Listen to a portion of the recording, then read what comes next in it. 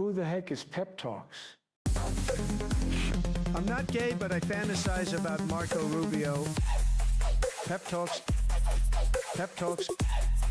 Pep Talks. Let's eradicate the Kung Flu.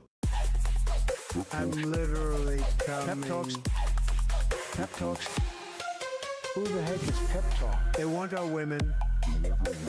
They want our children. Pep Talk. Sometimes no means yes. Grab them by the Pep Talk. Grab them by the Marco Rubio. Obama is a racist. Pep Talk.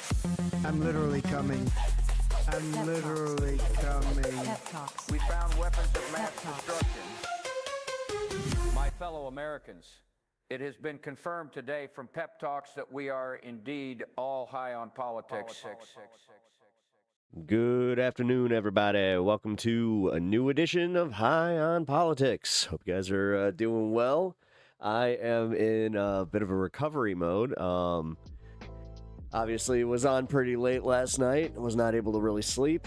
So, gonna be, hopefully I will be rebounding through this stream. Definitely had a little bit of a rough day. But hey, you know what? You tired? Yes, I am. I am tired. It's okay though. I'll be fine. You got here at the beginning. Yes, you did, Peach Creek. Welcome in, man. Yeah, you literally got right here, right at the start of show. Look at that. That's always cool. Rebecca, how's it going? Welcome to the show. Etch, Natch, how you guys doing? What up? What up? Yeah, I was up late, way past my bedtime. I think I could finally actually hit my pillow at 4 a.m. Like that sucked. Yeah, and like I said, barely slept. Had a bunch of shit to do today and barely got any of it done. It kind of was not I put in the effort and I was just like, this sucks. And it took even more energy out of me, but I'll be good. Like I said. I'm coping hard on that. I'm just like, please be good. This will not be my only cup of tea today. Once this one's gone, we're literally back and forth. Hello, Pepperino in chat. Pepperino, nice. What's up, Ravy? How you doing?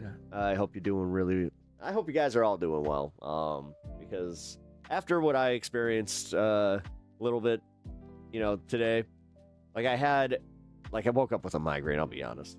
And that was not fun because it was one of those migraines that gave you the nauseousness. It was just oh man.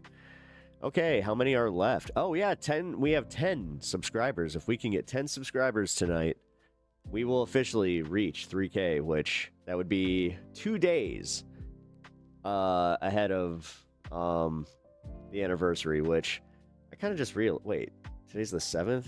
Yeah. Oh, no, so it's Monday is my channelversary. Sweet. Yeah, cool. Well, that's neat. I'm doing well. It's supposed to flood. Yeah, I kind of saw that Australia is getting some real bad weather. I was watching a world weather report today, which, every once in a while, it's kind of fun to do that. But yeah, saw you guys were getting slammed. I also saw that Europe is just having a hell of a time right now with a heat dome. So that can't be fun. It feels like every day now I hear about China having another win in tech. Yeah, it does kind of seem like it happens frequently, where it's just oh, hey, they invented this new way to process coal and create electricity. It's wow, cool. Ghost Train, hey, Toy, what up, Toy? Welcome to the show. Appreciate you guys being here. I forgot to do the thing, hit the all that stuff. Subscribe. Oh yeah, subscribe. Wait a minute, all that stuff. I'm 10 away from hitting a major milestone, so let's hope that happens. Oh hey, look, it says I have 0 people here. That's wild. What's going on, YouTube? What are you doing? What are we doing? Whatever. Not gonna worry about it. Okay. Alright, where was I? It's in the middle of winter and I got a sunburn. That happens. I mean, I call it like snow sunburn because, I mean, snow is very reflective. I mean, were you outside? Yeah, I'm assuming that was there snow. Wait, was there not snow? Were you just outside for a while? I mean, that'll happen. EU's on fire watching too much Pepper PM. Yep. Man, yeah, that was a late night, guys. I'm not sure how long I'm gonna be able to do today. I'm hoping, like I said, I have a nice little rebound here. That would be fantastic. You've never seen snow? Really? Oh, that's sad. Snow's awesome. Like, sometimes it's annoying, but snow's awesome. What's going on here? There's no Black Jesus on Earth? What? That's a really weird comment. I'm too tired for this shit.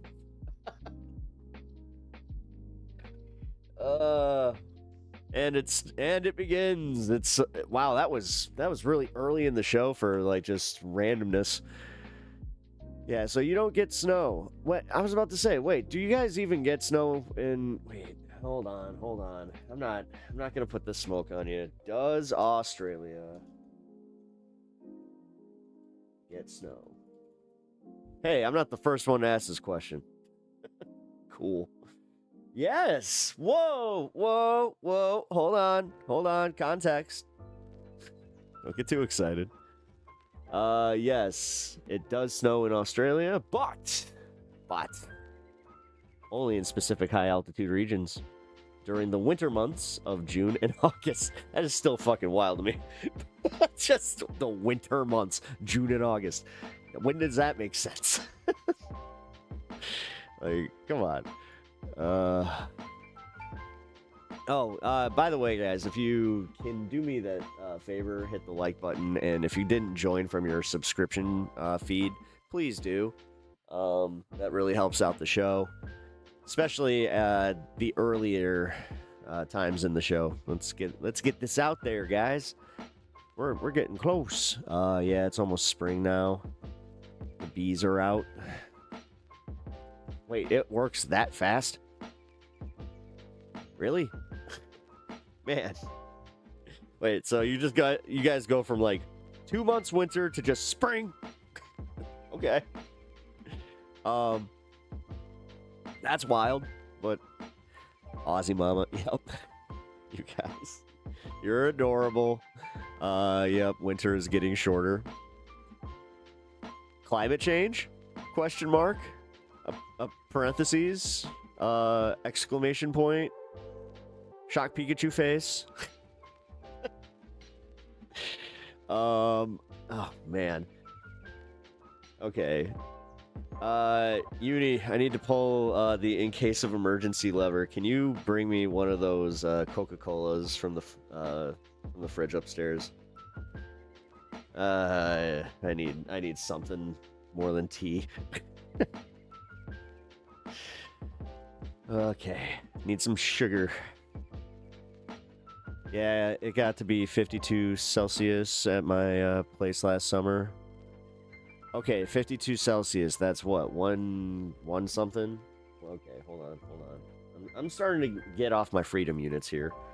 52C. Yeah, 125, okay, yeah. I'm getting better. Wow, 125. I'm assuming you guys have, like, really intense AC units, right? Like, you have to. You're not like Europe where you guys just don't have AC, right? Because that still blows my mind. Where it's just like, it's gotten as hot as it has, like, consistently over the last, like, decade, and they still haven't, like, outfitted their entire infrastructure, like, with AC units. I have a friend that they recently went to London, and they said that they were miserable the entire time because the hotel that they stayed at didn't have AC, and he was just like, dude, I couldn't sleep. It was miserable. Did not sound like a good vacation. We try to, but houses are built like shit. Huh. Okay, hold on. I gotta reset this. Give me a second. Come on. You gonna work for me now? No, it's not.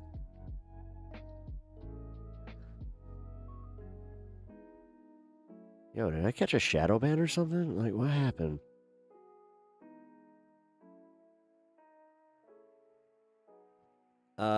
If... I don't know. This is weird, because if, like, the algorithm on the vertical doesn't actually, like, pick up, I might just, like, call the vertical. I don't know. Like, this is weird.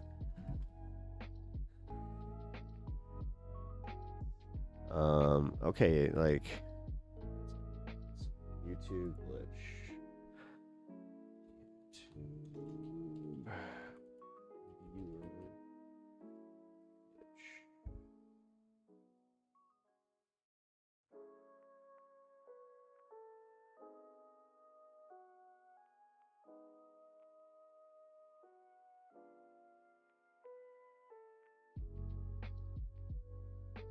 Okay, so it's not losses of data. Okay, cool.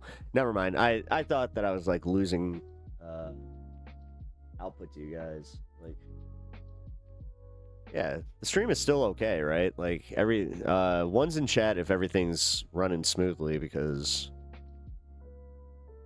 I don't see any error reports or anything like that. So I think I'm just experiencing a weird glitch.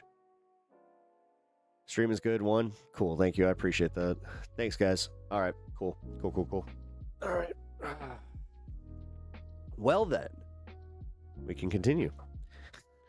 I shall ignore this, and I shall keep an eye on this. Okay.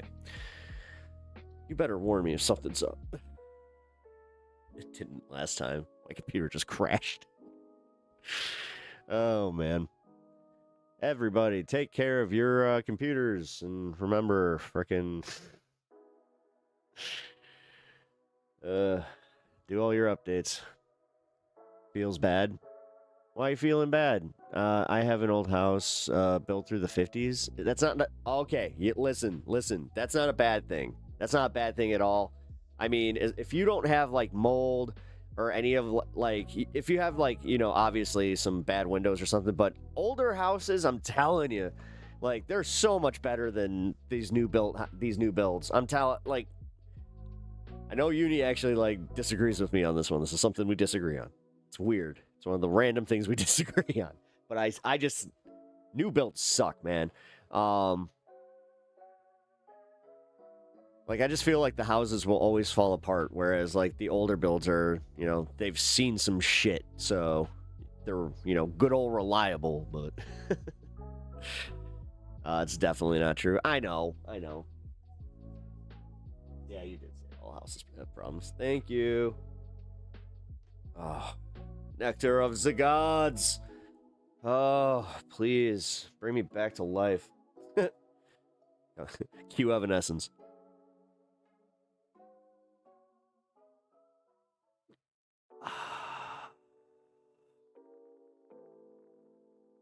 Okay. Thank you. Oh my god. All right. You ever have something hit so hard where it's just like, I needed that so bad? That was exactly what I needed at that moment. Woo, I feel so much better. The bubbles, the sugar, the car, like every. Oh. Okay. New man. All right, house is 100 years old with no insulation. Okay, all right. So yeah, I guess you might be right. It'll take about 45 minutes. Cool, friend of the show. How are you, friend of the show? Welcome. Yeah, and guys, if you haven't already subscribed, please do. We're 10 away from hitting 3K. That's a huge deal for me. I've been trying to get that for my channelversary, but realistically, it also helps pump this channel. So, Kingsley, greetings. Hello. I hope you're doing well. I hope all you guys are doing well, but yeah.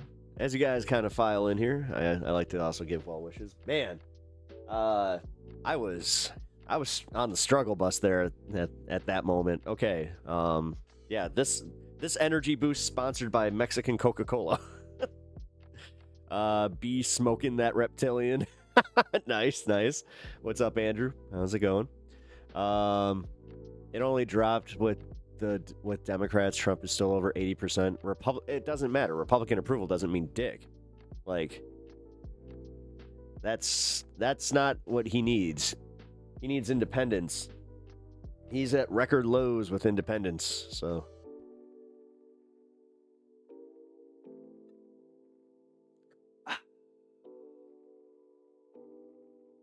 I'm not even putting on any, like, that's pure refreshment right there. Oh, man. Always Coca-Cola. Also, I did see this thing where people are wearing Coke merch for DSA. That's fucking cool. I didn't really piece it together, but I was like, oh yeah, the red and white. Duh. Hey, that's kind of nifty. You know, neato, and all that. Excuse me. I apologize for that one. That was also needed. Also, which Republicans are they polling? Well, yeah. The people who don't believe polls are just like, Trump's polls are awesome. But all polls lie. Which one is it? I don't know, guys. Can you guys please just 9 out of 10? I'm so proud. That was power. Yeah, I'll be honest. I was kind of waiting on that one. Like, had a little bit of a bubble gut going. Polls are the work of the devil. Devil. You mean Jared Kushner? What's Jared Kushner doing? I don't know, man. I'm more and more convinced of that dude is like an actual demon. I don't know. That guy is creepy as shit. Hence, if you did not see the thumbnail, that is who the reptilian is. Yeah, Coke burp. Oh, yeah. For some reason, do you guys get this too when it's in the glass bottle where it's just like, it's so much more carbonated, so it's just like, Gas City? I'm totally okay with it, though. How disappointing. Cole, what? Oh, no. Did I disappoint you? I'm sorry. I didn't mean to disappoint you, brother. I try to be appealing to everybody. Oh, hey, 420. So glad I looked at my phone.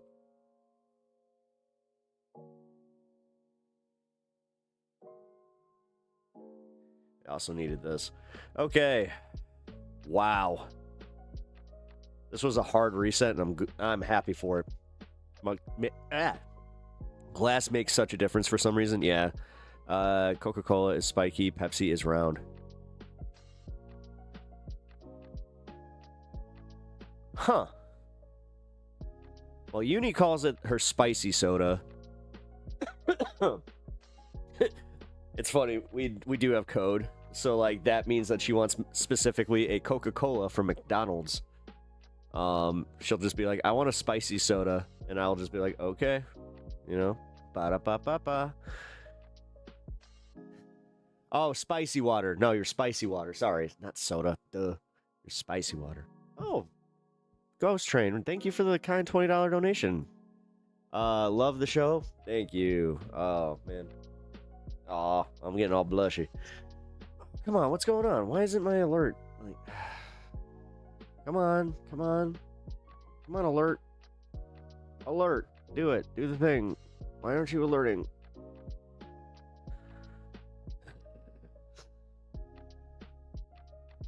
Okay.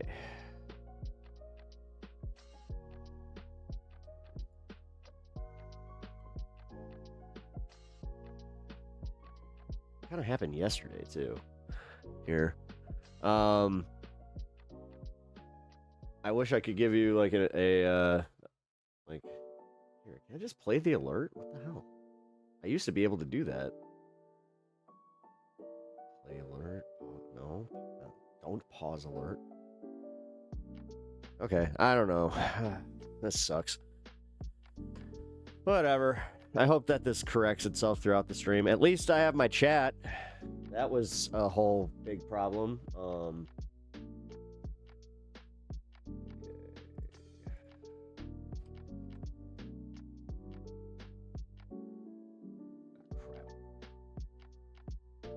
Must be 4 hours. Whatever. Yeah, bro. Can't get the Kushner tea spilling till the minions arrive. Effing ops interference and algorithms, bro. I mean, I don't know. It does kind of seem like certain streams of mine get suppressed the more I talk about, like, certain people. Not even, like, if I put Israel in, yeah, obviously it's gonna, like, say this is a hot button issue. But it's when I talk about, like, Epstein stuff and Jared Kushner, like, those are the ones that I've noticed. Yeah, definitely see a little bit of a difference. DB, how's it going? Now, the discussion should be, why is Trump wearing his mom's wig? Dude, we talked about that yesterday. That was hilarious. Just, he comes out, he's got this giant bouffant, just like, it's completely natural. What do you mean? Everything looks completely normal. It just, I learned what conditioner and volumizer were. My hairstylist was very impressed. Very impressed, you know. She said, sir, your hair looks better than ever. Go out there and have yourself a good hair day. You know how a good hair day is. It makes everything change. Everything changes for you when you look as good as you possibly can. That's what I've been told. So this is why I would always say, I'm the best looking. I'm the sharpest tool in the shed.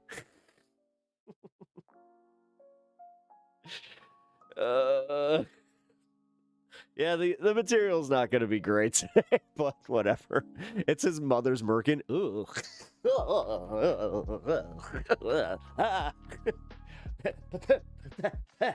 I must remove. I just said that. Ugh. I feel like I need to, like, shave my tongue. I will not be speaking of that ever again. Sad thing is, it's not bad work. No, I mean, that was a... You said that. It's not bad. I mean, honestly, it did it blended. It did blend, that's for sure. Oh, God. It was just so obvious. Or it's just like, damn, dude. Yesterday, he had, like, no hair. And then... Or, like, the day before, he had, like, no hair. He walked... I'm not sure if it was under Air Force One or if it was the helicopter, but at one point, his hair just went... and everybody was like, oh, damn! It was a little bit worse than we all thought. Like, we've joked about it, but... Yeah, do not go in there.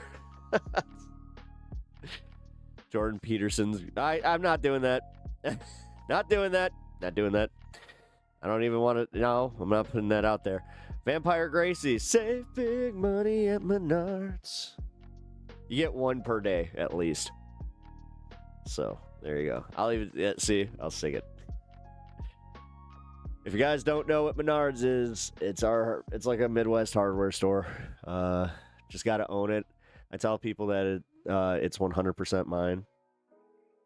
Bought and paid for. Oh, yeah. I was like, wait a minute. No, you don't. Bought and paid for. Yes. Yeah. All the AI images of him are giving him body dysmorphia about his hair. You know what? Hey, cool. Let him have his moments where he feels like very bad about himself. Those are the moments that I live for right now. Because they're just such bad people. When bad people feel bad, it does actually kind of like, I don't know, it makes me feel good. That should be a t-shirt. When bad people feel bad, I feel good. Oh my God, someone snatched Trump's wig. That'd be so fun. I mean, dude. Oh my God, my weave. Wait a minute. Hold on. He just points to a black woman in the crowd. You know what I'm talking about?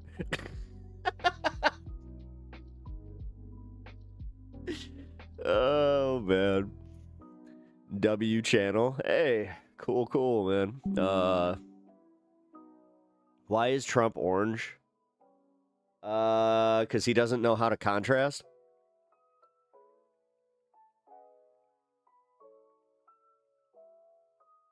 He does wear, like, the fake tanner that he wears. You do understand, like, they have different shades. So, he could not be orange. You know, like, they could just do any anything else where it's a little bit more natural. Nope, nope, nope. Yeah, is that Mac sauce? it's actually Big Mac sauce. Oh my God, that's what it is. He goes into the shower. He's just, I gotta get my Big Mac. I gotta get my Mac fix on. This is the reason that I don't eat the Big Mac with the I don't eat the Big Mac with the bun, because the bun, too many carbohydrates, gets in the way of my 12 Diet Cokes a day. Gotta save room for them little cokies. That's what I call them. They're my little treat. They're Trumpy's little treat. I push the button, and then they come in, and it's always Coca-Cola. I say, wait a minute. Regular Coca-Cola, too much sugar. I have to say, too much sugar. I like to cut it in half and then make it all aspartame. Aspartame. I only like it because it's a funny word. That was like a 6. I'm gonna pre-rate that one. Excuse me. Button slips down into a sink. Hey guys, what do you think is better, the Coke in a glass or Coke? Oh, glass all day. Come on now, that's not even fair. I would say that, like, between a glass bottle and, like, getting it out of, like, for some reason, McDonald's has, like, I'm not sure if it's, like, the way that they do. I don't know. You just have to admit that the Coke that McDonald's has is so much better for some reason than anywhere else. So I would argue between the two. I miss glass Snapple bottles. They brought them back. No, they brought them back. I recently just bought some. Oh wait, no. That was only like a special one. I'm sorry about that. No, your regular ones, like the strawberry kiwi. Yeah, those are all still in the plastic bottle. They did a few like throwback flavors in glass bottles though. Fountain McDonald's preferred, then glass with ice. Yeah. Pep, it's because it's made using post-mix syrup soda water. So it's a little bit better, I guess.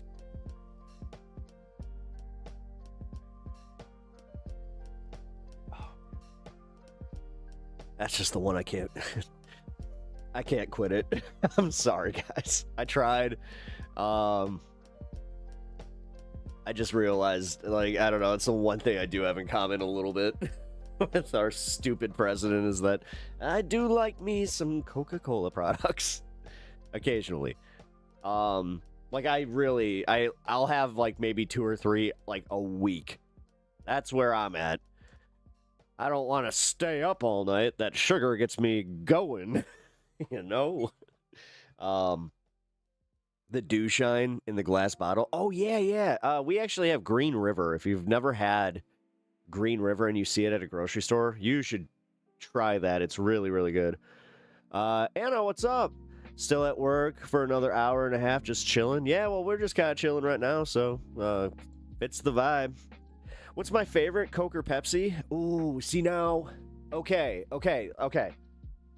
I'll take a Coke in a glass bottle over a Pepsi in a glass bottle.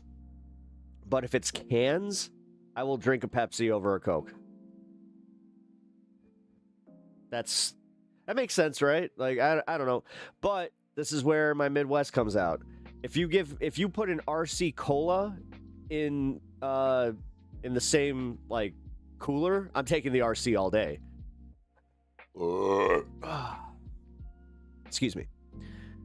Some reason they don't have them in BC anymore. Fago's Peak, yeah. Certain types. Fago is pure. It's literally like melted popsicles. It's just pure sugar, man. Like, it's so much sugar. Cotton candy soda, yeah.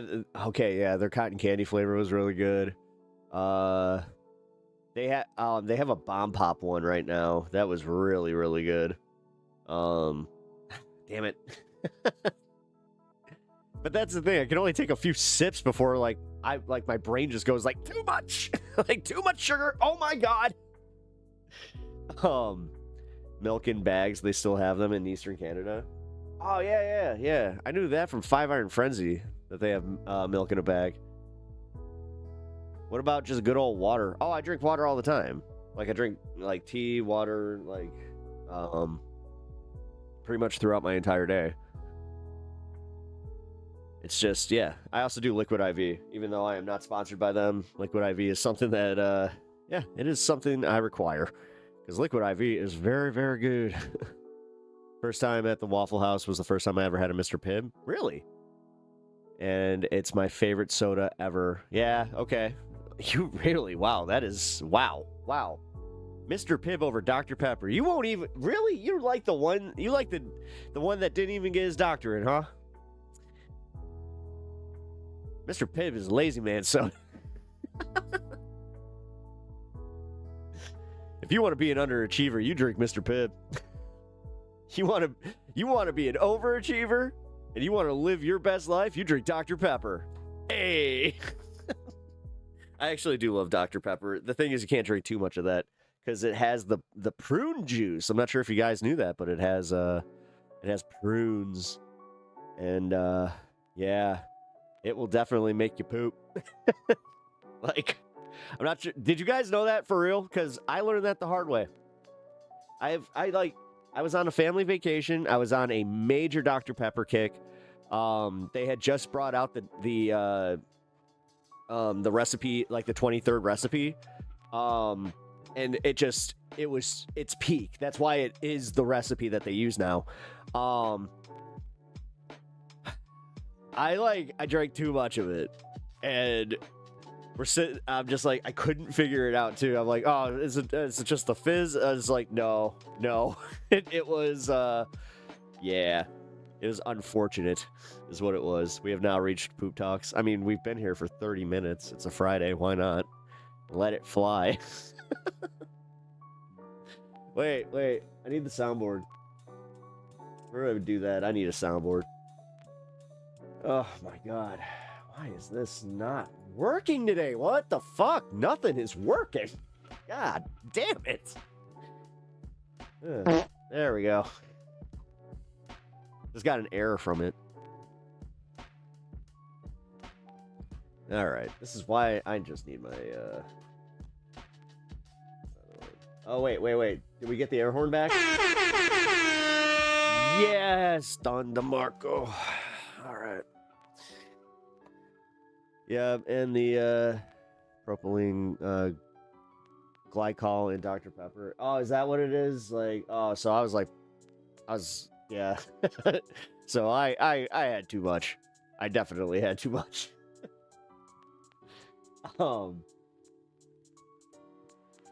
But yes, it was a funny like little incident where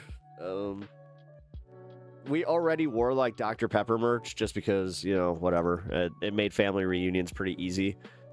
But it brought a new meaning because then they were just like, oh, he's not going to want to see that, you know, because that got me off Dr. Pepper for a while. Striking. Anytime I see those, I just think of like the wrestling move. Anyway, let's see. Okay, so I got my fart back. Hey, yeah. There we go. Hey, we're back, baby. Damn, we're drinking, oh, that popped up twice. We ended up getting our 2 ulcers that argued a lot. Wait, one was on a Coke t-shirt and... oh, wait. We ended up getting our 2 uncles. Ulcers. Uncles that argued a lot of Coke and Pepsi t-shirt. Okay, that is way too many fucking pop-ups. Get out of here. Haha, farts. Thank you. Thank you, Rebecca. I appreciate that. Okay, why is this... Alright, we're not gonna have, the alerts, I guess. What is going on?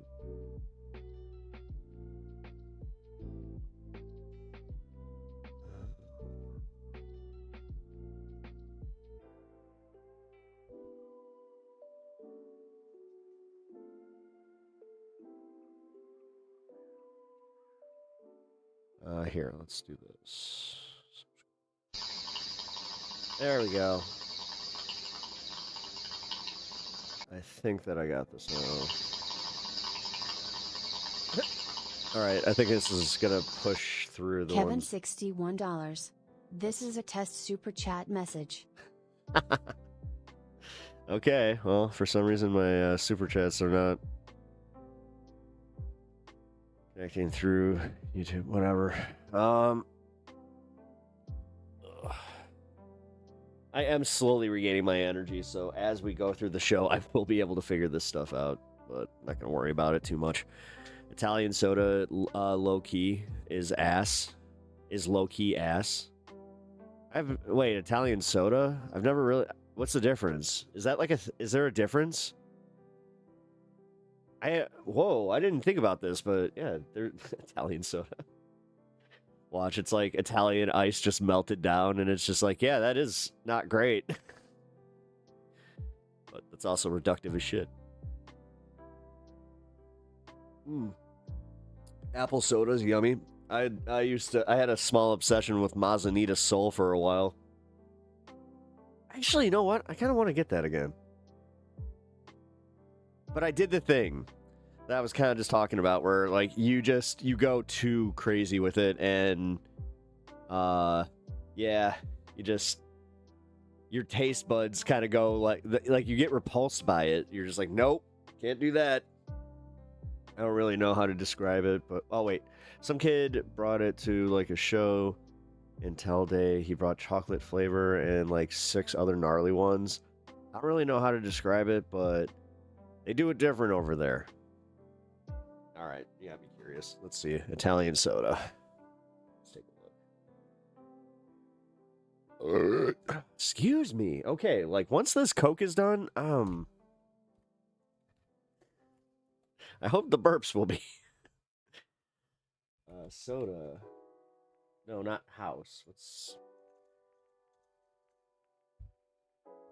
Oh, it's like, ew.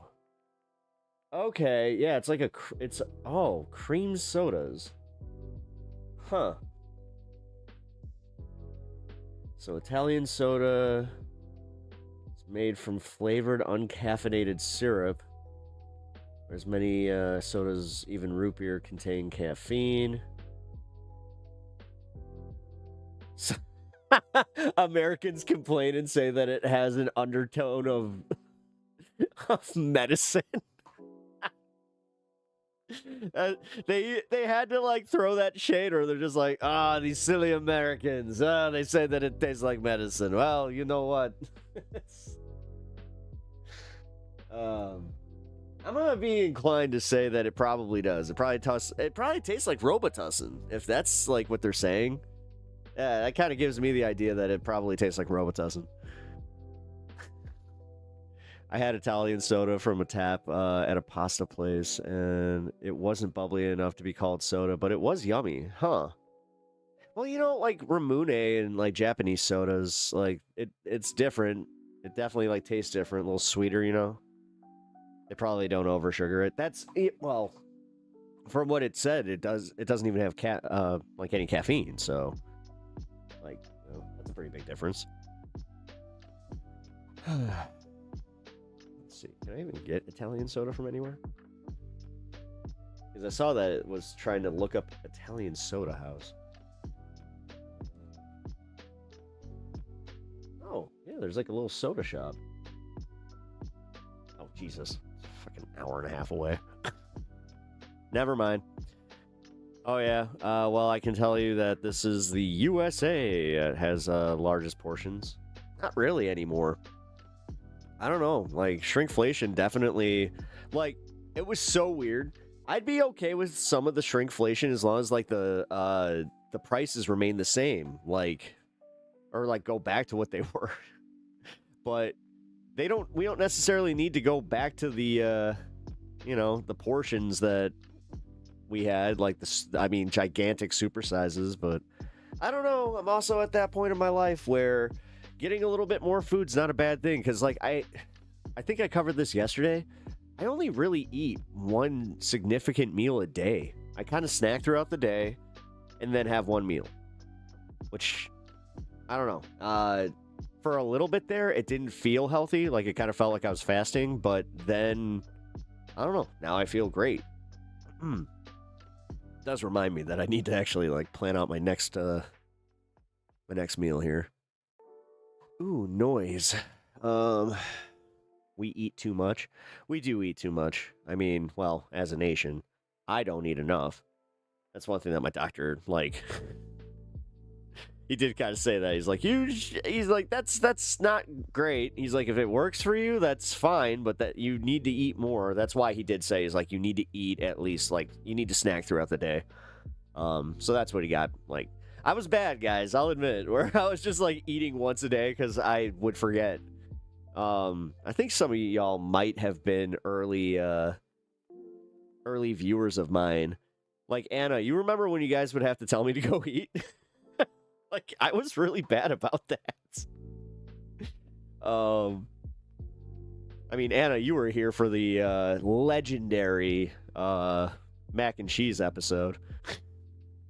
I almost burnt my house down making mac and cheese. That was bad. Ruined the pan. Ruined the pot. That was not good. That was not good. You wouldn't eat on stream for the longest time. Yeah. It was legendary. Oh, zing. Little dairy joke, too. Yeah. It was a complete loss, too, man. That sucked. It burnt through the bottom of my pan. My mac and cheese was gone. I still have scars from that day on my oven. That was not good. No, dude, for real. I remember what Anna's quote was. I almost started the next great Chicago fire, or like the great Chicago fire 2.0 was started by a live streamer trying to make mac and cheese. How did it go wrong? I forgot about it. I came back down here. I thought I set a timer on my watch, and I kept talking because I do that. And yeah, it turned into a problem.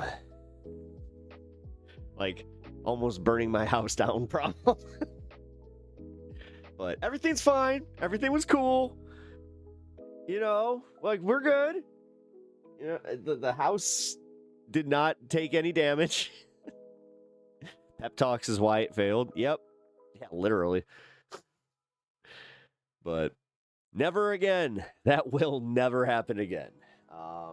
That was enough for me to be like, yeah, okay, no more cooking on stream. That was not in another universe. Screams.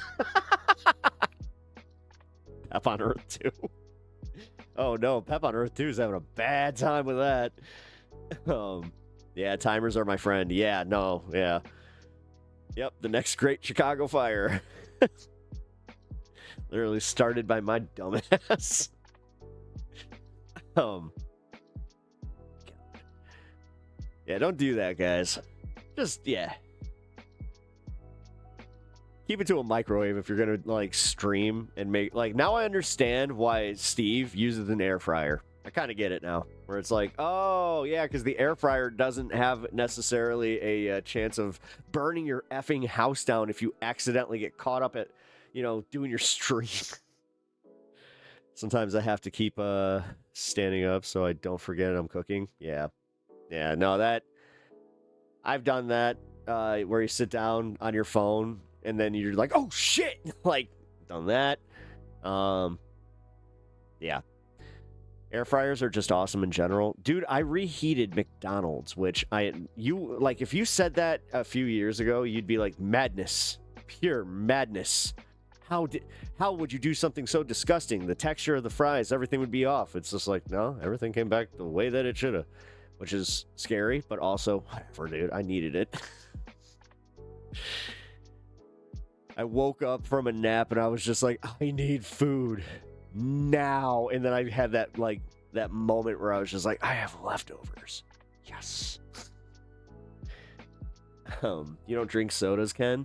Oh, really? Yeah, see, I went a long time without drinking sodas. I'm sorry that I missed all your guys' chats over here. Hold on. I just realized I never did this. Twitch chat has been enabled. Okay, cool. I can see your chats now. I do chicken Kiev. Oh, yeah, dude. Chicken Kievs are really good. Or chicken Kievs. Ooh, I have one of those upstairs. Although, oh, yeah, that's right. No. The last one I made, I don't know what the fuck happened, but it did not cook right. I had that moment where, like, I bit into it. I was like, that's raw. It's like, that's done. Not even trying.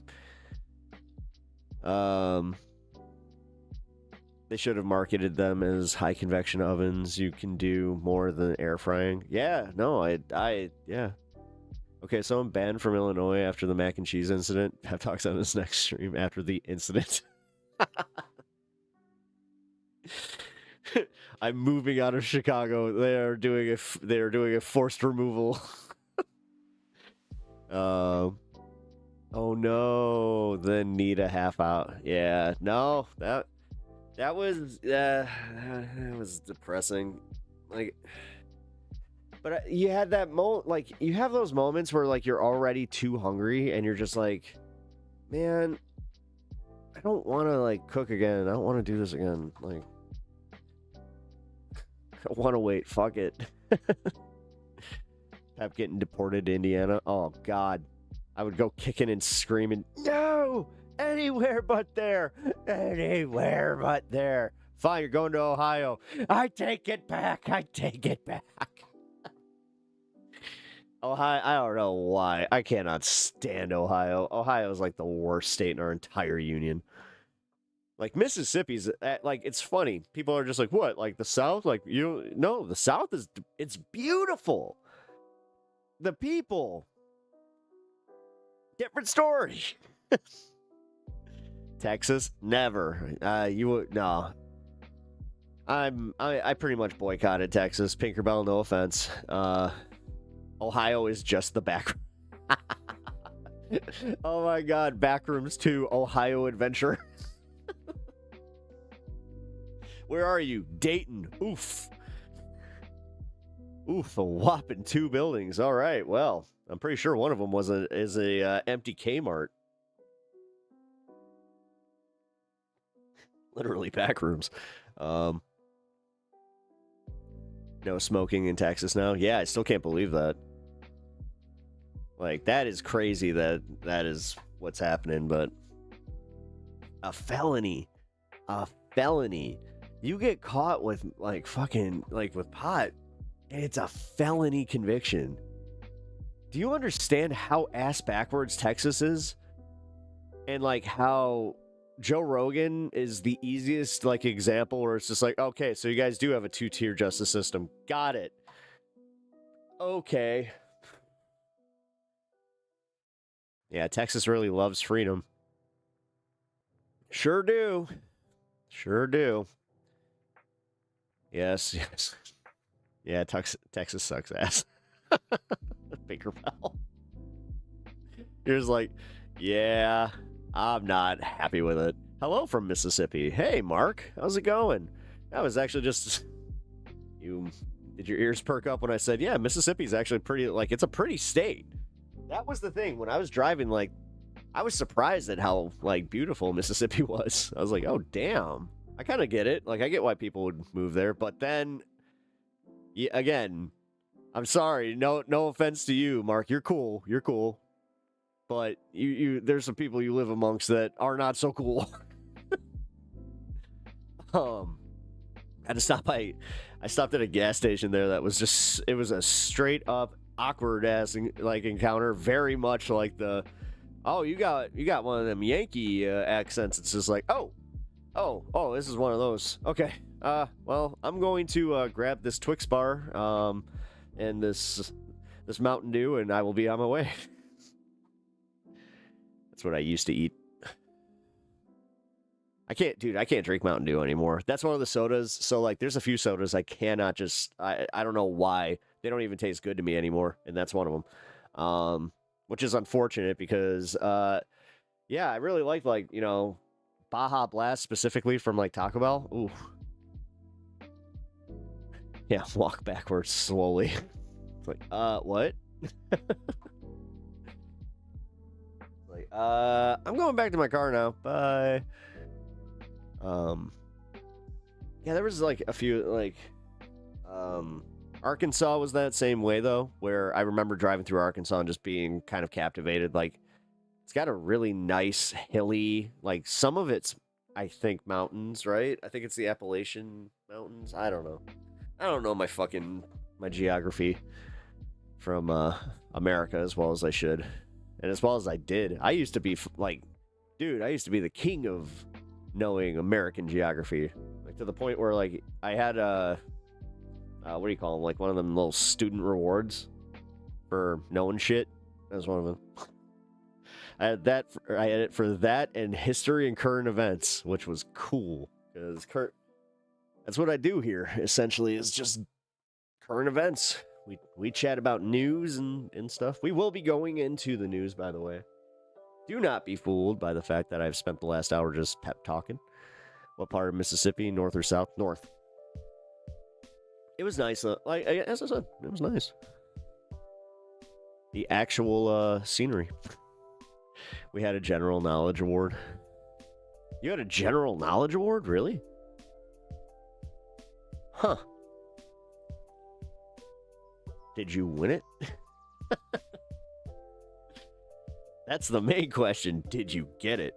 But yeah, Mark, if you have not already subscribed to the channel and you're digging the vibe, man, yeah, consider doing so. It was pretty stupid. Oh, you did? You actually won it? No shit. You live, where Tennessee, Alabama, and Mississippi touch each other. Oh, you do? That's cool.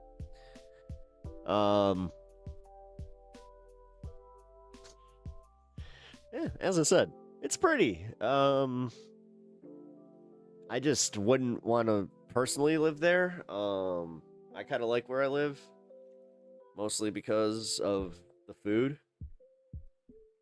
I don't know, if I get told that I can't eat certain foods, like, let's see, hot peppers is a big one. Like, if I can't eat hot peppers, that's going to be a problem. Wine crisis. What's up, dude? It's good to see you, man. Kind of, do you want me to call you by your new name, or can I call you by your old name? Chicago Thin Crust is so damn good. Yeah, so damn good. Don't get me started. It's kind of funny. Like, literally, last week, I showed you guys on my Twitch stream, which I do a little wrap-up over on Twitch after I wrap my YouTube show, and we have some fun. And watch some stuff that I'm not necessarily like, oh, hey, I don't know if I can watch this on YouTube. So, that's where we watched that.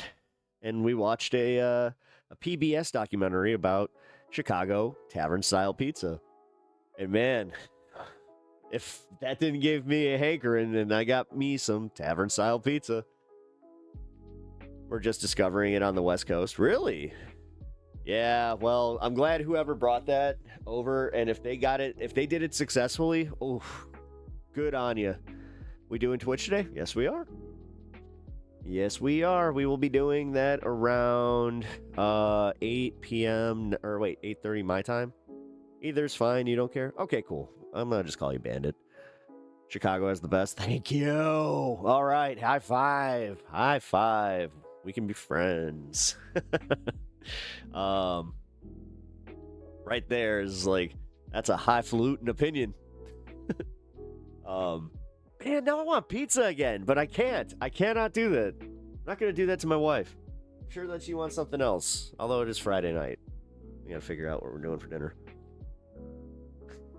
Guys, help us figure out what we're doing for dinner. Let's just make this let's just make a complicated situation, like with any couple, way more complicated. Just by having everybody throw out their suggestions. You could ask her. Well, yeah, I mean, Uni, do you have an idea of what you would like? But this is also where I know my wife, guys. So, like, I swear to God, her next comment will probably be, I don't know. Don't be mad. Does anyone have any strong opinions of New Haven style pizza? It's okay. Because that's the one that, like, chars the crust a little bit, right? And, like, I don't know. Yeah. It's okay. This is how you starve. I know. I gotta... You ever done that? You ever had a fight with your significant other? Specifically about, like, what you're gonna eat, and then you just both go, like, fine, and then you just don't eat, and you're like, well, that was counterproductive. Yeah, it's happened once or twice. You're just like, and then you're like, I'm so hungry. Hey, Natch, yeah, just change the name. We in Crisis, we keep in different names across platforms. Nice. That's also, yeah, smart. But yeah, that's our buddy Bandit in chat. So, yeah, you can call him Crisis. That's whatever, man. You don't want a dead name, but that's our buddy Bandit. It's just easier for me to just be like, hey, Uni, look who it is. Jalapenos on it. Do not eat jalapenos right now. Jalapenos are, like, directly tied to the latest salmonella outbreak. I think I said that right. Salmonella? I get it. I mean, it's a good play on words. Hey, look at that. We're the first hour in. Okay. Well, that means this is your top of the hour reminder to hit the like button, share the stream if you have not already, and consider subscribing to the channel if you're feeling the vibe and you're new here. Because, yeah, we're getting close, man. We're getting so close. I'm 9 away. This is one of those times where I'm not going to be able to ignore it. Is that where you're from, Chicago? Yeah. Yep. I love my damn city. Even though it is kind of stupid sometimes, and I'll be very real. Our roads, so we're having a little issue with the potholes again, which, yeah, Brandon Johnson and the powers that be need to really get on that. It's not great. I'm pretty sure that I wrecked my tire, or my rim. I don't know if it's the tire or the rim, but I think it's the actual tire, where it got, like, kind of pushed off, like, a little bit from the rim, so it's not necessarily, like, going flat, but yeah, I have to refill it, like, every 4 days. Summon the 5 pieces of Mamdani. Well, dude, did you see that, like, they are quadrupling down on, like, the xenophobic attacks? Like, they are going after everybody. That's part of the DSA, and they're saying that we, as especially, like, white Americans who are part of the DSA, are being used by they even invoked the Islamic Brotherhood.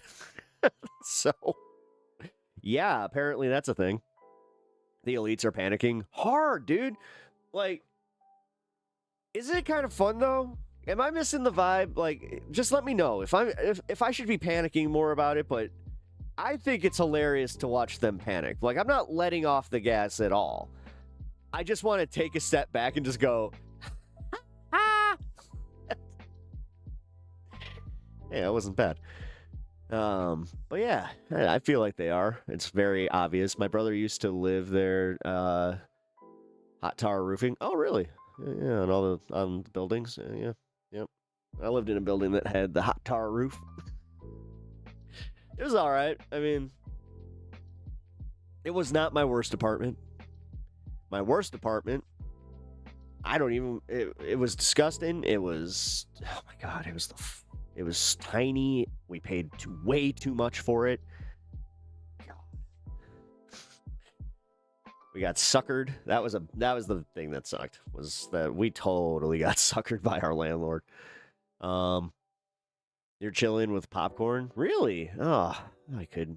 Man, okay. I might need to get a snack here in a little bit. It's hitting me. I'm getting really hungry.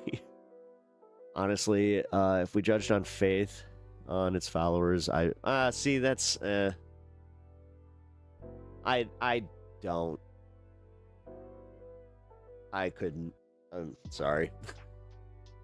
There's neat aspects of things like that. It's the same as Buddhism. Like, I look at Buddhism very, very similarly, where it's like, I like tenets of it, but nah.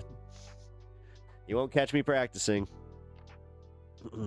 Even though, like, it's actually like the same thing. Like, okay, so like yoga culture. In Chicago, it's very much like the few studios I've gone to, they get like they start getting like really spiritual and stuff, and I'm like, okay, this like took a turn. This was like, I don't need to think of the spiritual aspects of this. I just need to breathe and center my body, you know. Like, I'll stop short at chakras, where it's like, okay, yes, the chakras make sense, but I don't know, man. I'm like the ultimate religious skeptic. Just not Sam Harris style. My phone autocorrects. No, I got what you... That's why you said if. No, I understand. Thank you for correcting. Well, or elaborating. I was just... I don't know. I'm so tired. The yoga to anti-vax pipeline is what... Okay, I didn't want to say it, but that's a big one. That's a big one. Wow, yeah. Yeah, I noticed that. And I was kind of like, how? Like, you guys are all about health and like trying to like, and then that is okay. Whatever, man. I am not relitigating that shit today. I am. My brain is just cooked on that side of things, where I'm just like, I don't wanna bother. And this little piece of hair right here, it's doing this thing where it's just like, why are you being so annoying? I can feel it doing like an arch. It's weird. Yoga leads to crunchy mom stuff, which leads to conservatism. Yeah, Pilates does too. It's so weird, like how some of the, you know, Maha moms that I know, it's just like the same shit, where it's like, yeah, going to Pilates class. It's just like, oh God. If you're going there, then I can only imagine that it's just like, ugh, no. It's, wow. How can you guys do something so sensible, but then simultaneously just be like, I like the pants. I am literally wearing yoga pants right now. Dude's yoga pants, you know, not the fun, make your butt look sexy, you know, pants that the ladies get. I do appreciate that. I'll just say, not in a creepy way, just, you know, thank you for showcasing. My sister-in-law was running one of those hot dog stand, and Gary Coleman, yeah, Gary Coleman, he used to be all around. I remember somebody saw him like at his like he was a janitor at like a school, and somebody sent me a picture. They're just like, dude, I just met Gary Coleman. I was like, what? And there he was in his little janitor outfit. I was like, oh fuck. It's like, you met Gary Coleman. That's crazy. That'd be great exercise. Don't make me come cut the tires off your house. All right. I'm not sure if you're trying to be mean to me, but that was funny.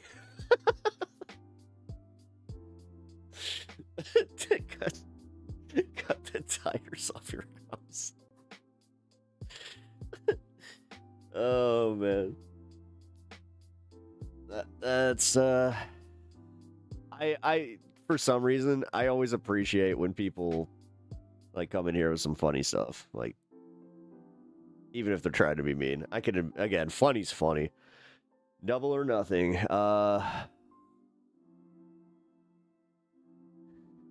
Wait.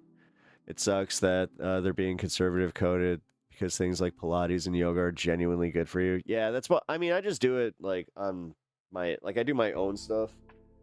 I do like I have a DDP yoga like I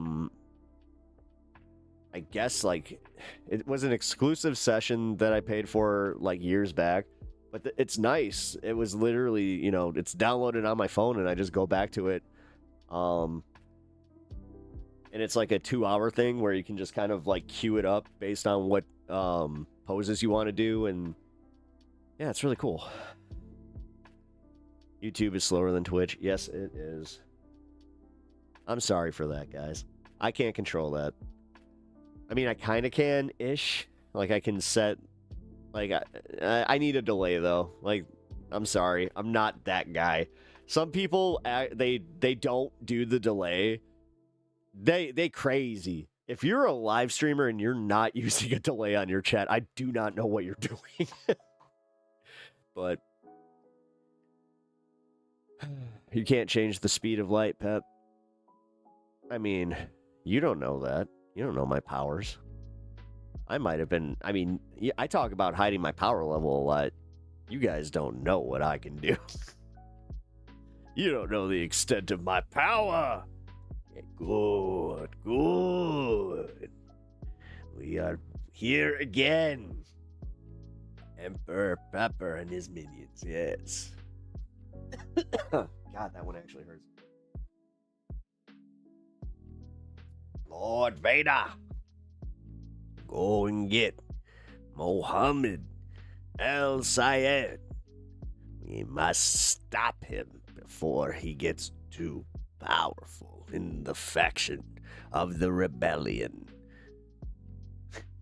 Yes, master. Good.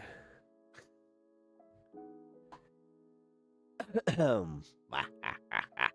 we go.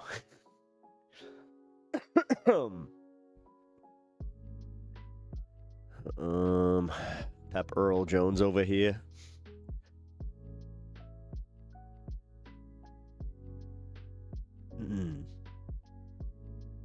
I like how he came in here and just dropped that one line, which was funny, and then was just like, nah, I'm out. It's okay. You like Kundalini or Kundili? Kundili. Kundali. Gross. Oh damn, I love James Earl Jones. If you guys are ever interested in reading the Bible for any reason, he literally did the audio book of the Bible, the NIV, the New International Version. I listened to it all, like from beginning to end, and that was what did it for me, where it was like, oh wait. So I had my like epiphanies from James Earl Jones, technically, just yeah, you know, using that voice. It's cool though. Voice of Texas messing with me right now. That's all cool. It's all good. Yeah, Kundalini. I thought I was saying it right. It's so weird hearing how the Indian stuff is sold to the West. Dude, it is. How annoying is it when you get some white dude who's like he fancies himself like a yoga instructor in the States, and he goes and finds himself in India. There's nothing lamer. I am sorry. Like, it is the most cliche thing. Like, God, it's very, yeah. Like, I just want to go to see the sights and shit. Like, I'm not looking to necessarily find myself. Also, I want to know, like, the spots where I'm not going to shit myself. Is it bad that, like, that's always the first thing I look for is, like, hey, so what will not, you know, be a problem for my delicate American tummy? One of the first times I went to Mexico, this was my favorite. They pointed, and he was just like, pizza? I was like, pizza? And and it was a Domino's. Just like, yeah, you know what? Fuck it, I'm getting Domino's. It tastes, you know what? I gotta say, I'm not sure what it is, but yeah, the Mexican Domino's was also better. Their sauce tasted a little bit better. You want the Slumdog Millionaire Vacation? I don't know what that is. Wait, the movie. Duh. Oh my god. Yes. Oh my god, Slumdog Millionaire. Where it's literally the entire premise is he won Who Wants to Be a Millionaire. Wow. I somehow like buried that and just like, yeah, wow. Okay, that exists. Just go to a normal place and make sure you have a local friend. Okay. Yeah. No, that's what I'm gonna have to do. Like, that's something I always have to do, where it's just like, okay, I'm going places where I know people now. Because, yeah, taking those risks, that's not for me anymore. That's for the young. All right. Well, we should cover some news and politics and stuff. What do you guys think? People were super offended by that movie.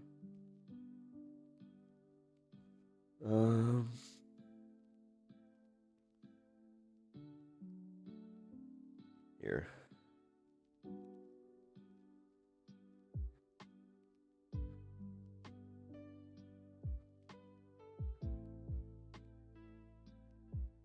No, I'm not doing voice to text. Stop trying to get me. Oh my god. This new update has been just complete ass. By the way, we're at the average duration of 4 minutes and 20 seconds. Congratulations, chat. You guys did it. Wow. That's awesome.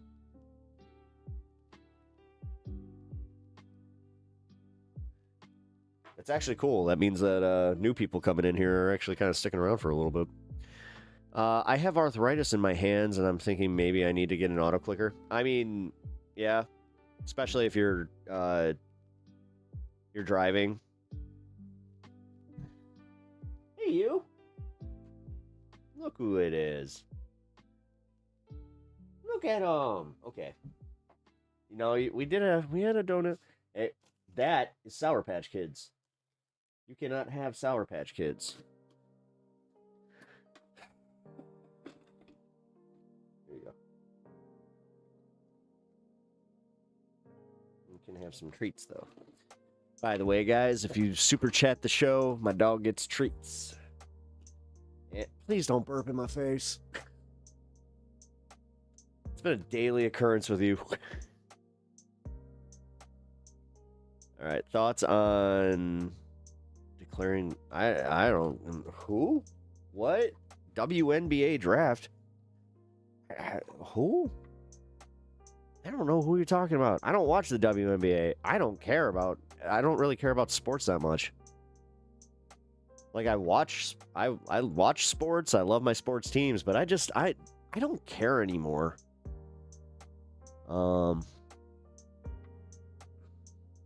Wait. Former NBA player. Okay. But again, just go to the Taj Mahal. I visited once. Or don't go to the Taj Mahal. I visited once, and the area around it sucks. Yeah, I've heard that. FanDuel and the like ruin sports. Yeah, no, that's the thing. Like, everything seems so soulless now. Wait, you never got to see the Lisa video? Wait. Somebody go get Lisa. Wait. Hold on. This is one of my favorite YouTube videos. It's been a minute since I've seen this. If you're not talking about this, I don't care.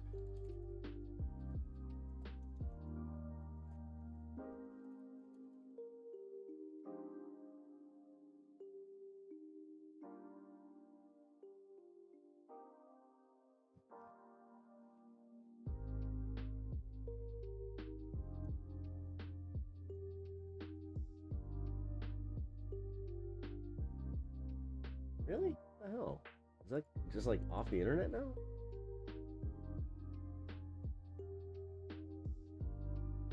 I must have gotten the name wrong.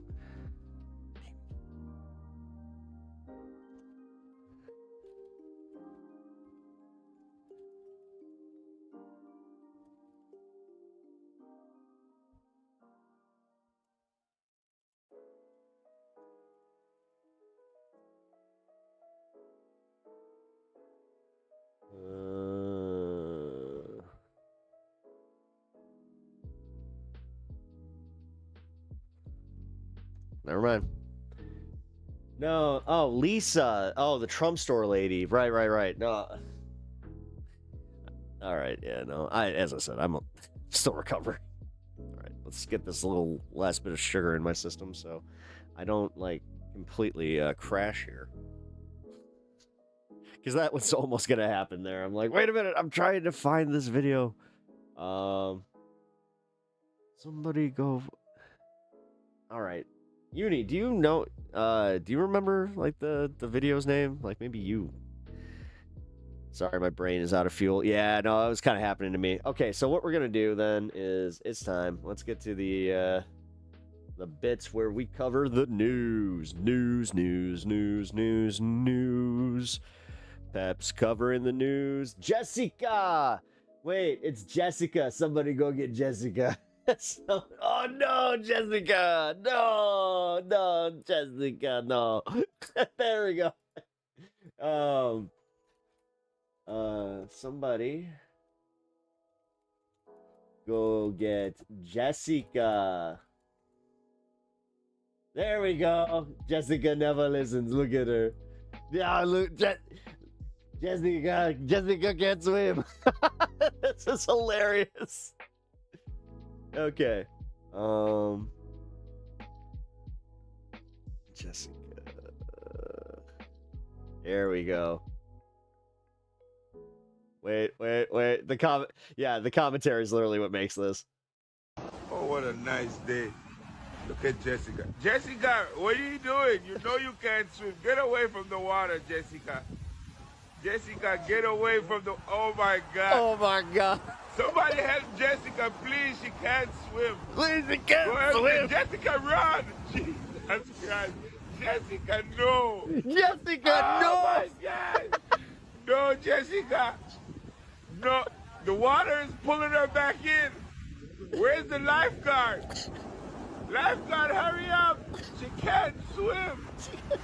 Jessica, no. Jesus.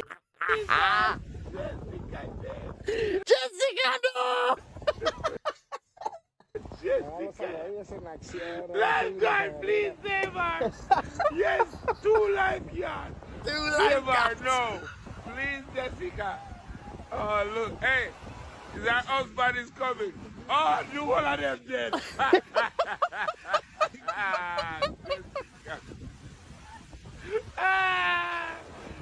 Hey, please, save her. Jessica, they're coming now. They're here, Jessica. Somebody. Oh no! The way the fucking wave just comes and boils No, please, no. Jessica. Oh, look, hey, that husband is coming. There we go. Oh, you one of them dead. All of them, the whole lot of them are dead.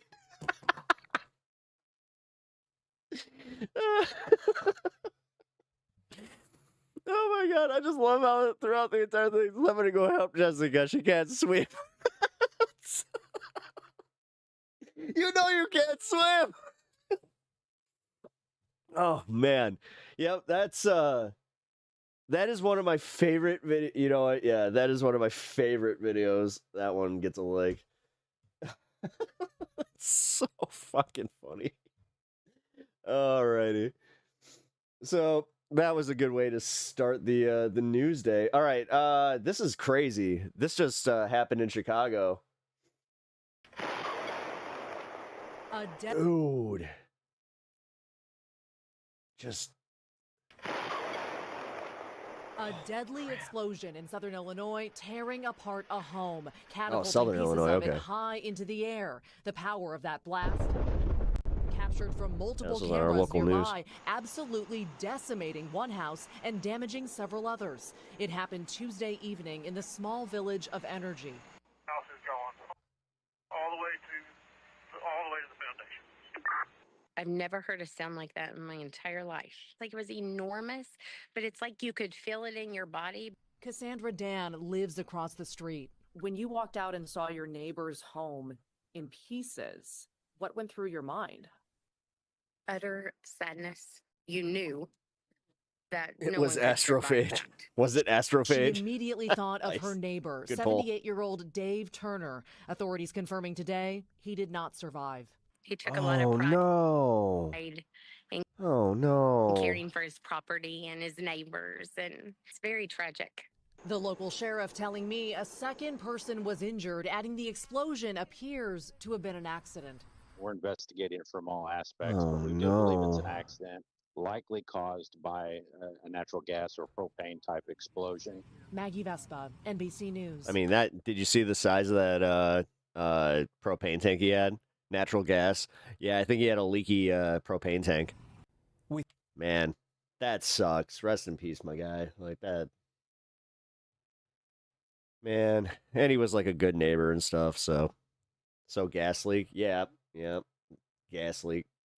All right. Random story out of Ohio. A lot of you had a lot to say about Buc-ee's going after a Beaver Creek business, so I know you're going to want to weigh in on this one.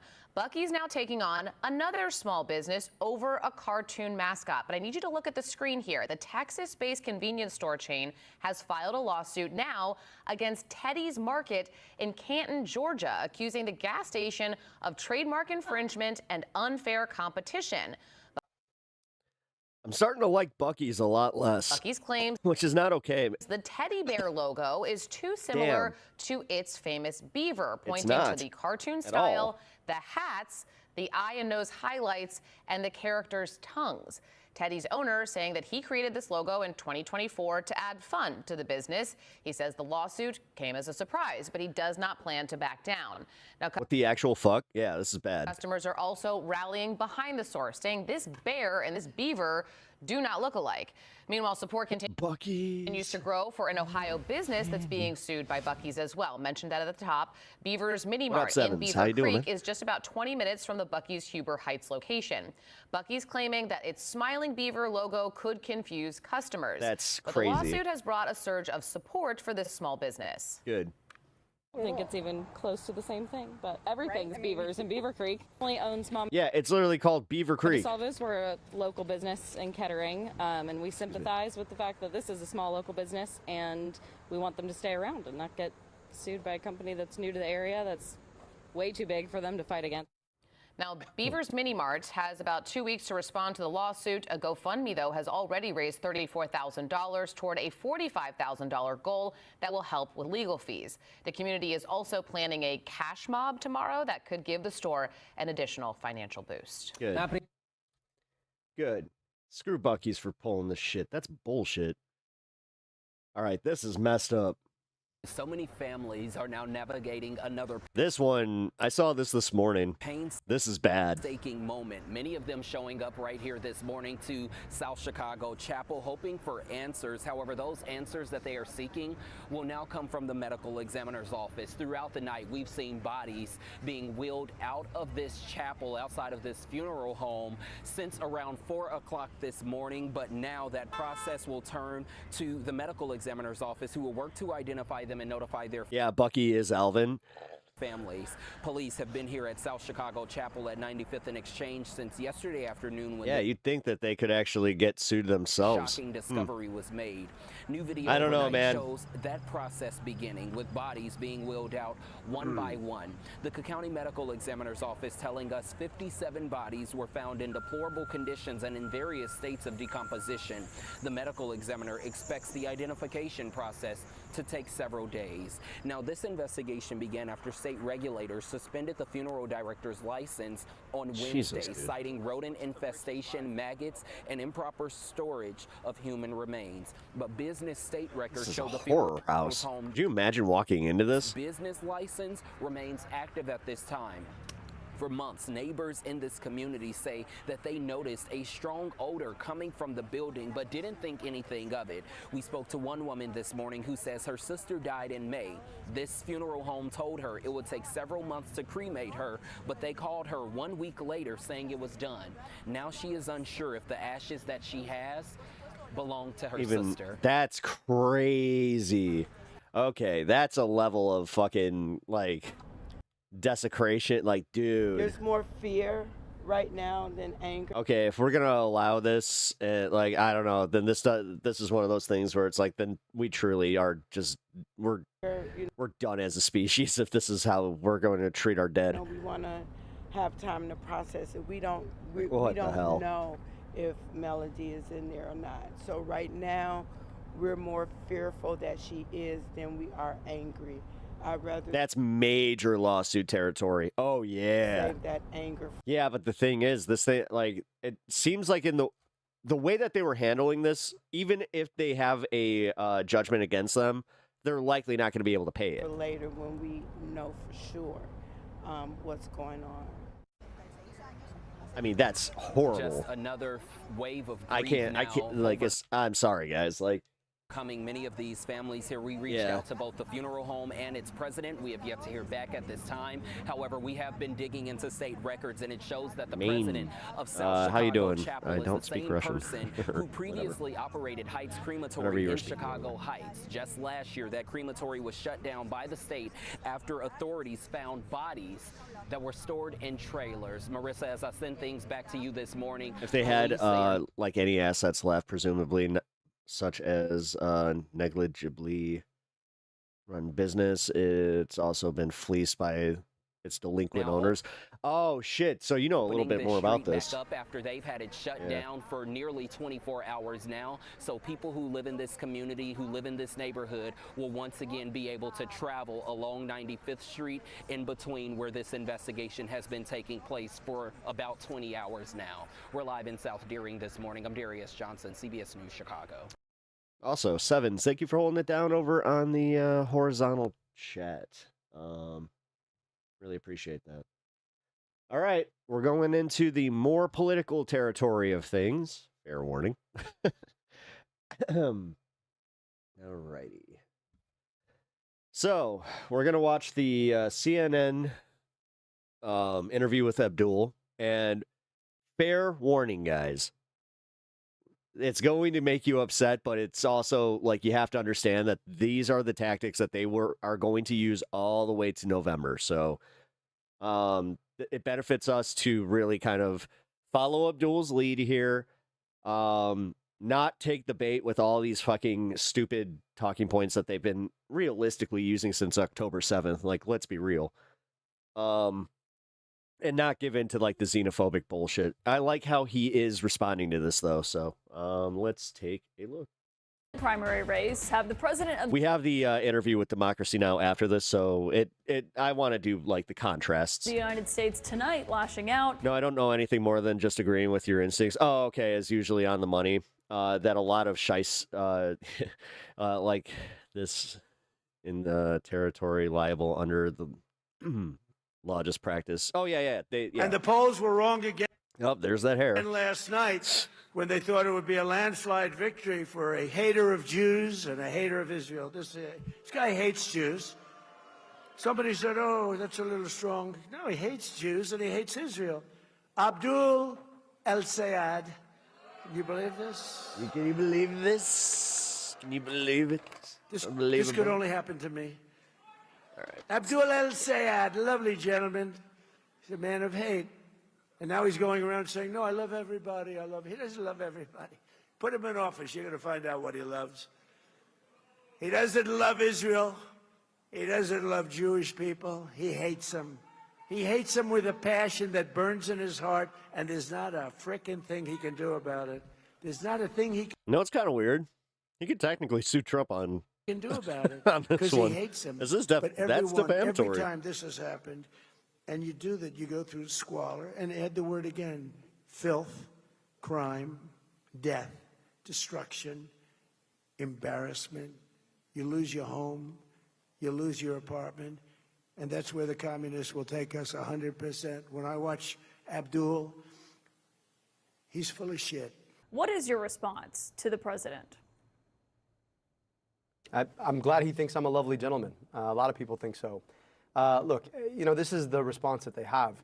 You notice what he talked about. First, look at the background. It says no tax on tips. The man can't stay on focus. That's like the one thing that he did to offer any economic relief. But instead of that, he's more focused on me and what I'm going to do, while We're living through an affordability crisis that is generational. People are paying nearly $5 in gas because of a war he started, and half the time, if he's not talking about me, he's talking about the drapes in his ballroom. So at the end of the day, you know, I invite the president to focus what I'm saying. I want to get money out of politics, put money in your pocket, and pass Medicare for all. I think a lot of Michiganders want that right now. And I think Mike Rogers, for his own part, is running away from Donald Trump himself. When you're asked Mike Rogers about his position on the war or his position on Trump's tariffs, he is mum. Caitlin Collins is kind of getting a little nervous because she's not going to be able to bury him the way that she can bury other politicians. So, look, I'm looking forward to tying Mike Rogers to Donald Trump all day, every day, but I do agree with the part where he says I'm a lovely gentleman. I'm not sure he meant that, but we'll leave it at that. You mentioned what your campaign message was over the last several months. You defeated Haley Stevens for the nomination by what right now I think is 1 percentage point. What does a margin that close tell you about what the next 90 days need to look like for your campaign? These Islamo-communists only winning because they sexy. Look, we as a party have to come together. You know, we had a hard-fought battle. There were some disagreements between folks who might have voted for me or folks who might have voted with the Congresswoman. But I also know that the things that unite us are so much bigger than whatever it is that divides us. We have an opportunity right now to come together, to embrace the idea that we can have an America that is affordable, because Michiganders right now are suffering. We can actually address the housing crisis. We can address the fact that too many people worry about the fact that they might get sick and don't have the health care that they need and deserve. Mike Rogers is exactly the opposite of that. Mike Rogers spent his 14 years in Congress taking check after check after check, totaling more than $1 million from the pharmaceutical industry, for which, man, he's got his talking points lined up. He voted 19 times to raise prescription drug prices, helped to architect the legislation that kicked off the opioid epidemic, 600,000 people dead. So I want to give you health care. He wants to take it away. I provided Narcan and 100 vending machines for free. He helped to kick off a crisis for which that Narcan had to be the answer. The difference couldn't be more certain, and we have an opportunity to come together to defeat him, defeat Trumpism, hold him accountable, and start actually addressing the challenges that people in Michigan are facing. You know, it was a really tough primary, obviously. I mean, at one point you described Haley Stevens as a suit with a large APAC bank account, said hopefully they could find some ways to teach her how to string together 2 coherent sentences. That was your quote. She is now supporting you, now that you have won the nomination. Are you going to invite her to campaign with you out on the trail? Look, we need everybody together to beat Mike Rogers. I'm grateful. We had a great conversation this morning. We talked about a hard-fought primary. You know, laser focused on message. He's doing really well. We ran together. And again, whatever our different disagreements, we know that the disagreements we have with Mike Rogers and Donald Trump are so much bigger. What do Trump and Wrangler jeans have in common? No ballroom. Oh! And in the heat of a primary, you're going to say some things you later on would rather have not said. And I think we have an opportunity right now. What do you mean? I feel like Wrangler jeans are perfectly sized. Now to focus on what needs to be said, which is that Mike Rogers is an existential threat to the affordability of Michiganders, which is already pretty low. That taking on Donald Trump and holding him accountable for his abuses of power is a critical goal. And that addressing the fact that people deserve health care and housing and good schools is a key goal that we all share. So we're coming together as we need to do to defeat Mike Rogers and defeat Trumpism. Well, so given how many votes she got, will she be on the campaign trail with you? Look, I should hope so. That's a choice that she gets to make. Kind of just said. All of us like coming that's together a coded yeah around the slate that we've built. And look, we've got some great candidates on that slate. You think about the Lieutenant Governor, Garland Gilchrist, Ellie Savitt, with whom I've worked during my time at the city of Detroit. Obviously, Jocelyn Benson, who won her campaign handily, our Secretary of State and soon to be governor. There's a lot on this ticket that Michiganders can have a lot of hope in. And so I'm looking forward to campaigning together to win the future where we take on Trumpism and Mike Rogers. And I'm hoping that Congresswoman Stevens and Senator McMorrow, who was with me earlier today, will be out there on the trail talking about what we need to do to build a future where we get money out of politics, put money in pockets, and pass Medicare for all. Well, and this seat is so critical for your party to win control of the Senate in Washington. We've heard some Democrats who are worried that you cannot defeat Mike Rogers come November. How do you plan to address those concerns from people in your own party? We don't need worry, we need work. You know, we took on $70 million of outside spending, literally 11-1. Just be like, why are you helping the opposition? Funding gap, spending gap. Man, that was well said. Airwaves, and we took it on because we did the work. 12,000 people. Where'd Asmon? He got banned from Twitch. We haven't gotten to it yet. Nearly 10,000 doors a day. We started this campaign 15 months ago, having conversations in rooms of 5 or 50 people at a time. And so that's how we're Yeah, going dude, to he's beat Mike so Rogers, good. the old-fashioned way, brick by brick. So if you're worried right now, get to work. That's the work that we need to do. And I can tell you on our campaign, we're going to be out there knocking doors, having those conversations that are what our democracy is about. But worrying, and Democrats worrying, is not going to solve the problem. You heard Donald Trump at the top of this show. This is a guy who can't even focus on our affordability. He's more interested in saying my name in an interesting way or calling me a lovely gentleman than he is interested in actually solving our problems. We have to stand up to that, which means let's go get to work. Let's go talk to our fellow Michiganders about who we are and who we want to be and what it takes to take on the most corrupt president in American history and his lackey who licks every boot he possibly can of that man, Mike Rogers. Well, I mean, in addition to work, a lot of money is probably going to be spent here. And you were really critical of outside spending in the primary, especially from AIPAC. You have pledged not to take a dime of corporate money in your race. Is that still your position tonight? It is still my position. It is, has been, and always will be. But will you need help from national Democrats? I mean, will you welcome outside spending as if there's going to be a ton of money being spent on Mike Rogers? Do you also want a ton of money being spent from national Democrats on your race? Look, What's I up, wish we Ben lived Sheridan? in a How you world doing? where there was less outside Also, card spending collector, generally. welcome I in. wish we lived in a world where corporations could not spend on campaigns. I wish we lived in a world where there were no super PACs or 501c4s. But if unions want to spend to uphold union rights, if the Working Families Party wants to spend to get health care passed, if the National Nurses United or the Medicare for All PAC wants to spend to push back on the power of Big Pharma, I think it's important for us to make sure that we are fighting fire with fire. But those are different things. If you're a corporation trying to corrupt a politician, just like Mike Rogers has been corrupted by the pharmaceutical industry, yeah, I think nurses coming in and saying, hey, we're going to bring some funds to help a candidate who wants to stand up to that industry, that makes sense. But I think we'd all rather live in a world where outside spending was not a thing. And look, the minute I hit the U.S. Senate, I am working toward that world. I want to end Citizens United. I want to ban super PACs and 501c4s and all of this dark money infrastructure that has allowed corporations and special interests to corrupt our politics. Do you know how much you've raised since last night, in the last 24 hours or so? Honestly, I haven't checked. It has been a whirlwind, but I know it's been a lot. People are really excited about the opportunity we have in this race. Yeah. They see the clear contrast between it's all small. corrupt politician It's like smaller Mike than I think $40 who offers was nothing the average. new. I mean, this guy hasn't had an original idea since 1994. And a candidate who is new on the scene, who wants to get money out of politics, put money in your pocket, pass Medicare for all. That contrast couldn't be more exciting. No, it's awesome. And it's partly why we saw 500,000 more Democrats vote in our primary than did Republicans. And look, if we can muster that kind of turnout in this next election, we are going to swamp. Mike Rogers will go back to his swamp in Florida, and so we'll good be at headed this. to the U.S. Senate. You said before, Chuck Schumer doesn't want to see me on the inside of the U.S. Senate. How did your call with Chuck Schumer go today? Well, at this point, I'm the only Democrat standing to come to the inside of the U.S. Senate, and I think we had a good, meaningful, heart-to-heart conversation about what it takes to win in a state like Michigan, and what needs to be done to defeat Mike. Is he actually going to help, Rogers. or is he going to help?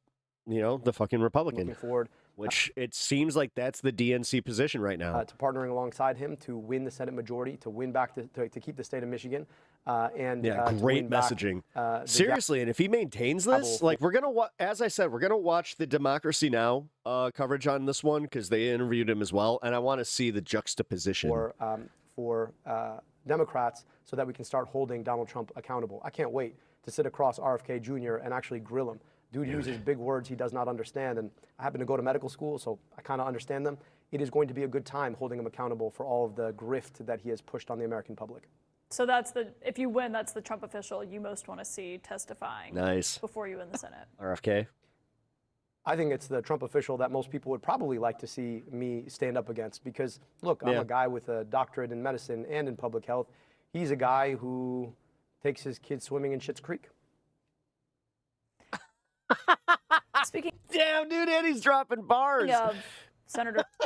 That was fire. That you might be serving alongside and questioning. Taking swims Trump in officials. Schitt's Creek. I want you to listen to what I'm not sure if you've seen this. What Democratic Senator fire, John Fetterman said about you today. Good on him. Are you willing to unify with Abdul El Sayed? Abdul's a cutie. For example. Well, I mean, the fact that he's jacked does definitely helps a little bit. His charisma's. The tough guy. He called me ugly and then I should be on a pike. And I'm like, Chief, I own mirrors. Well, I can't come together with someone if you are willing to embrace people that loves Hamas or that thinks America deserved 9/11. I think that's reasonable. Beef What's your supreme. response to Senator Fetterman? In Trump's words, what a lovely gentleman. I mean, he said that you need to renounce people like the left-wing streamer Hassan Piker, who was campaigning with you, who was out there in Michigan on Monday night, I believe last night as well. Do you have any plans to do that? No.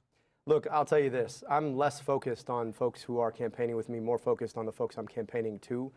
And I think it's important to stay in touch with the folks who you want to elect you. I think that's clearly what's gone wrong with No, he's Senator not taking the Fetterman. bait. It's clear he probably And he's honestly, he's kind of doing this thing where he's showing like how it's refreshing to see an adult respond to these questions. Spend much time in Pennsylvania because he was campaigning with Bernie Sanders and now wants to renounce Bernie Sanders. I don't know if he still thinks he's a Democrat or not. But look, I'm hoping to get to the U.S. Senate and maybe we can hash that conversation out in person. But for right now, I'm focused on winning my state so that we can win a Democratic majority in the fall. Can you clarify for us what your position is on funding for Israel if you do become a U.S. Senator? Are you opposed to all funding for Israel, period, military funding? Right now, yeah. I'm opposed to unconditional military aid for any country. That is Israel, yes, but that's also Egypt, where my family immigrated from. That's Pakistan, that's Saudi Arabia, that's UAE. And that's not because of a focus on what's happening anywhere except for a focus on what's happening He didn't like here. that answer. We've got communities in my state It wasn't the where clean the clip. median income is $14,000, and I believe they have a right to their tax dollars. I also believe in international law and upholding international law, and there are Leahy laws against dealing arms to countries who are engaged in human rights abuses, and I don't want to fund a foreign military that does genocide, apartheid, or has taken us to a war we don't need to fight. I believe in equal rights to peace, dignity, and self-determination for Jewish Israelis and Palestinians alike. Nice. I believe our responsibility, though, more than anything else, is to use our tax money here in Michigan to provide health care in Michigan, and schools in Michigan, and roads in Michigan, rather than to send it to a foreign government that might use it in the form of bombs and tanks to destroy infrastructure and schools and hospitals there. Some people might hear that and say, well, does he support, funding defensive systems like the Iron Dome in Israel? Do you? I don't believe that there's really a difference between offensive or defensive weapons. And I also don't believe it's my responsibility to buy defensive weapons for a foreign government when our kids are defenseless against schools that have been underfunded for a very, very long time. My responsibility as the next senator from Michigan is children in Michigan, Saturday morning rather stuff. than Gotcha. about what's in the interest of a foreign government. Okay, so that's a yes, that Still you are appreciate it. against funding to things like the Iron Dome. I am against it in large part because I just don't understand why anybody thinks it's the right thing to do to send our tax dollars abroad to fund foreign militaries when our own kids barely get to go to schools that are functional. One thing during the campaign that we saw people in your state talk about, over the that. Attorney General, Dana Nessel, she's Jewish. She said she's not going to go to the Democratic Party's nominating convention that's happening this month in your state. She says she doesn't feel safe there. You earlier today in your acceptance speech when you got the nomination said that you want to work to protect Jewish Americans, to make them feel safe. How do you plan to do that? What does that look like for you personally? Well, I happen to remember the nominating convention in 2018 when then Attorney General nominee Dana Nessel asked me to read her nomination officially into the books. So she felt perfectly safe with us there. I think it's important that all of us feel safe, and Jewish safety to me is a priority, just like the safety of my own daughters. But I do think it's important for us to differentiate between safety and between our different... This is kind of going on like understated. The fact that he did win is incredible based on the amount of money that AIPAC spent. Political positions about... And they keep focusing on the poll differential where it's like, yeah, but the poll differential was kind of taking it like, I don't know, like when you look at AIPAC, the interests of... How can you not see it as just being like, well, that might have been to kind of like get turnout, like to like defer turnout, like to make sure that people think, well, I don't even need to show up. Foreign government. And I do think that it's unfortunate when people mix those issues. I've been very, very clear. Jewish people and You think Judaism are a light unto the socialism is world. better than capitalism? Well, yeah. Well, at least like, you know, social democracy right now. I'm deeply grateful for them, and I will always stand What we're with the pushing Jewish for, people, against any holding capitalists to account and, you know, getting more for the people on the ground. Yeah, I think that's fair. Anti-Semitism in any type, just like I understand the experience of being discriminated against for how I pray. I don't want anybody discriminated against for how they pray. But that's not the same as AIPAC or Israel. And I think there is a challenge when folks try to use the specter of anti-Semitism to extend toward protecting a foreign government against criticism, and I think that's the place that the Attorney General and I might disagree. I'd be happy to have that conversation with her, but you know, up until recently, we've had a great relationship, and I was honored that she invited me to read her nomination back in 2018, where I would think that she probably felt safe. You said up until recently. I mean, what is the state of your relationship with her right now? You know, that's kind of unimportant, but I do think all of us need to unite around beating Mike Rogers, around beating Republicans. And, you know, our relationship, you know, likely I haven't had a long conversation with her, but I do think it has a lot to do with the fact that I do talk about the fact that our responsibilities are here rather than backstopping a foreign government. And on that, she and I disagree. But I do hope that she feels safe at our nominating convention. I think it's really important for all people to feel safe, and it's a thing that I am committed to. So I do hope that she comes. We want all Democrats to be a part of the movement that we need to take on to address She's not going to. Donald Trump. And if you ask yourself about safety, time for a rebrand. I mean, they are. This is what I was saying about the whole like unity thing. I want to cover that in a little bit. What Donald Trump was saying about people like me. Should what be do you like think an he was hour trying or so. to highlight? He was trying to highlight aspects of my name and my faith in what is a play toward a kind of Islamophobia that I think none of us really want. So look, I understand what it's like to be made to feel unsafe. And so our responsibility is to take him on so that we have a politics that embraces all people, whether you're Jewish or you're Muslim or you're Christian or you're Hindu or you're Sikh or you don't pray at all. You deserve to feel safe in this country. You deserve to feel safe in the Democratic Party. I'm committed to that. But I do think that we need to be very clear about differentiating between that and the interests of a foreign government. Well, and you talked about when you've run for office before, death threats that you got, Islamophobia. If you do win, you will become the first Muslim senator in U.S. history. What would that mean for you? It's not as much about what it means for me. I'm not running to be the first Muslim anything. I just want to be a really, really great senator for my state. Fucking God damn, he's good at this. But it does mean no wonder Trump is scared. He's like, God damn it, it's another Mamdani. He's good at talking. He's good looking. Ah, crap. Something I think about the country. There are people like J.D. Vance or Donald Trump or Mike Rogers kind of fun who want to define America as being too small to include some kinds of people. And they point to my name. Yeah, they definitely don't believe their own They bullshit. try, They're to worried that he insinuate can win. Somehow I'm less American. We're because so of those worried things. that he can't But win. I've put It's like, myself no, forward, you- it's the asking opposite. my state to give me their stake in democracy, to allow me to serve them as an agent of the government. And there is no greater, I think, call than to ask your fellow Americans to give you their stake in democracy. And when they do, I think it says a lot about what America is. They want America to be small. I believe that America is big. It's open-minded. It's big-hearted. It can include any of us, regardless of how we pray, regardless of where our families come from, regardless of who we love or how we identify. That's the America we're building. And I think America in Is this Michigan picture in the particular, video has an news? opportunity What? to remind us just how big we are. You know, in terms of your race, you are not a Democratic socialist. You're not part of the DSA. You have members of them who endorsed you, who supported you. You know, one thing we were talking about last night as we were counting the votes in Michigan was this progressive rise that we've seen in recent weeks and months and what that looks like for Democrats come November. With the positions that you've had on Medicare for All or abolishing ICE or, you know, a billionaire's tax, what do you think that looks like in terms of going forward? You know, we've heard some people, Van Jones, saying there are some positions that you have that you'll have to moderate on. Is that your plan? Is that your takeaway from what the margin was last night? Or what does that look like over the next 90 days? Look, I think we've built a movement around the idea that we can get money out of politics, put money in pockets past Medicare for all. I think right now the question that people are asking is not where do you stand on the left-right spectrum on a series of issues that people talk about on CNN. I think the questions that people are asking is who's going to help me is this a local news broadcast? No, this is CNN. my housing? Who's going to help me afford my groceries? Who's going to make sure I can see a doctor if I get sick? I'm interested in answering those questions. I'm not a socialist, but I am a scientist. And so I like empirically driven answers to hard problems. I like to solve them.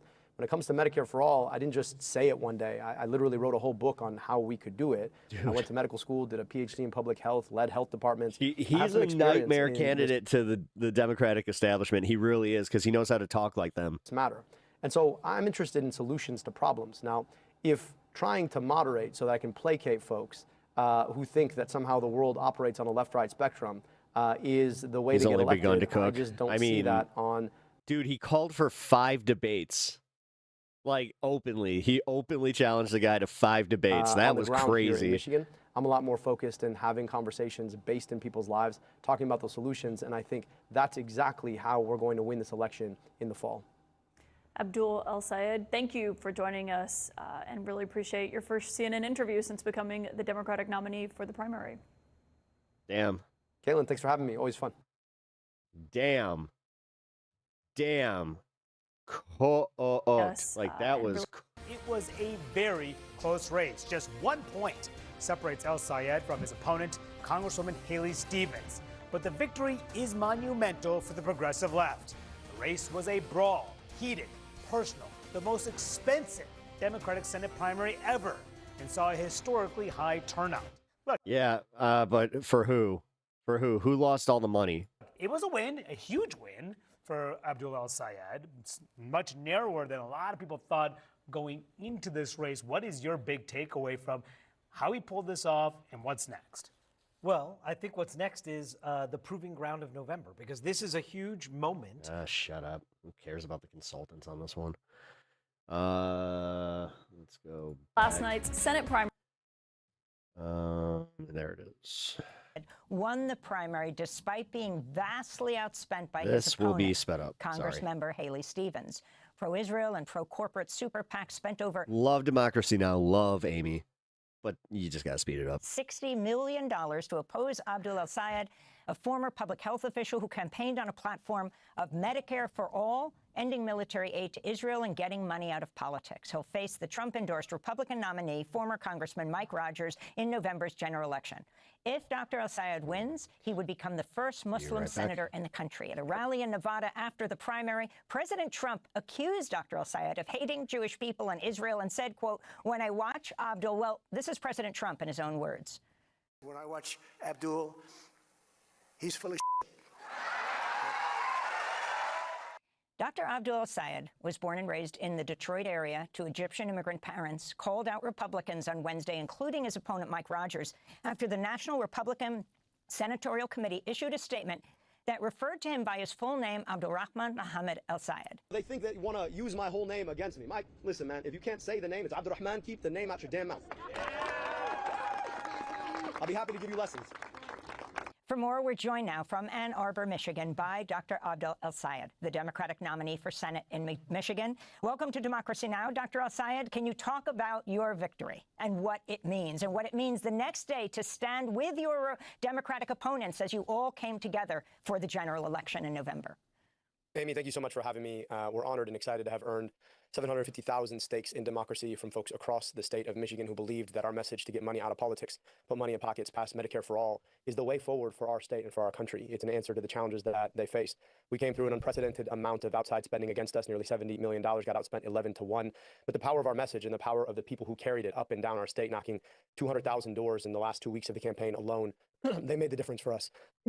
We have an opportunity now, though, to unite around the opportunity that unites us all, which is way bigger than any differences we might have had in the primary, which is to defeat Mike Rogers, who is, of course, a bootlicker for Trumpism and would be a rubber stamp for everything Donald Trump wants to do for the next 2 years should he be elected. This is a guy who spent his time in Congress voting to raise prescription drug prices because he took over $1 million from the pharmaceutical industry. He's a guy who helped architect the legislation that kicked off the opioid epidemic when I was in high school. And we have to defeat him because, of course, he's enthralled to Donald Trump. He would rubber stamp these wars that are raising our gas prices. He would rubber stamp the continued assault on our government, for which we have to now be dodging lettuce because it's not safe. life. So we have an opportunity to come together across our differences to build something that is about beating Trumpism, beating Mike Rogers, and I'm looking forward to the next 13 weeks. And Dr. El Sayed, Medicare for All, universal health care has been at the heart of your campaign. Why do you think it has resonated so much? And how, if you were to succeed and be elected to the Senate, how would you Te Tapua? Is that what it is? Hey, welcome to the show. accomplish this when it has eluded, the universal health care has eluded so many You guys are enjoying the show and haven't already subbed, please do. in the past? Yeah, and thank you for the question, because I think it is at the heart of what so many people are suffering right now. There's not a place that I go across the state where people don't tell me, I'm so worried about what happens if I get sick. Saginaw comes to me in my Even my dreams. deductible is what, $6,000, $10,000. It would put me into bankruptcy, which is why across this country we hold $225 billion in medical debt. Nearly a third of households in this country carry that debt. We don't have to have that. What Medicare for All would be is guaranteed health insurance through the government without having to worry about a copay, a deductible, a premium. It's there from cradle to grave. You don't lose it if you turn 26 or get married, And he get is divorced, so get a on job, lose a message job, with turn this. 65. Always you can lose health insurance right now. And you don't have to worry about being in network or out of network. You are covered. That opportunity, that security is something people Hey, across Daddy my Bear state Kai. want What up? so deeply. How's it going, And Dave? we have an opportunity, I think, rather than to shy away from our biggest, boldest ideas, to carry them forward with us, to have the conversations about what's possible in the communities where they tell us that nobody's interested. Well, it turns out people really are. I've been up and down the state, 110 different cities. You can go up north, you can be at a church in Detroit, you can be in Grand Rapids. People are asking, how are you going to secure healthcare for me and my family? Medicare for All would do just that. Now, look, we've got 2 years under this administration while I'll be in the U.S. Senate. And my job is to throw as much sand in the gears into the Trump administration as possible, but to use that 2 years as a pathway, as a guide ramp for the next Democratic president who will get this done. And I think by going out, having the conversation, persuading around the power of ideas, that's how we win. That's how we won this primary. That's how we look forward to winning the general. And I look forward to helping show a pathway forward through Michigan for whoever is bold enough to pick up the idea that we really can't have healthcare in this country moving forward. And you've also campaigned against military interventions and unconditional military support for Israel and other countries. How do you feel the American electorate is moving in terms of this issue? And what would you do to shift these priorities in the spending of the federal government away from the military and to what other programs? Well, in an era where many of us can't afford basic things like groceries or rent or healthcare, the idea that your government is sending your tax dollars to buy bombs and tanks for foreign governments seems anathema. That money could be spent to fix your potholes, rebuild your kid's school. That looks like it did 50 years ago. And It's literally the same messaging they were using on Fox News during the Ukrainian thing. we need that money spent here. On top Trust of that, me, he we have gets an what he's doing opportunity here. to remind ourselves where that kind of militarism ends up. It ends up Good on in him. foreign wars we have no business fighting. You think about the consequences of this war in Iran: illegal, unjustifiable, wrong. But all it's done is show the Ayatollahs that they have a chokehold on the world's energy supply, and it's raised our gas prices to nearly $5 a gallon. We have an opportunity to finally turn against that kind of militarism, which is exactly what Donald Trump said he would. But of course, he's taken us to I don't know how many conflagrations in the last year alone. We need to end that. And Mike Rogers, the guy I'm running against, he would be a check. He would be a rubber stamp for exactly what Donald Trump wants to do. And Yeah, we need Mexico a check, can have which is why universal we're going to weekend take him on. too. We're going to show him for who he is. It makes a no sense, corporatist man. who can't wait to do the bidding of Donald Trump. And I think we can As offer they a real keep check on spending Trumpism trillions in on the US other Senate starting bullshit. next year. And Dr. El-Sayed, your response to President Trump saying you hate Jewish people, the National Republican Senatorial Committee using your full name, of course, reminiscent of Barack Hussein Obama, you embracing that, and President Trump saying you're full of... Well, look, at the end of the day, when you don't have ideas, all you have is hate. And we knew exactly what the playbook was going to be. Here's the reality of it. My name is not raising your gas prices. My name is not the reason we're in an illegal war. My name is not the reason you can't afford your health care. My name is not the reason that you can't afford your rent or your insurance. Their bad ideas are. And so if the best they've got against getting money out of politics, putting money in pockets, passing Medicare for All, is to point to my name and say that they can't pronounce it, then I think we're going to have a pretty good time over the next 13 weeks prosecuting the case against a kind of politics that is corrupting, and devastating the future of our country. We've got an opportunity, I think, though, to think beyond that.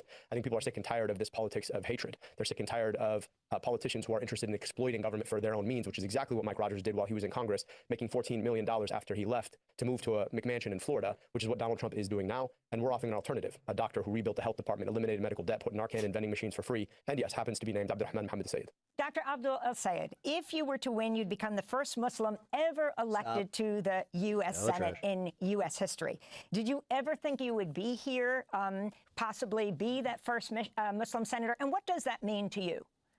I never intended to run for office. I became a doctor because I could go 15 hours to my family's native Egypt or 15 minutes from where I grew up. And either way, I caused about 10 years difference in life expectancy. You know, this has been a journey of public service, rebuilt the health department in the city of Detroit, led Wayne County's Department of Health, Human and Veteran Services. I'll be honest, I don't think that much about being the first of anything. I just want to be a really great senator for my state. But I do think about what it would mean about what our country is. You got people like Donald Trump and J.D. Vance and Mike Rogers who want to define America as being smaller than she really is.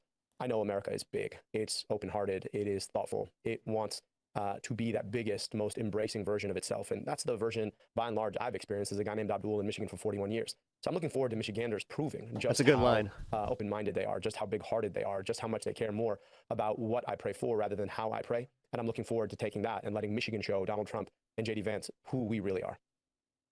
And Doctor, I wanted to ask you, AIPAC has reportedly spent more than $30 million to attempt to defeat you in support of your opponent. Why do you? What's your sense of why AIPAC saw you as such a threat and so necessary to defeat you? Yeah, AIPAC unfortunately has an absolutist vision about what our foreign policy ought to do. They want us to continue to send unconditional military aid and worse to a foreign government to do apartheid, genocide, war. And I believe in equal rights to peace, dignity, and self-determination for Palestinians and Jewish Israelis alike. And it's that Palestinian personhood part that I think they so oppose. And they wanted to make an example out of me, and we've made an example out of them. And I think we have an opportunity now to move forward in a politics where we don't allow an organization dedicated directly to making sure our foreign policy backstops the foreign policy of a foreign government. And make sure that our money is spent here where it needs to be spent, to provide schools here and to provide good infrastructure here, to provide healthcare here for our kids, rather than being sent abroad. I just got a call from someone claiming to be CBP, claiming they have a warrant for my arrest. The worst to other people's kids. Keep us posted on that one. Your race is seen as a bellwether. It not only sent shockwaves clearly through President Trump, as he used a four-letter word to talk about you, but the Democratic establishment. Right after you won, though, Kamala Harris sent out a message that people should support you. The Democratic Senatorial Campaign Committee, people, Chuck Schumer, Gillibrand, they congratulated you. You took on the establishment, and now how do you work with it? Did. Well, we all have the same goal, which is to defeat Mike Rogers and to offer a check to Trumpism, whatever our differences around how the Democratic Party should look. And yes, there are some real differences. We just hashed it out for 15 months. We do know that we have to beat Trump. We do know that we have to take back the Senate. We do know that Michigan is critical for that. And I'm looking forward to figuring out how to work together to make that happen. So I'm grateful to the support that they've shown us since our victory, and looking forward to locking arms to do what needs to be done to take on Trump and Trumpism. Now, look, I don't think about this as a question about the future of a party. I think about this as the question of the future of Michiganders' lives, and I'm focused on getting money out of politics, putting money in pockets, passing Medicare for all, which is what I intend to do when I get to the U.S. Senate. I'm looking forward to working with anybody and everybody who's willing to help us do that, to provide relief for Michiganders who are struggling right now. Thanks for watching Democracy Now! On YouTube. Subscribe to the channel and turn on... Yeah, just based on his performances, I do have a good feeling about him. Like, this is, and his chances, like, he's going to turn that around. All right, we got Bernie being interviewed about it by the Pod Save Bros. Great to be with you. I saw that you described Abdul's primary win as the most extraordinary victory you can think of in modern American politics. What makes you think that? I'll tell you what. That's a robocall. Yeah, I thought so too, because I was like, yeah, I've experienced that. Tell me what you think. Here is a guy who took on the entire Democratic establishment in Michigan, okay? Took on the entire national Democratic establishment, okay? And then took on $70 million of super PAC and outside funding. No, I love how Bernie's about to cook them. Million of it coming from it. I'm guessing, because I have not watched this, so it could go the other way. Now, help me out here. You know something about these things. Yeah. Have you ever heard of a candidate in a major race getting outspent 9-1, taking on the entire establishment and winning? Does anything come to you? Not in a primary like that. Now he's got to win the general though. Then it would really be extraordinary. All right, but all I'm saying, you ask me, I cannot recall somebody having done that. So it was an extraordinary victory. And in addition, in Michigan last night, we won 2 congressional races, as you know, Donovan McKinney. Yeah, I remember when everybody was saying that Bernie was too old, and then we put 2 crotchety old fucks in the office immediately after. Yeah, I remember. In Detroit, Pepperidge Farm remembers. Congressman Will Lawrence won in Lansing. A strong victory. I think he stands a good chance to win in November as well. It ended up being a really close race. Smug douche. Won by about a point. What does the close finish tell you about where Democratic voters are right now, especially, the 720,000 or so who voted for Haley Stevens? Well, John, it certainly was a close race. I was up to 3 o'clock or 4 o'clock in the morning. So if I fall asleep, don't take it personally. But you have That was to partially a joke. understand that He's just $70 like, I'm very million tired. was spent against this guy. So want to rephrase the question. And then say you if it guys was are a out there fair saying fight financially. how I'm so old that I'm going to fall asleep. Look at me being all spry here, having a discussion with you after I was up until 4 a.m. And there was no. You just- I spending want to see him difference. get kind of like How many crotchety points though. would he have won? It's just 10, like 20 points? I haven't even had my cup of coffee. Maybe, I don't know. But all in all, I think it was an extraordinary victory. I think the message right now, and I think Haley Stevens was very gracious in a concession speech. And He's she was elusive exactly- compared to Trump and Biden. He is though. You're right. What game is this? Politics. The wrestling game.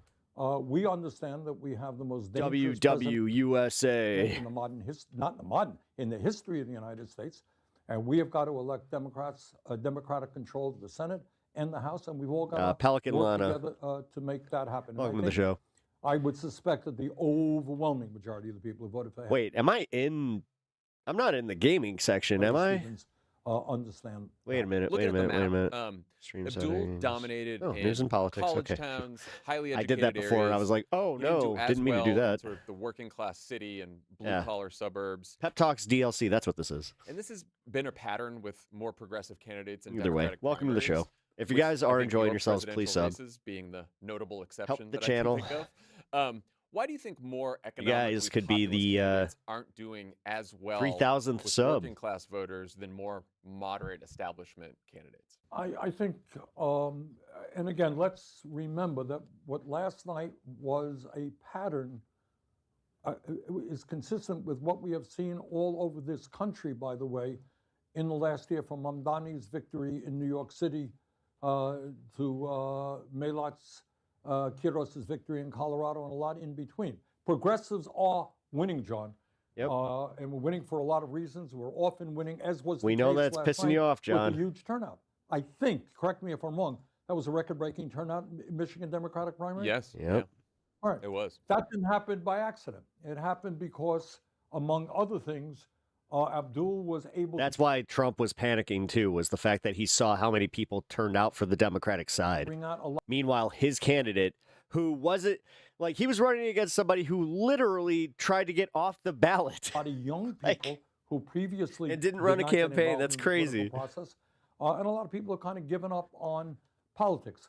But I have absolute confidence that Abdul's message of economic justice, of demanding the billionaires pay their fair share of taxes, and I'll tell you something else. This guy's a doctor, and I desperately need him in the U.S. Senate to help me and others move toward a Medicare for all single-payer program. I think it's going to resonate all over Michigan, whether you're Democrat, Republican, or independent. Do you think it's harder to reach working class voters with that message? Do you think that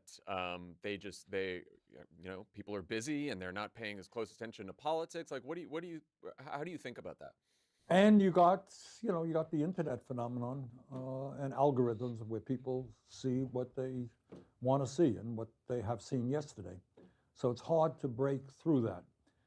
But what has excited me about Abdul's campaign, and again, Mamdani did it in New York, others have done it, is he put thousands and thousands of people out on the street. And one of the differences, John, between our campaigns and establishment Democratic campaigns, they always have more money than we do. They hire great consultants, they do good 30-second ads. We put people out on the street knocking on doors. And I think in Abdul's case in Michigan, we're going to have thousands and thousands of people knocking on doors, explaining to Republicans, do you really think it's a good idea to give tax breaks to billionaires and cut back on health care and education, et cetera, et cetera. So there's an enormous amount of work to be done. It's going to be done in a grassroots way. I think we win. So as you look to the fall, what is, Abdul's probably going to face even more money than he did in the primary. It's obviously a tougher electorate. What's one thing he has to do and his campaign has to do that they haven't done yet? I think we still have more work to be done within the African American community, maybe the women's community. But there are great leaders in the state of Michigan and all over this country who I think can help us make that happen. Pod Save America breaking news is brought to you by ZipRecruiter. With everyday interactions becoming increasingly impersonal, You've endorsed a lot of Man, the progressive Pod candidates Johns are like super Abdul corpo. Cycle. You mentioned a few others who won last night. There are also a lot of progressive candidates, DSA candidates running who you haven't endorsed. How do you decide which progressive candidates get your endorsement and which don't? Well, we're not, some kind of huge machine here, so we have to pick and choose. One of the things that people don't know is that we have also endorsed dozens and dozens and dozens of what we call down ballot candidates, people who are running for school boards, city council, state legislature, mayor in small towns. And that, in a sense, becomes, if you like, the farm club, the future leaders of America, some great people in legislature right now that we've helped get elected. And we have trained, by the way. We have programs that say, hey, you want to run for office? This is how you send out a press release. This is how you do social media, et cetera, et cetera. But we have, limited resources. So what we do is, hey, what do you stand for? What do you stand for? If you are a moderate liberal type Democrat, that's great. There are other people who will support you. That's not us.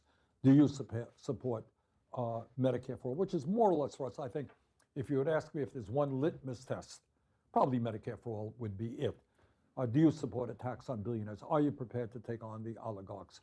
What is your view about the extremist government in Israel? So you need that information, but that's not enough. Then you have to say, look, you can, and I have seen this, I've experienced this. People they're really smart, they have great answers to everything. They can't run a campaign. It's not easy putting together a campaign. And Abdul did it, by the way. Not everybody can do it. So you got to say, all right, what's the nature of your campaign? How many volunteers do you have? Well, we don't have any. You raising any money? No, we're not. Okay, well, that's nice. Have a nice day. You're a great guy, but we're not going to support you. So those are some of the things that we look at. I noticed you haven't yet endorsed in the Wisconsin governor's race. What's your thinking there, and might you endorse? Or I don't think so. I met Francesca a couple of years ago. I was in Wisconsin, and she seems very, very nice. But again, this is a race I'm not that familiar with. We have not gotten involved in many governor's races. I think we did one in Maine with Troy Jackson. Obviously, my major concern right now is seeing that we have a Senate and a House that is going to stand up to Trump. That's really where my focus is. So as of now, we have not been involved in that race. So your brand of progressive politics has always been focused on the material needs of working class people. And I would say that to the extent that you've broken from Democratic Party policy, it's usually around economic issues, healthcare, et cetera. There are some DSA candidates today, including some who've won their primaries this cycle, who've also talked about abolishing prisons, defunding or even abolishing the police, abolishing borders. You've never been for any of that. Are you worried that taking those positions, which are unpopular with most voters and even most Democrats, sort of hurt the movement that you've worked really hard to build? Well, look, people have different views, and what you know as well as I do, that the right wing, that's their job, right? They will take what one person said and put it on everybody else, yes. Ads on it, even though not everybody agree. Like that is so, it's such a disingenuous way of doing things, which it has poisoned politics. Supports that. No serious person that I know who is running for office believes in quote unquote defunding the police. I was a mayor for 8 years. I worked very closely with cops. They have a very difficult job. Do we need police reform? Do we need to get rid of racism within police departments? Absolutely. Are there jobs that other people can Thank be you, doing sir. in terms of mental health? Another drug great poll. addiction that now falls on a cop's shoulders. Yeah, I think we Appreciate should look at that. But nobody I know. Oh, we're getting close, man. believes in defunding the police in terms of doing away with prisons. I hope the day comes. I hope the day comes when we don't lead the world in the number of people who are incarcerated. That speaks very poorly of our society. Yeah. But does that mean that there should not be dangerous people who should be behind bars? Of course, everybody agrees with that. Open borders, no. Most of us believe in comprehensive immigration reform, not opening up all the borders. But a lot of this stuff, as you well know, I mean, this is why I kind of have this position where it's like, even if you believe in this stuff, now's not the time. Like, now it is time to like kind of just put that on the back burner, and then we can win and then talk about that stuff. Like, the audacity that comes with this sometimes to not be able to recognize that it is an unpopular position that you're going to have to go and spend too much time over, like you're going to have to sell it, which why waste that time when we already have a good platform? But the right wing plays on and multiplies on Fox. Man, I feel like I beat a dead horse with that thing, or like with that most of the serious way of thinking, candidates that I know and support do not support those things. You've made a really compelling case that the Democratic Party can't just be anti-Trump, that we have to be for something. Yeah. On the other hand, but the thing is, they're not, and you're still a fucking shill for them. Promise voters things that you can't actually get done. And I think about this just in terms of the next 2 years in this cycle, right? So a bunch of Democrats win, say everything goes well and we take Congress, Trump's still president for 2 years. What do you think Democratic candidates running today can realistically promise voters in terms of a Democratic Congress the next 2 years?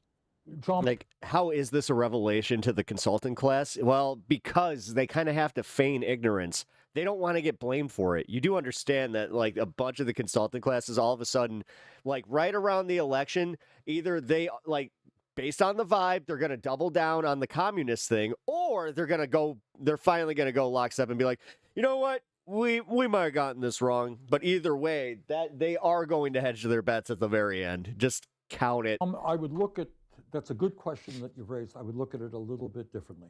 Okay. I would not start off by saying, oh, Donald Trump is president. You know, he'd probably veto any serious and good piece of legislation, therefore we can't bring it up. Nah, their whole job is to obstruct progress. Yep. All right. I look at it from the position of, and let me be very clear, you may agree with me, you may not. You have a bear trap? I think the system is horrifically broken. I don't want to live anywhere where I need a bear trap. Every place you look. Is that controversial? Whether it's healthcare, whether it's transportation. Hey, appreciate that, Uncle Alert. Hey. Campaign finance system. It's true. Whether it is oligarchy and massive. Thanks, Wine. I appreciate that. Inequality, whether it is climate change. I mean, I can go on and on. It's scary stuff. Yeah. I mean, we're living in really crazy times. And then on top of that, you got Donald Trump as president, who does everything, does the wrong things every single day. So I think the first thing you do, John, and what my politics is about. Oh, hey, happy West Coast. People. You say, I don't stop. What can you do? What are the problems facing you? All right, you're worried that your kid can't afford to go to college? We're the richest country on earth. What should we do?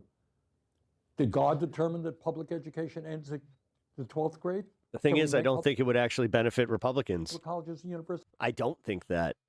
I think that it's very, very audacious to think that it's not going to affect people in the fucking rural communities. Like, you're going to have problems with that, man. Is tuition free?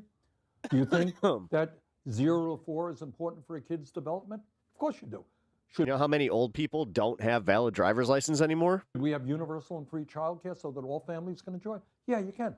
Oh, Bernie, that's a great idea. How are you going to pay for it? Well, okay, that's another issue.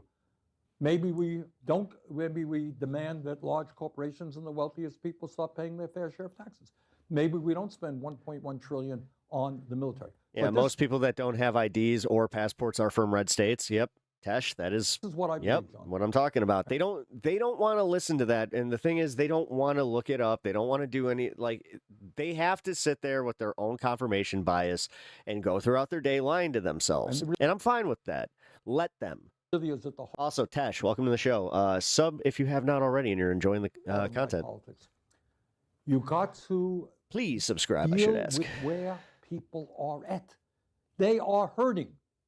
This they is are technically giving up a on subathon. Democracy in many cases because they don't see government do anything for them. So what my strategy would be to answer your question is, if I had just saying Bernie would be the saver, and I have some power, I will say to the Democrats, you gain control of the House, you gain control of the Senate, tell you what you're going to do. In the first 2, 3, 4 months, you're going to pass Medicare for all. And if Mr. Trump wants to veto it, let him. Let him. I mean, that's the thing. Show it just how unpopular he could be. And we're going to explain to the American people why he vetoed it. And we're going to lower prescription drug costs to the price that other countries around the world are paying. He's going to veto that. Fine. Smart. We're going to raise the minimum wage. We're going to put Bernie's fighting. I appreciate this. He's finally taking the gloves off. Mr. Trump say Leave it no. to him to do that. And when It's he like, says no, I'll do it again. transform Okay. politics, because the next time round we'll win a landslide victory. That's my view of politics. Well, looking ahead to 2028, I mean, you've been so God, outspoken the thing is, you can tell the Pod Johns are fucking kind of struggling here because they know that their audience will like Abdul or already does like Abdul. Like, this could actually fracture in a way where like they become kind of irrelevant, and I think they're sensing it. AI, and man, it's clearly going to be Bernie a is huge issue. he's not just in cooking. this election, Yep. but again in 2028 when we actually have a He presidential cooking. race. What do you hope to hear from Democratic candidates? He's a hottie. Democratic Party. I wouldn't go. How we Well, all right, Ravi. John, You there do are you. easy answers and they're hard ones. And I got to tell you, of all of the issues kidding. out there, this one, you know how, you know, why you can't sleep at night. This is one of them. Now, Oh, maybe yeah. I'm crazy, and it may well be. Look, first of all, we started with the assumption. You cried when he wasn't a choice in the primary. You're French. You don't- Oh, I don't- hey, nobody does. welcome to the show. Elon Musk doesn't know. Nobody knows. Here is my. If you This is are, my way. if you have a You're YouTube, looking what I think we can please agree on sub over there. as the You most are enjoying transformational yourself. technology in the history of humanity. Okay, it's going to make Like I the said, doing a Industrial subathon. Revolution seem like a Trying to piece get of to cake. 3K. This We're stuff almost is there. moving quickly in every aspect of our society. How many Thank millions you, of jobs did we lost? Sush. I don't know. What happens to Sushilo. your workers? You're a 50-year-old truck driver, and now you got a driverless vehicle taking your job. What happens to you? You're a kid graduating college. There's no entry-level job. What happens to you? You're a lawyer. You know, firm no longer needs you. What happens to you? So economically, I worry about it. First you disparage my Stavros, now Bernie. That's rude, Beth. I worry about it also, and I say all these things, and the reason I am fighting these Gravy. fights is I don't have all the answers. Sorry. But somebody got to start this discussion and talk about it. All right, I'll leave it democracy. alone. All right. Tomorrow there will probably be some kind of deep fake of me on your program saying how much I love Donald Trump and what a great job he is, right? Yeah, right. Yeah. All right. So has that happened to you? Not yet. Hopefully, All I'm right, waiting all right, for well, it. Yeah, it'll happen. All right. So you're at a moment where people. Stabby look might at be the too right wing for Pep stays. internet. Oh yes, Hassan's friend Stavros. We don't know truth Yeah. from fiction. Yeah, too right? right wing. You really don't. You've seen those deep fakes, right? Oh yeah. Oh yeah. The fuck are you All right. talking about? So if a day before the elections, you saw what happened to this guy Thomas Massey, where it was alleged they had a video of him walking into a hotel room with two young congresswomen, right? Total lie. Did older people in Kentucky believe it? Some did. Mhm. All right. How do you deal with that and protect democracy? How and what worries me very much, reading scores for our kids is in decline. You know that? Writing capabilities, cognitive capabilities. Kids are addicted to screens. How do you deal with that? Recently, we've seen instances of AI escaping human control. Yep. I talked to a Nobel Prize winner who thinks that as AI becomes smarter than human beings, we could face an existential threat. All right. These are huge issues. We need to have we need to slow it down. That's the first thing we need to do. Mr. Musk cannot run the world and his friends. So that's what I worry about. Same. It's one of the things that keeps me up at night for sure, and especially having two young boys who are going Right. through the education system. You want to make sure they are trained for actual jobs that are going to exist out there, and not just looking at their screens. Senator Sanders, thank you as always for joining Pod Save America. I really Good little capitalist. appreciate the time. Well, thank you, John. Keep up the great work. Thanks. You too. Take care. Okay.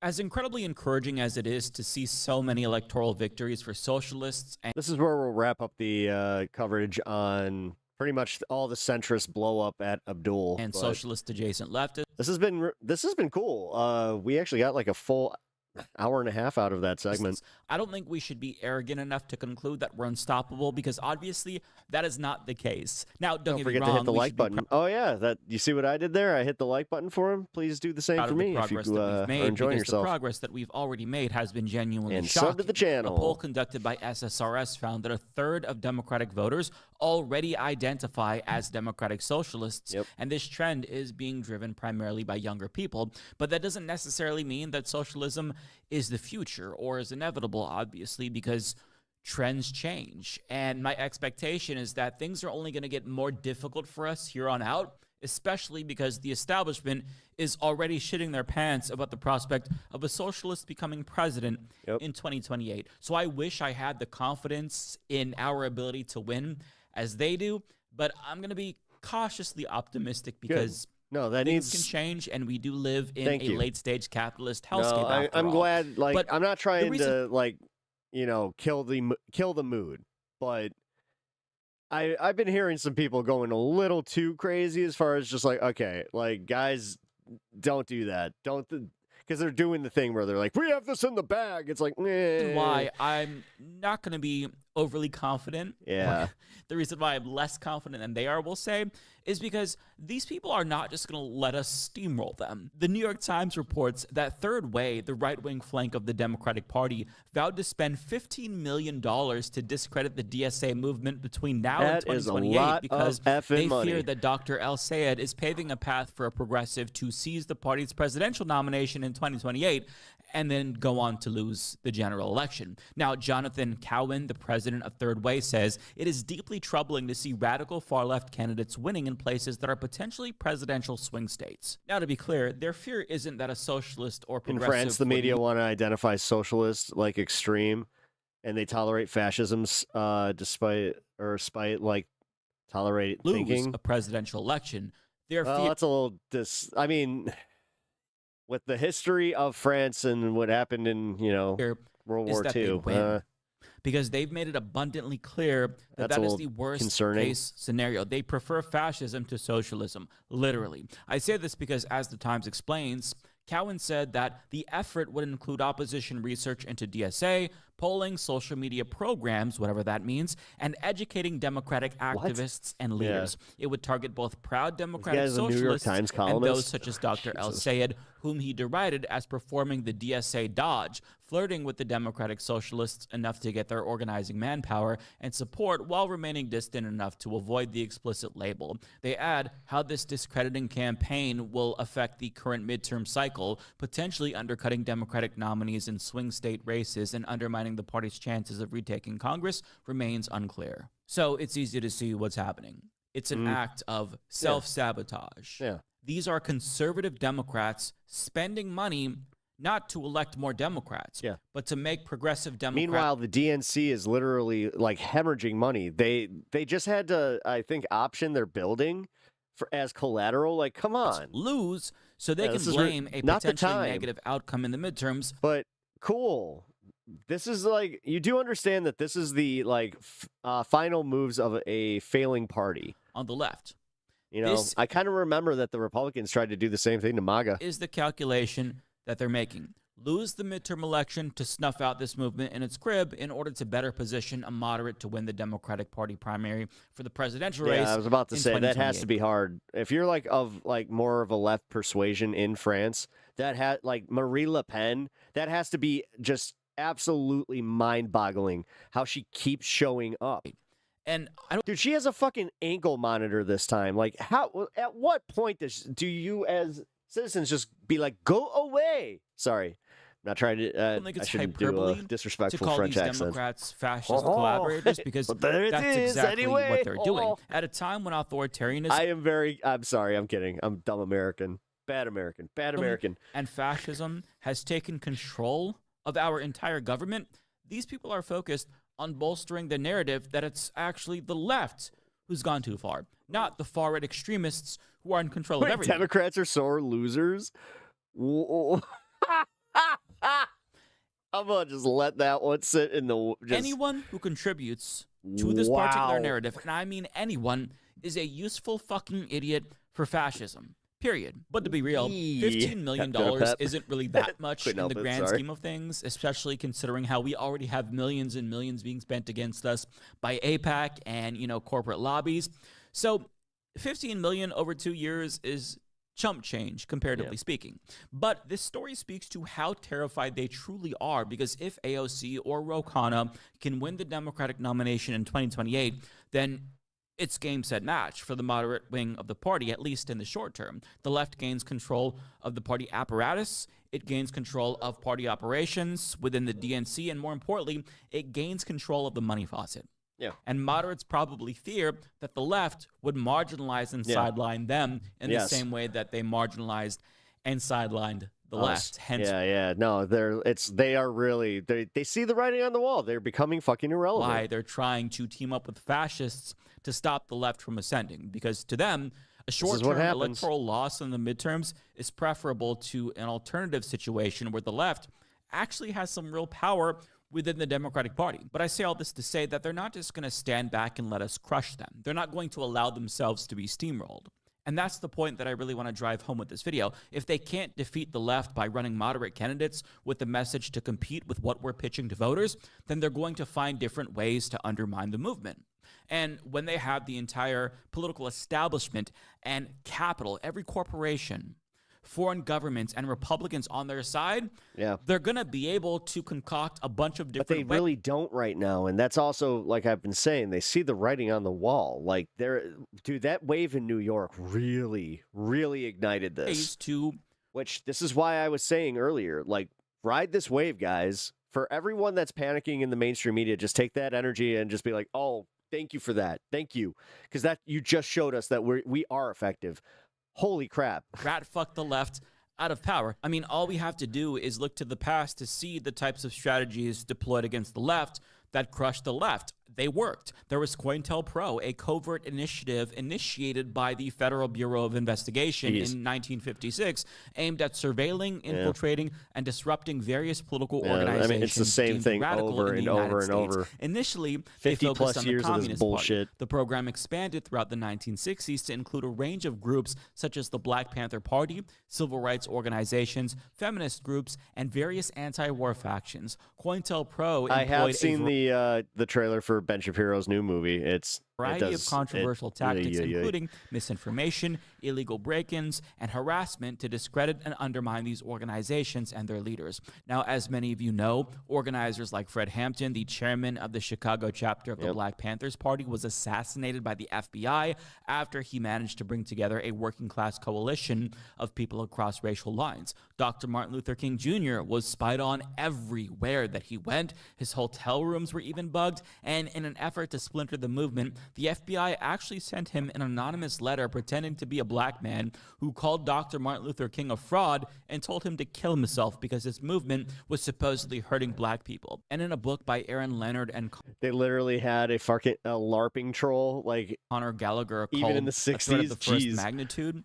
They explain at length how FBI informants actually managed to gain leadership roles in the Black Panthers, in the Communist Party, as well as the Revolutionary Union, all throughout the 1960s and 1970s. And things haven't really changed that much since the days of COINTELPRO. Trump's McCarthyist NSPM7 is treating all of his political opponents on the left and in the center, mind you, as potential terror suspects in a blatant attempt to crush all of his political opposition. But a key difference from the COINTELPRO days is that leftist organizing now isn't as strong as it was back then. Thankfully, that is starting to change, but there's a lot less political and labor organizations now that the intelligence apparatus is able to infiltrate because, I mean, let's face it, we're all kind of in our own digital little bubbles, and we just don't really talk to each other in the real world anymore. But that doesn't mean that they're not able to still divide and conquer, because you can bet your ass they've adapted to the digital age. And this TikToker gave us an example of clever new ways that the establishment is going to try to splinter the left. Why are you showing this? Castro's in for the surprise of his life when he tries signing something with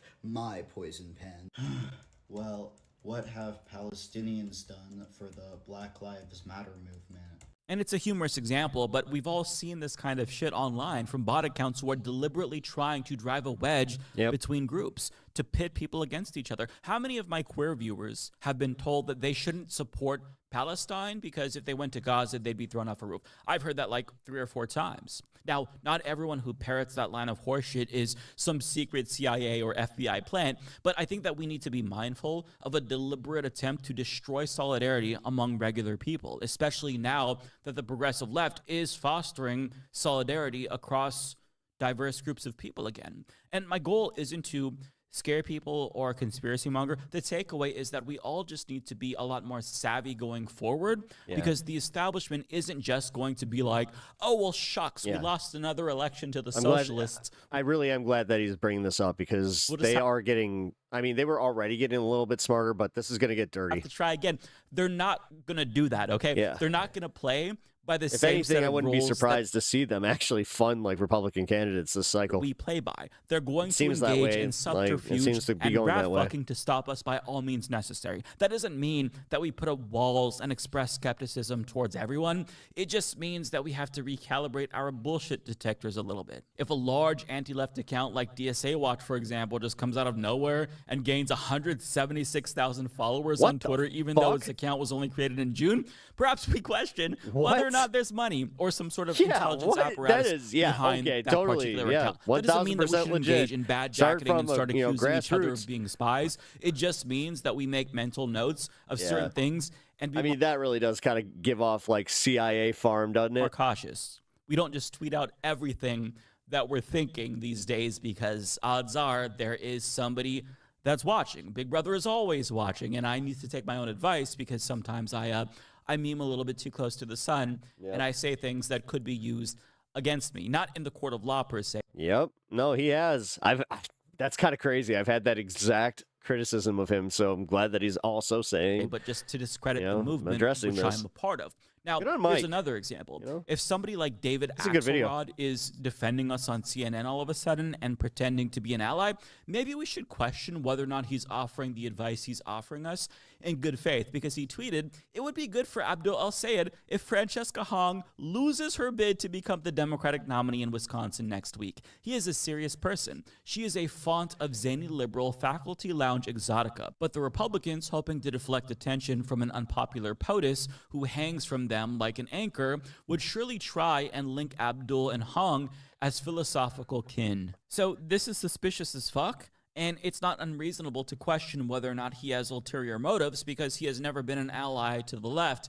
And all of a sudden, I don't think that him offering us this advice is being done in good faith. And we're going to come across a lot of fake They're friends doing like the Trumpism over in France. who conspicuously get on board with a cause or a candidate and then suddenly start to make us draw arbitrary lines. That right there is conspicuous. That right there needs to be sussed out. Like, this is somebody who you should not trust. Now, whether it's deliberate or not, it's still an attempt to divide the left, and we should reject that. Another thing to look out for is candidates who just kind of come out of nowhere, who try to represent the movement, even though we don't really know much about them. If they don't have a history as an organizer or in labor, and there's not even a record on social media of them professing their leftist ideals, that doesn't necessarily mean that they can't be part of the movement, but it does mean that we're going to need to have some additional evidence that they are who they say they are. They're going to need to acquire some bona fides if they want to be representatives of the movement they're all of a sudden claiming that they want to be a part of. And this is especially important these days because AIPAC was buying ads on behalf of anti-Zionist progressives in an effort to get the left to split votes in the 9th congressional district of Illinois. Yep. This was Kat Abu-Ghazel's race, and it worked. They were calling Bushra Amiwala, who was also a progressive running in the same race that Kat Abu-Ghazela was running in, somebody that was a progressive champion who supported Medicare for all. AIPAC doesn't give a shit. Yeah, but this is where I have a hard disagreement that even mattered. I mean, the numbers do not support his assessment that if Bushra got out at any point, which wasn't even an option, that Kat would have won. Shit about Medicare for all. She was still 4,000 votes short of winning. But their goal was that's to just split how it goes. The votes. Like, that's where I'm saying, like, no. You have to take also into account that losing, you gotta go and assess. And you know how we said this about the DNC and how we were all pissed off that they wouldn't give us the assessment on how they, what do you call it? The retrospect on why they lost. Well, we can't do that and then not be, apply the same logic to us losing. Between leftists. You got to know why. If they can do that, and if they're doing and it's this, not always just AIPAC this, sometimes every once in a while it is just like, no, people just didn't vote for her. It wouldn't also be beneath them or any other corporate PAC to hire someone to just run as 4,000 doesn't sound. I mean, progressive in a particular. It is for like this district. It's race where you see a DSA-backed candidate gaining steam, so that way they can split the votes between the left and pave the way for a moderate victory. It's deceitful, but like it's not illegal for them to do something scummy like this, right? So if they have the ability to do this, they will do it. That's all I'm saying, which is why I think we really need to get better at properly vetting every single candidate that we come across. And more importantly, we take red flags seriously. And look, I hate to beat a dead horse, but if a candidate comes along and we don't really know much about them, but we do know that they have a Nazi tattoo and they used to work for Blackwater, I think that we should exercise more caution in the future. Now, I'm not saying that Graham Plattner was an op. Maybe he sincerely did change aside from the rape that he did, but like maybe he thought he was progressive. Simply saying that we need to end the genocide and that you support Medicare for all is not sufficient anymore, okay? Candidates are going to get more savvy. They're going to want power, and that's all that they care about, and they're going to say what we want to hear. We need to make them prove themselves before they become leaders of the movement. That's all that I'm saying. But even if you are a movement leader, it doesn't mean that you're infallible. You can fuck up too. So we also have to know when to cut our losses, at least temporarily. For example, William Lawrence, the co-founder of the Sunrise Movement, who just won his primary on Tuesday, already pivoted away from the DSA. So when did you leave the Democratic Socialists of America? It was within the last month. I let my membership lapse. I've got a lot of respect for DSA and the work that they're doing around the country, but I felt a need to make it very clear that the platform we're running on here is the one that has come up based on the conversations we're having across the 7th District. So did I you mean, let that the thing is, it does take away like that. membership expire because of... Yeah, honestly, okay. What? So are we supposed to be mad about this? Because it seems like that's what they would want. Like, this is fine. the general election? No, it's just because I want to make clear to my constituents that I'm here to represent them. Now, he's very clearly doing this because he's running in a swing district that Donald Trump won. But that's the thing. That is smart politics, goddammit. I understand that in a perfect world, you want these people to be able to, like, just go based on their principles and based on, like, the authenticity. But that's unfortunately not what we're experiencing right now in this political cycle. Like, we do still have to play some of these stupid old school games. And in his district, if he saw that it was detrimental, that it was like that being part of the DSA was way more detrimental and would make it that much harder for him to campaign in that district, then that's okay. That's perfectly fine. And he is and we should be okay with that, because he said that he respects the DSA. He was part of the DSA. We should be able to also look at that for what it is, and just because they're going to use the attacks and just be like, well, he was part of it, so he must share their views, and he's going to have to pivot away, and that's okay. That is okay. You can still support him. Afraid that his DSA affiliation is going to bring him down in the general. So Macho some might Man think that call the out. strategy is logical, but quite frankly, the opposite is true. Because as Charlotte explains, Republicans are still going to call him a socialist, but now they're going to call him a socialist. Yeah. Calling the Democrats. They've been calling every D ever since 1993 a communist. Red Scare tactics not working on Macho Man. No way, Jose. Always support the DSA, yeah. He's just not going to get any of the benefits that come with being a socialist, meaning he's not going to get the organizational support that comes with their endorsement, and DSA members who helped him get elected might feel betrayed. And voters mean name across the political spectrum. I would argue that your name is probably my least favorite. Regardless if they're DSA or not. Hat thrower. That's not nice at all. Are going to view what he did there as dishonest. Because if you're able to get elected and then you immediately shapeshift like that after winning your primary, hell yeah. people are going to think, okay, this guy is just an opportunist. He's just seeking power.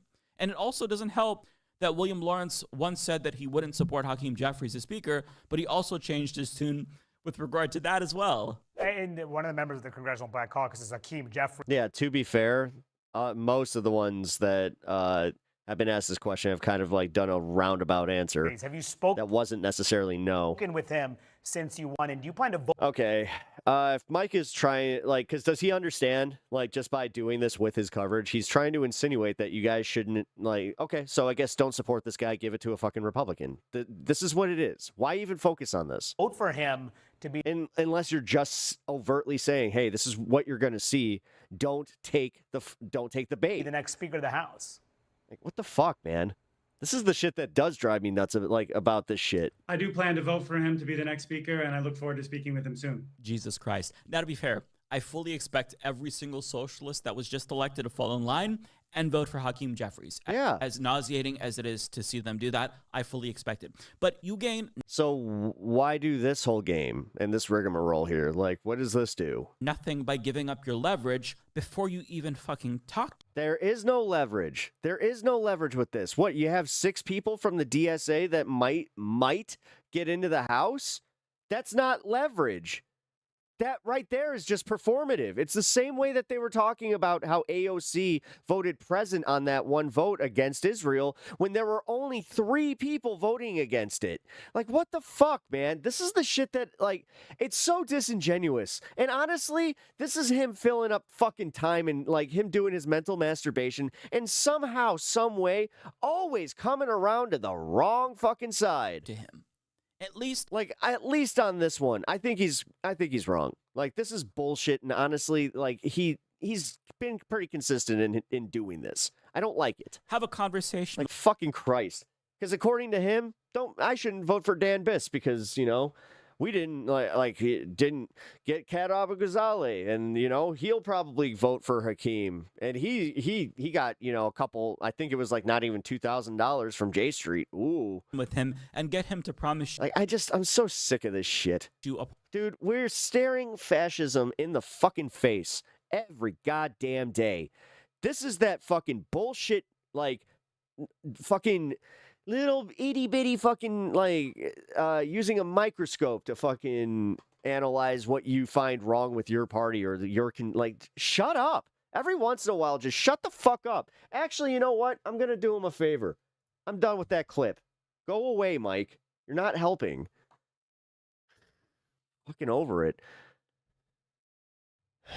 Are we supposed to pay attention to red flags and inconsistencies or not? It's not about paying attention to inconsistencies or any of that shit. It's recognizing what they're going to do in order to, like, to win right now. It's not inconsistent to go, hey, yeah, we are going to just bend the knee. He even said it. They're all going to do that.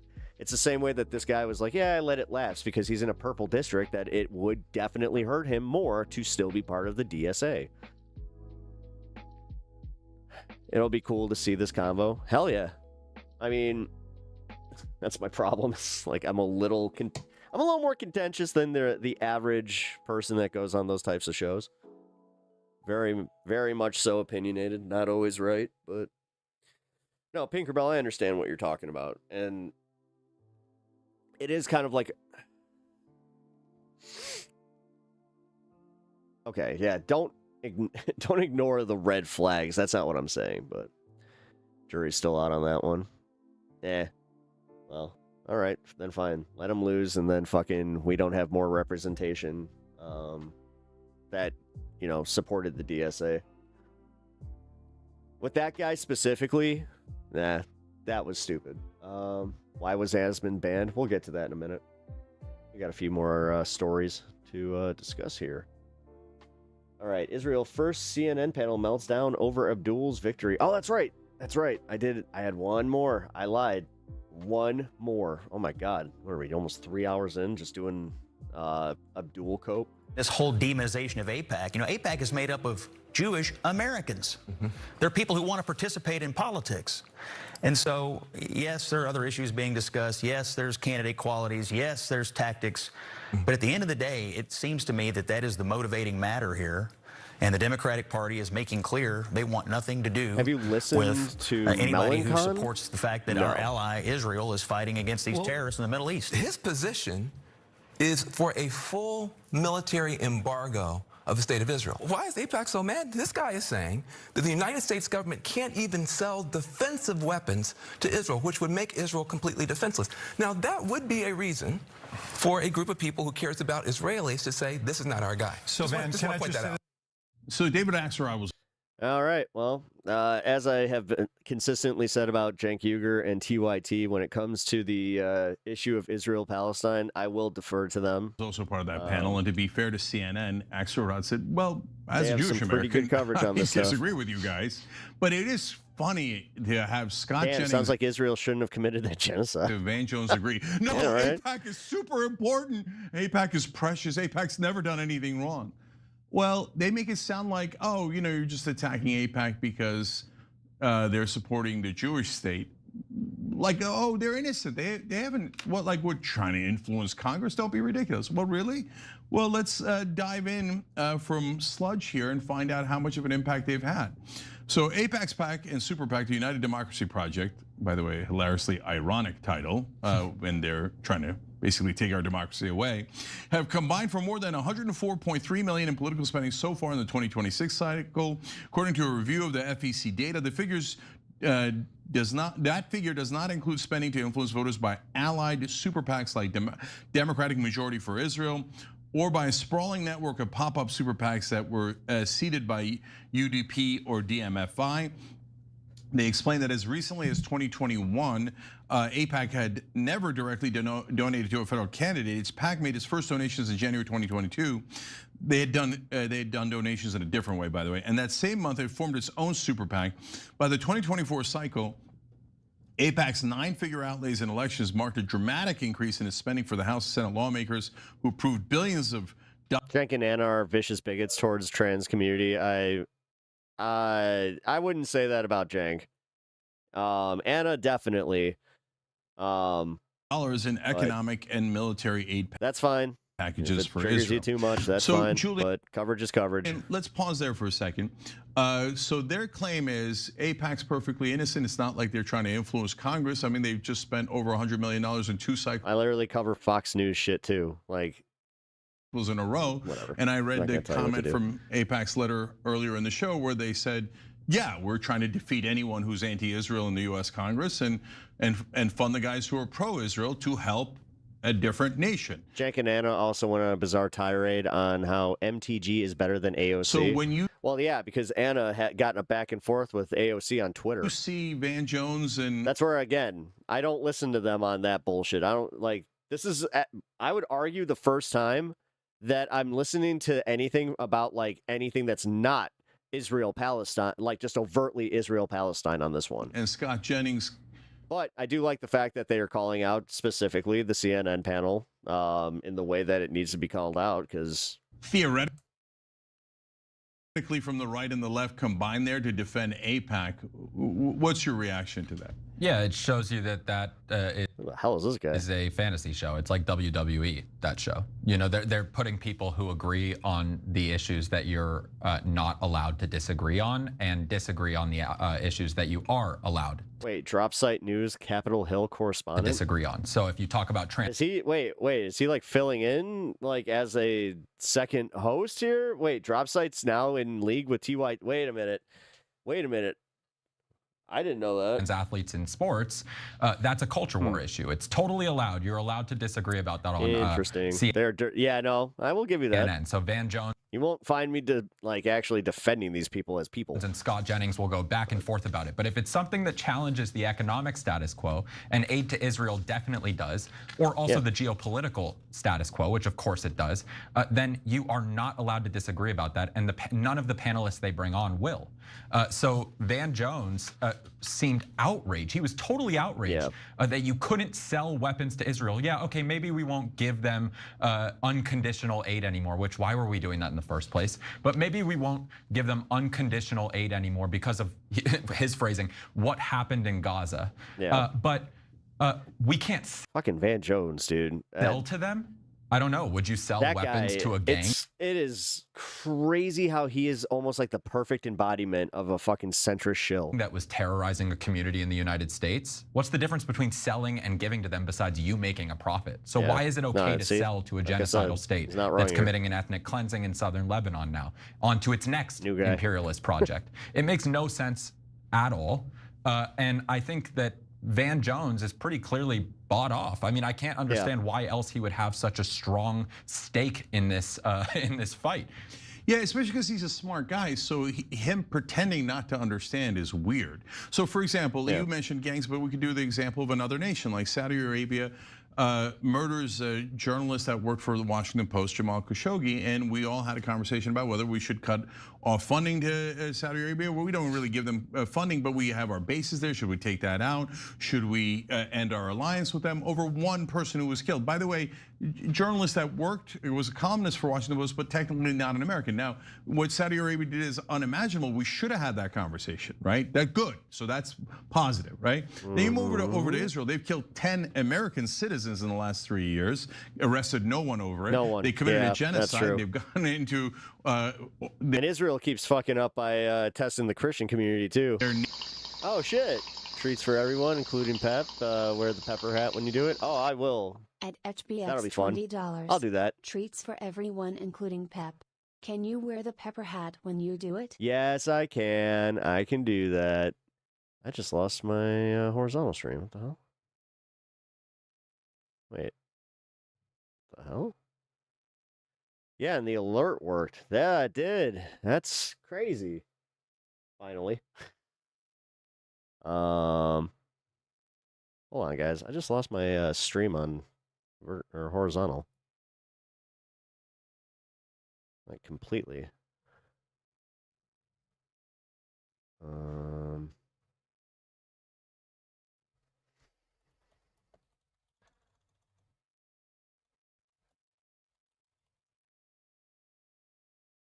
Okay.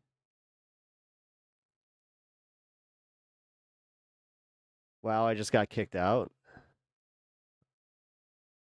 I had to reload my YouTube app. Okay, so that's what okay, so YouTube might have just had a major issue, and this has happened to me before because I was streaming on Vertical. I was one of the only live streams that was not affected, so yeah, it looks like my horizontal stream is gone. I don't know if it's gonna try to reload or what, because it's saying that I'm still live. Yeah, well, if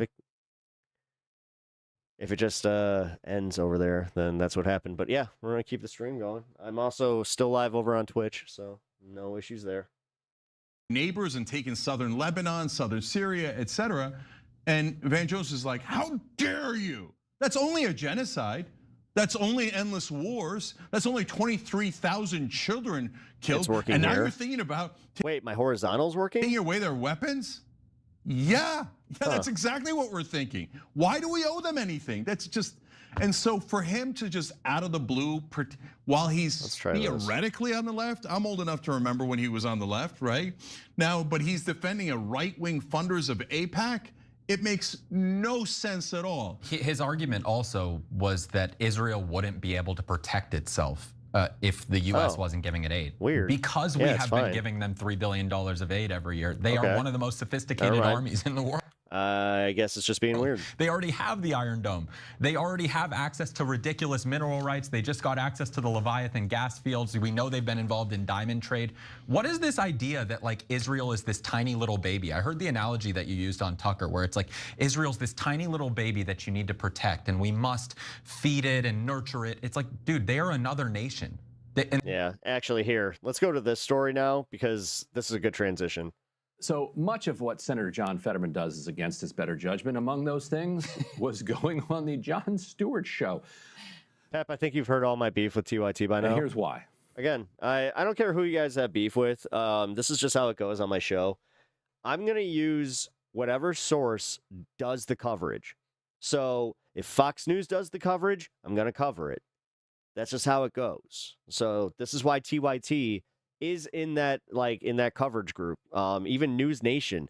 I don't like a single fucking anchor on News Nation, but I still will use them. Okay, so I just want to get that out of the way. So for you could agree with them 90%, but Israel is the red line. I mean, shit. I've used Candace Owens. You know, absolutely. Oh, that tie Israel, is a crime for me. Like I can't ever turn my back to Israel after where it's at. Right so, back. And I mean no disrespect on this, but that is not our country. you're saying that these candidates may have great ideas for our economy. They may want to do the exact same thing you want to do in terms of getting money out of politics. They may want to increase the social safety net. They may want to change the balance of power from capital back to labor. But if they don't agree with you on Israel, you don't want them in your party. Well, I don't know who you're referencing to specifically. No, I'm referencing what you just said. Name So one. in other words, Syed or AOC or Bernie Sanders, I assume you agree with a lot of what they say economically. And what I'm saying is, like, if you are a DSA member, if you are a member of a specific political party, run under your own banner. Mamdani in New York is DSA, but there are things in the DSA platform that he disagrees with. And I'm assuming there's probably things in the Democratic platform that you might disagree with, but you don't disavow the entire thing. You're literally saying we can all have discussions, except when it comes to Israel, which is not America. It seems like a weird line to draw. Well, so then, I don't think that's weird. I think what history demonstrates is that when people or a government or people turn their back to the Jewish community, things end really badly, and it's a dangerous. Jewish community and Israel are not the same thing, brother man.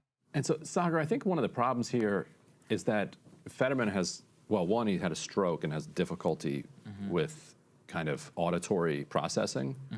And so oftentimes you're like, wait, I don't think you really understood the question. I think that's cope. I think he was like this before the stroke. You think so? Yeah. As an original Fetterman hater. So the other problem is that he spends all his time getting glazed on Fox News. Right. Or Bill Maher, or on Twitter, where and getting gassed up in whatever group chats he's in with these like pro-Israel folks. And he cannot articulate in a reasonable way what his actual policy is, which because it's not reasonable. Right. He straight up says to Jon Stewart, and before that clip, it's even clearer. If I agree with my party on everything except for Israel, I will leave the party. Like that's the line he's drawing.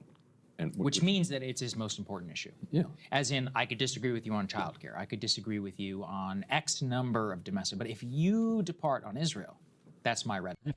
He said it himself. He said it's a red line. I mean, I do think it's crazy. There's a lot of reasons to wonder as to how exactly one got here. You know, we can leave the psychoanalysis to other people, but I do think at a baseline point, you're pointing out his inability to articulate it well just is the problem with the entire pro-Israel position at this point, which is basically, if you disagree with us, you hate Jews. I mean, I get it constantly whenever I find my own Israel critics out in the wild. They're like, why do you hate Jews so much? I'm like, first of all, how fucking dare you?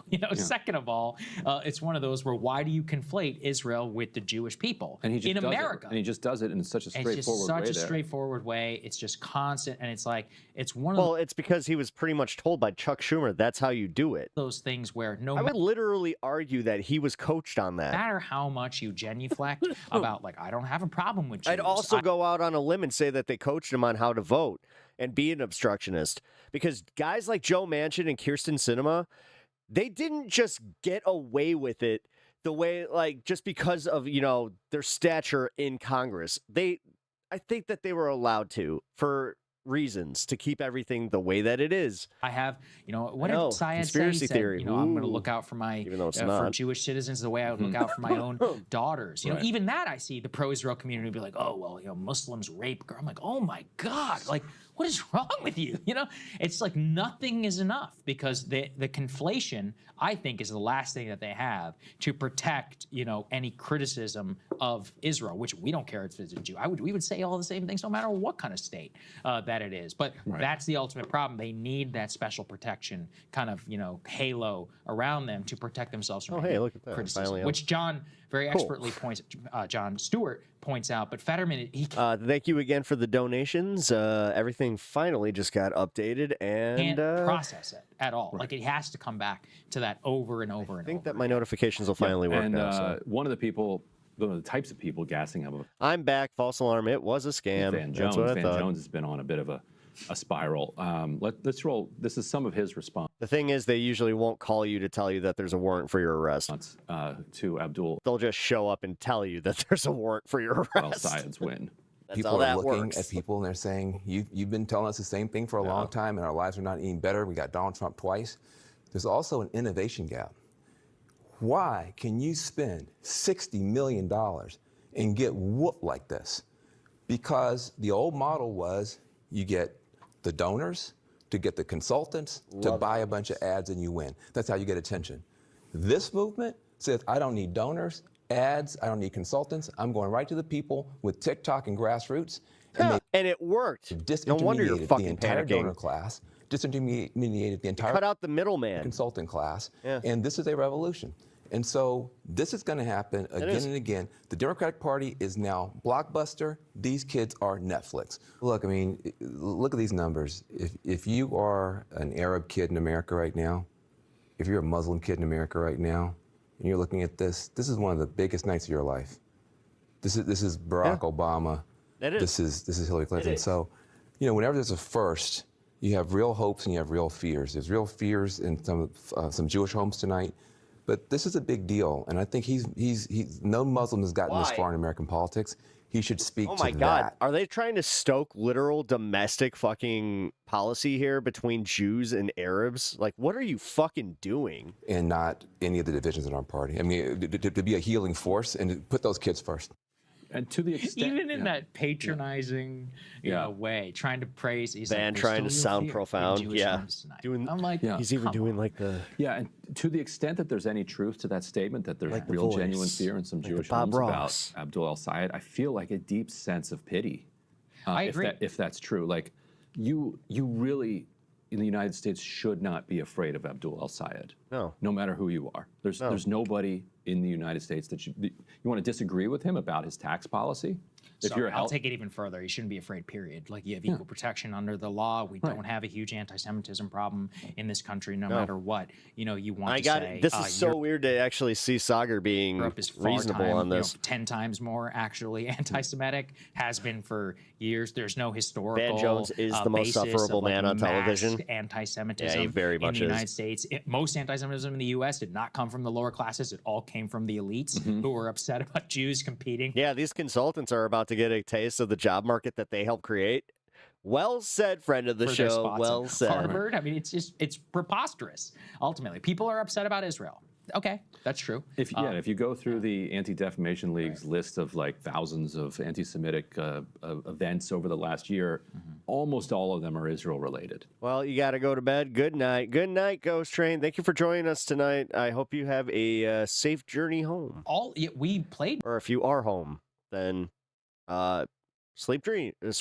Any of them. There you go. Emily did a great job, I remember, of going through and just finding the random ones, every single one. And then, you know, Crystal's made this point many times, and I do think it's true, to the extent that there is rising, not again, I don't think there's mass anti-Semitism, but to the extent that there's, quote, rising anti-Semitism, it is because of people who are constantly telling them, if you conflate criticism of Israel with Jews, then some people are going to be like, okay, fine. You know, fine. They're going to go in that direction. That's obviously an abhorrent and a bad direction, but that's ultimately where that's going to go if that's what you're going to perpetuate in mass culture, like what Van Jones and all of that are saying. And you know, this is where, like with Jones, I do think it's important to bring it back to what you were saying earlier, because I've always been mystified by this. Like the Congressional Black Caucus, super pro-Israel. Like there's this very strange alliance between these old school black Democrats, especially people like Jim Clyburn, the Congressional Black Caucus, even on the Republican side, people like... Well, I mean, there's a religious aspect to it. Like everybody kind of like conveniently forgets how Christian Zionism is a thing. The anti-Semitism czar or whatever in the Trump administration is Leo Terrell, like one of those classic Fox News black talking heads. And he is the one who's most virulently pro-Israel. And there seems to have been some like bargain struck back, you know, a long time ago, I guess, between like, you guys pro-Israel and we'll back you on, you know, certain things. I don't know, it could be a woke industrial complex, the ADL, something, you know, like that. But there's that alliance.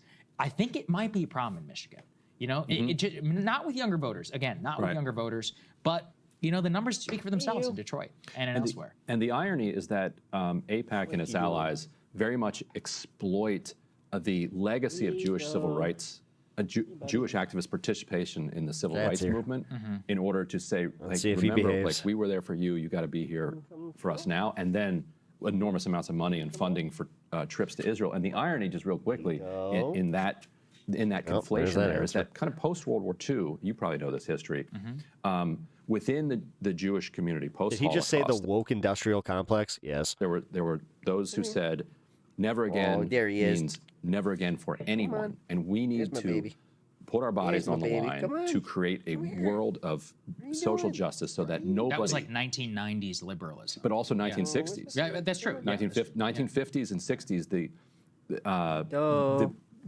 the top allies of Martin Luther King and others were Jewish activists, and some of them were killed in the South, you know, fighting for voting rights. And the argument was, their fight is our fight. We can't. There's no world in which, if other people aren't safe, that we're safe.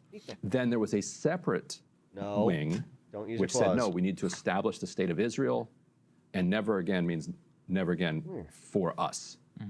And these were often in conflict. These ideas were clashing with each other. There he is. And so now the group that said, no, we shouldn't participate in the civil rights movement, we should just go ahead and build a fortress in Israel, they are using the valor that came from Jewish participation in the civil rights movement to say, you have to support us over here now. It's like, no, you guys were in different wings, and you guys did not like each other. Like, you were in real conflict with each other. But AIPAC, there's also a real financial gap. And Jamal Bowman has talked a lot about this, like that a lot of the black churches, there's like AIPAC will come in and take people to Israel and support a playground, or support, like, they're there supporting that community. It's very religious too. Yeah. A lot of black, black people are very religious as well. So there's the tie-in with evangelical Christianity. We shouldn't dispel that either. Yeah, I mean, it is kind of fascinating, but that's where the breakdown in the future comes from. And let's put C3 up here on the screen. This is kind of interesting. I'll just say at the top, I disagree with the way that they frame it. They say, we're seeing a class divide in Michigan Senate results. But actually, what we're watching is that Haley Stevens is doing better in places with lower average incomes and where fewer voters have college degrees. As I have said on the show now for years, the #1 predictor of how you're going to vote is whether you have a bachelor's degree or not. And as they point out, El Sayed is winning 58.4% of the vote in counties where at least 30% of adults have a bachelor's degree. On the flip side, Stevens is winning 51.4% of the vote in counties where less than 30% are college educated. Yeah, but does that matter as much anymore? El Sayed similarly leading. Because they're also like conveniently leaving out how like just slapping the D in front of his name now, and he is the guy.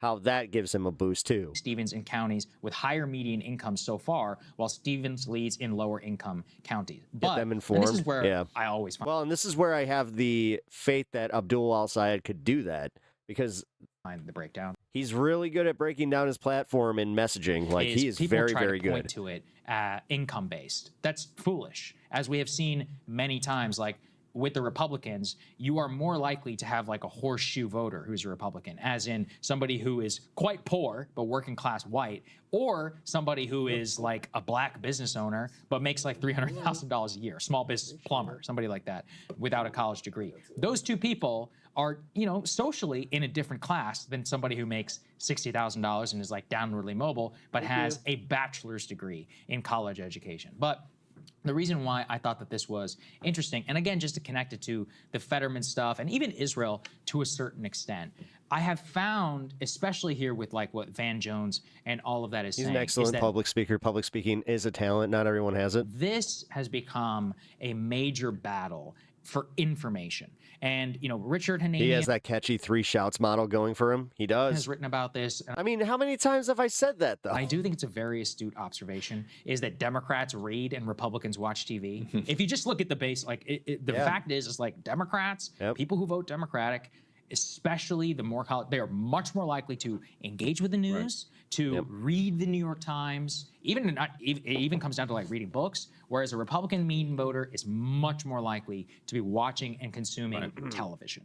And so the breakdown in those two things. The clickbish nature of Saga is so this interesting. is really where the Israel stuff comes in. Is if you're getting all of your news on Israel, let's say in particular, from TV. We know it's on TV. Dude. The most moderate criticism of Israel on MSNBC is like shocking. Right? Yeah. That's where they would even press El Sayed. That's where that reporter, she's pressing El Sayed. You against ethno-states? She's like, why are you against ethno-states? You know, I was like, what the fuck? I'm watching MSNBC right now.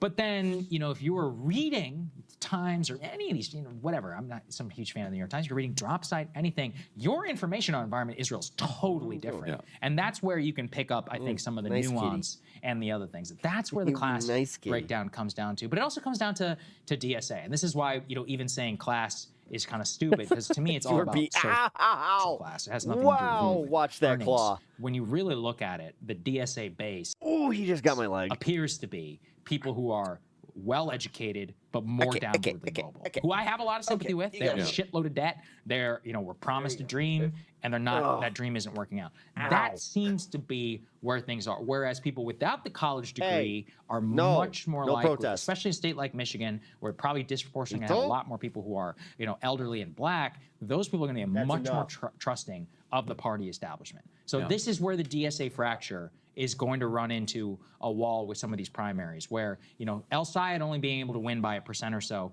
that's a problem. I was fearing the claws would come out in the lap. I remember before the election, he got me in the leg. What we were saying, Chris was pointing he might have drawn blood. What would really be a sea change if some of these elder black people voted for El Sayed, like if they were to abandon the party establishment. And we didn't see a lot of that. We still saw a significant part of some of these more traditional Democrats kind of trusting the party establishment. So that's the big line, I think, right now, which is interesting. All right.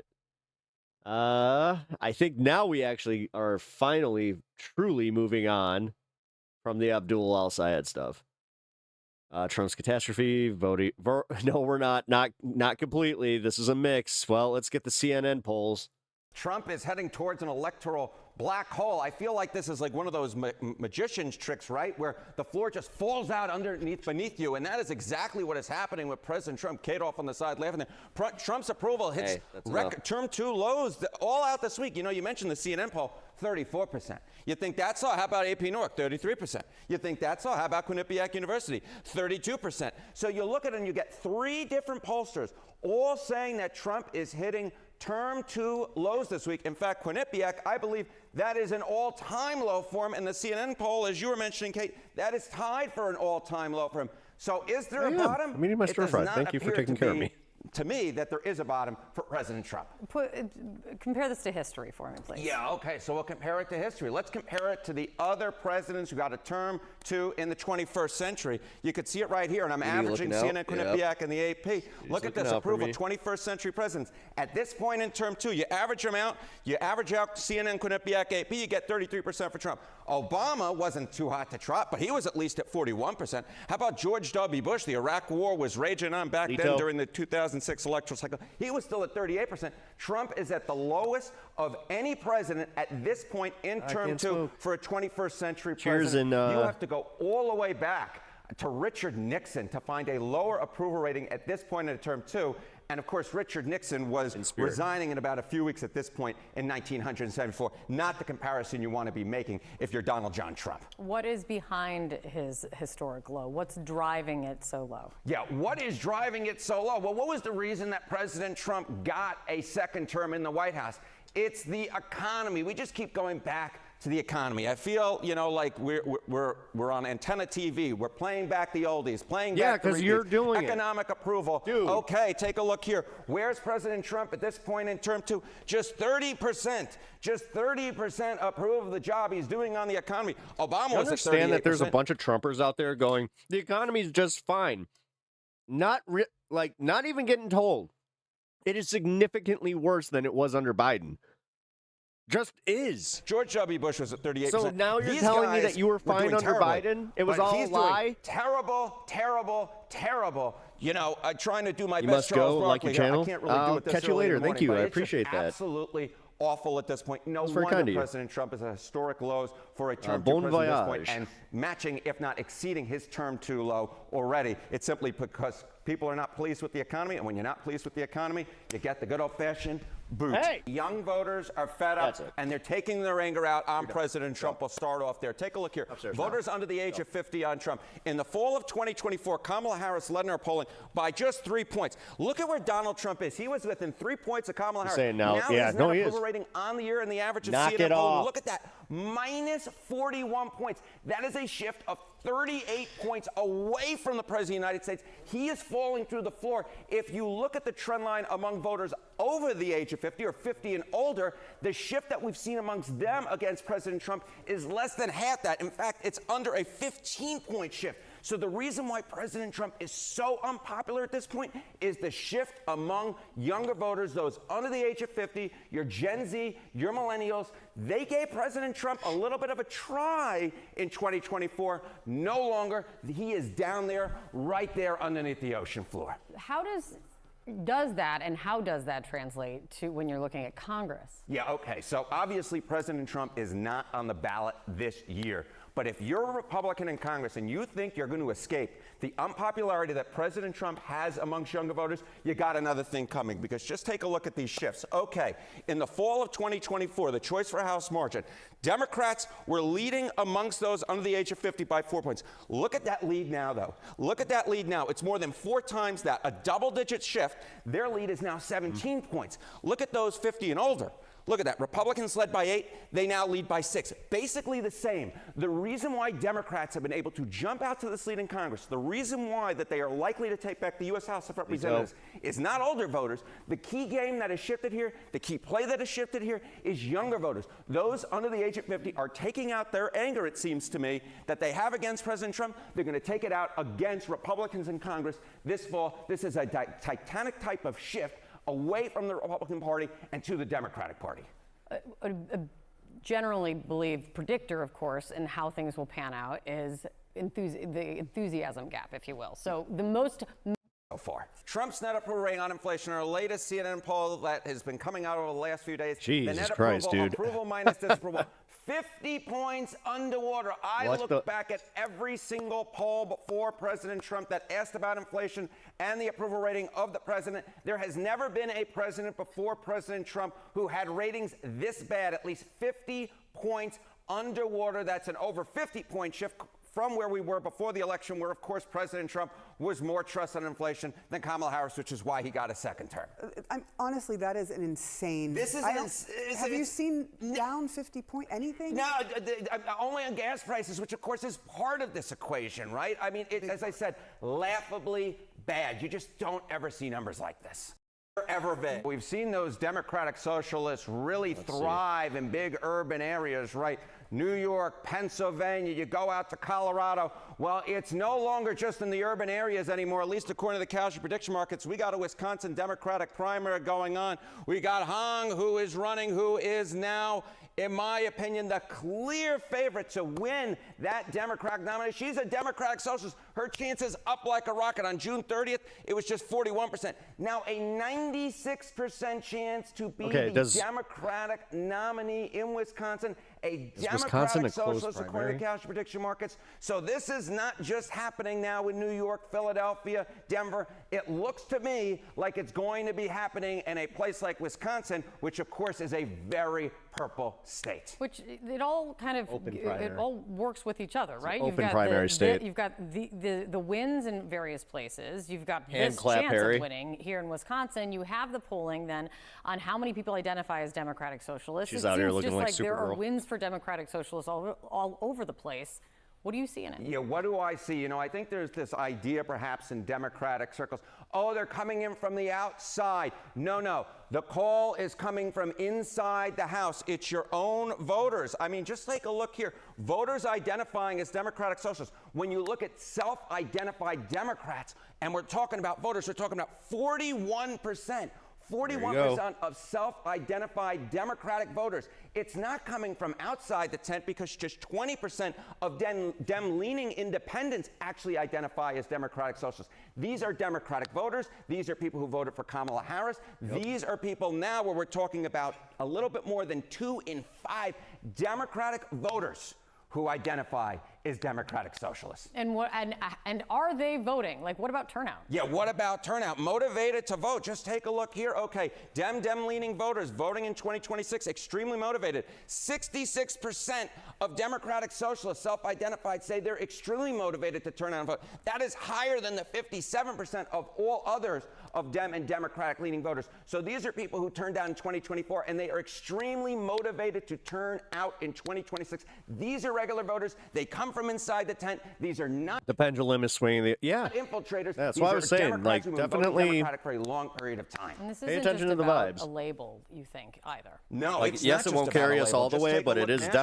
nationally. part of it. Don't lose. Net favorable like, among Democratic voters. So Ram Mamdani, I'm not sure lose there's the a better-known positivity. Democratic Socialist nationwide besides Bernie Sanders, plus 56 points. Look at that. Chuck Schumer at just plus 14 points. Democratic socialism is the name of the game right now in Democratic primaries. And you see, how does he have Zohran plus Mamdani 14? quite popular, especially compared to Chuck Schumer. You would think that Democrats would be able to take advantage and be dominating Republicans when it comes to who is trusted to handle the Iran war. That, simply put, is not the case at all. I mean, these numbers are quite surprising. Trust Dems or Republicans on Iran. According to CNBC earlier this month, you'd think, okay, that's one poll. The Republicans trusted by 2 points. But then CBS News comes out yesterday. And it might be too big to rig. This is why I think that Trump was like actually panicking when Abdul won. You see the exact same thing. Trump and the Republicans take the cake. They are trusted by 2 points on Iran. Now, one poll is one thing, but you put the two of them together, and you can see that the American people, simply put, are not buying what Democrats are selling on Iran. They still trust Republicans more, even if you look at President Trump's approval ratings on the subject, and they're -2, but yet Republicans and Trump still more trusted than Democrats are in Iran. Has there been any change over time? No, and this is even more surprising, right? You might think, okay, as the war has gone on and on and on, you might think, hey, the Democrats would be gaining ground in terms of trust that the American people would give them on Iran. If anything, it's the opposite. It's the opposite. Trust Democrats or Republicans more in Iran.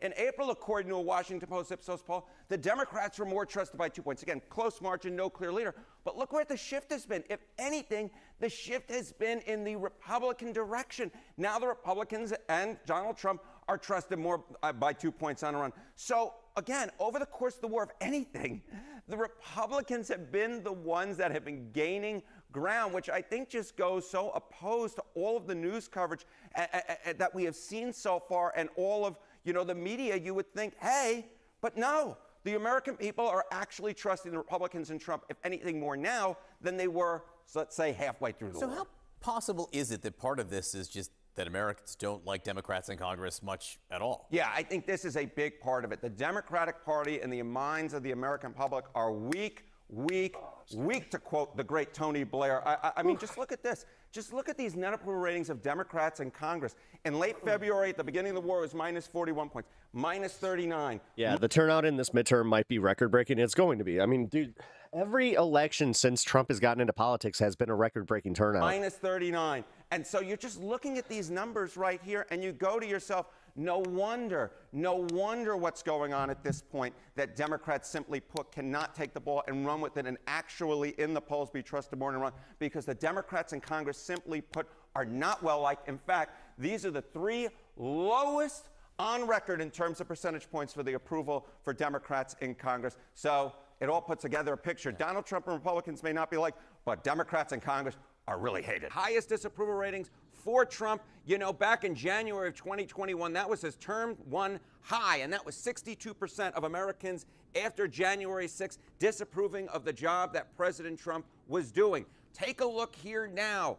The latest poll, 66%, 2 in 3 Americans disapprove of the job that President Trump is doing. That is the highest ever recorded by CNN for President Trump in either of his 2 terms, and more than that, independents are the name of the game. And get this, my little note to me right here, 76% of independents disapprove of the job that President Trump is doing. As I said, breaking records in all the wrong ways. Now, it's not just President Trump. It's kind of fun to watch. In terms of breaking records when we compare him to himself.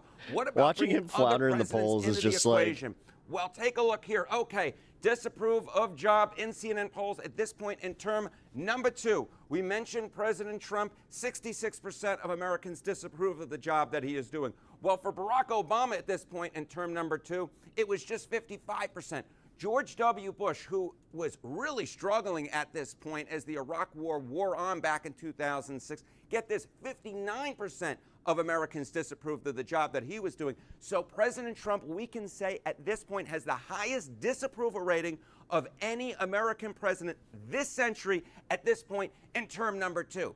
Now, President Trump's ratings are obviously quite poor, but is there any optimism for the future from Americans? In a word, Max, no, there isn't. Take a look here. Okay, feelings about rest of Trump's term number 2. Well, back in December of 2024, just before he took office, look at this. Most Americans were enthusiastic or optimistic about term number 2 for President Trump. The majority were, 52%. 48% said they were pessimistic or afraid. Look at that pessimistic or afraid number. That percentage up like a rocket. Now it is 2. So are we going to continue to ignore the fact that we were right? I mean, come on. Just admit it. We were right. 2 in 3 Americans we were aren't right just to be disapproving pessimistic of Trump right now. They lack optimism. They're pessimistic or afraid for the rest of Trump's term number 2. Compare that to just 1 in 3 Americans who are enthusiastic or optimistic. Showing a driver's license or a picture ID when you show up to vote at the polling place. Yes. What do voters say about that? Yeah, overwhelming support for it. We've spoken about it before, and the polling really hasn't shifted all that much, and you can just see it right here. Okay, so we're talking about voters favoring photo ID to vote. Among all voters, we're talking 77%. And this is uniform, basically, or universal, I should say. Universal. Democrats, 62%. Independents, 77%. Republicans, 95%. This is something that is popular across the political spectrum. The thing is, this is what the Republicans aren't going to be willing to tell their base, is that it's going to end up hurting them. That's why this dipshit was in chat earlier thinking like, yeah, voter ID is going to hurt the Democrats more. It's like, not really, man. Like, they understand that it's going to disenfranchise a whole bunch of people, and they don't have the numbers to really be confident in it. So they're just like, maybe not now. Alrighty. We're done with the polling. All right, not the best case scenario. Analysts predict oil prices will remain elevated for quite some time. Group chat. David, Iran negotiating with Oman. Earlier today, Inzamam Rashid was saying Iran is feeling optimistic. I said anytime you hear those words, alarm bells should go off. Yeah, so he's hearing that from Iranian officials. There were 2 Middle East diplomats I talked to late yesterday, and they said there's the framework for a deal, but they won't talk about any of the specifics. And the broad thing to watch is Iran going to take de facto control of the Strait of Hormuz? Will they collect fees? Can they stop traffic in one way or the other? I mean... it is kind of funny how Trump's just like, we need to get Iran out of the news cycle. We need people to forget because we don't have any bombs left. We have nothing left. We can't do anything. I mean, that's kind of where we're at. This morning, we are learning that the U.S. economy lost 23,000 jobs in July. The unemployment rate also dropped to 4.1%. Our economy experts are here to break this down for us. We've got NBC News chief business correspondent Christine Romans, as well as Investopedia's editor-in-chief and chief business editor. I kind of feel like these people make way too much fucking money. Like, Inc. Caleb Silver. Good morning to both of you. We always love when you join us. Christine, I will start with you at just what this means. I mean, it's not what we were expecting. The forecast was to add 83,000 or so jobs rather than lose 23,000. It's surprise weakness in the job market. And if you think over the last year, you've got average job creation of about 34,000. So this is a reversal of what has already been a pretty lukewarm. The weird part is how laymen saw this coming just because of the economic conditions, but whatever. Again, let's not listen to them. Fuck them. Disaster jobs report. Here, let's listen to them because they actually, you know. Yeah, we got some good stuff in the show today, Ryan. Just 2 thumbs up. Double thumbs up. after this week. We got to give a double thumbs down to the big jobs report out this morning. Shocking loss, unexpected and downward revision for past month, so not looking good there. We also have a pretty stunning. I didn't have my eyes on this. Andy Ogles, who is a top Trump ally, MAGA guy, has said some of the most incendiary things of anyone in the Republican caucus. Defeated in a Republican primary in Tennessee. Bar. We've also got some wild stuff happening with regard to AI. Garrison Lovely is going to join us to tell us just how freaked out we should be. We got some third way shenanigans planning to thwart the rise of the left. I think some of their true colors showing there. And then Ryan, you've got a candidate from Minnesota who's planning to join us as well. Give us the breakdown there. Yeah, the primary in Minnesota is this coming Tuesday. And there's going to be the marquee race is Angie Craig, who currently represents the 2nd Minnesota district against Peggy Flanagan. So it's kind of another centrist kind of insurgent campaign. Peggy Flanagan, the kind of progressive lieutenant governor there. To replace Angie Craig, who's kind of corporate Democrat, there's a 3-way race among, now I'm going to sound like a fool. It's a 3-way race among 3 people. One of them is Matt Little, who in the last couple of months of the race was well ahead, but has seen this influx of money from 314 Action, which is the pro-science, pro-doctor PAC, which has gotten a bunch of money from AIPAC, but which says it doesn't do AIPAC stuff anymore. And these 3 kind of women's rights PACs, who also have gotten a lot of money from AIPAC and DMFI. But Oh, so they're using like the same tactics that they used against CAT. Some of them have said, well, this isn't AIPAC money, although money is fungible. And so a ton of this super PAC money is flooding in at the very end to try to stop Matt Little from being kind of the next House insurgent. He doesn't have the kind of entire Bernie Justice Democrat swing, but he's got the Congressional Progressive. Because that's what they did with Laura Fine. PAC and Keith Ellison, and he's so and he like, also has American this is Priorities, like democracy for women or whatever, and then it turned out to be AIPAC. Is the anti-AIPAC PAC that came in yesterday to start spending on his behalf against these super PACs. So we'll be hearing from him later. Yeah. How's the Craig Flanagan race looking at this point? That one looks to be pretty tight. Flanagan has been up consistently throughout it by a few points. A poll came out in the last couple of days that had Angie Craig up by 2 points because of the polling miss in Michigan. Flanagan's. So this is the beautiful crystal ball. Supporters are quite nervous. They'd much rather be going in with a not neck and neck against Angie Craig, who's gotten just absolutely enormous amounts of dark money. Also, she's definitely pretty, but I mean, so it's going to be. People are they're also into her more than. They're thinking it's going to be very close. Yeah, I feel like Flanagan is a little bit less of a lightning rod than Abdul Sayed. I mean, she's the current lieutenant governor, so more sort of acceptable within mainstream Democratic establishment. Do you know if Minnesota is closed or open primary? And she's also Native American, which makes it harder for the center to like demagogue her racially. Yeah, inside the Democratic Party.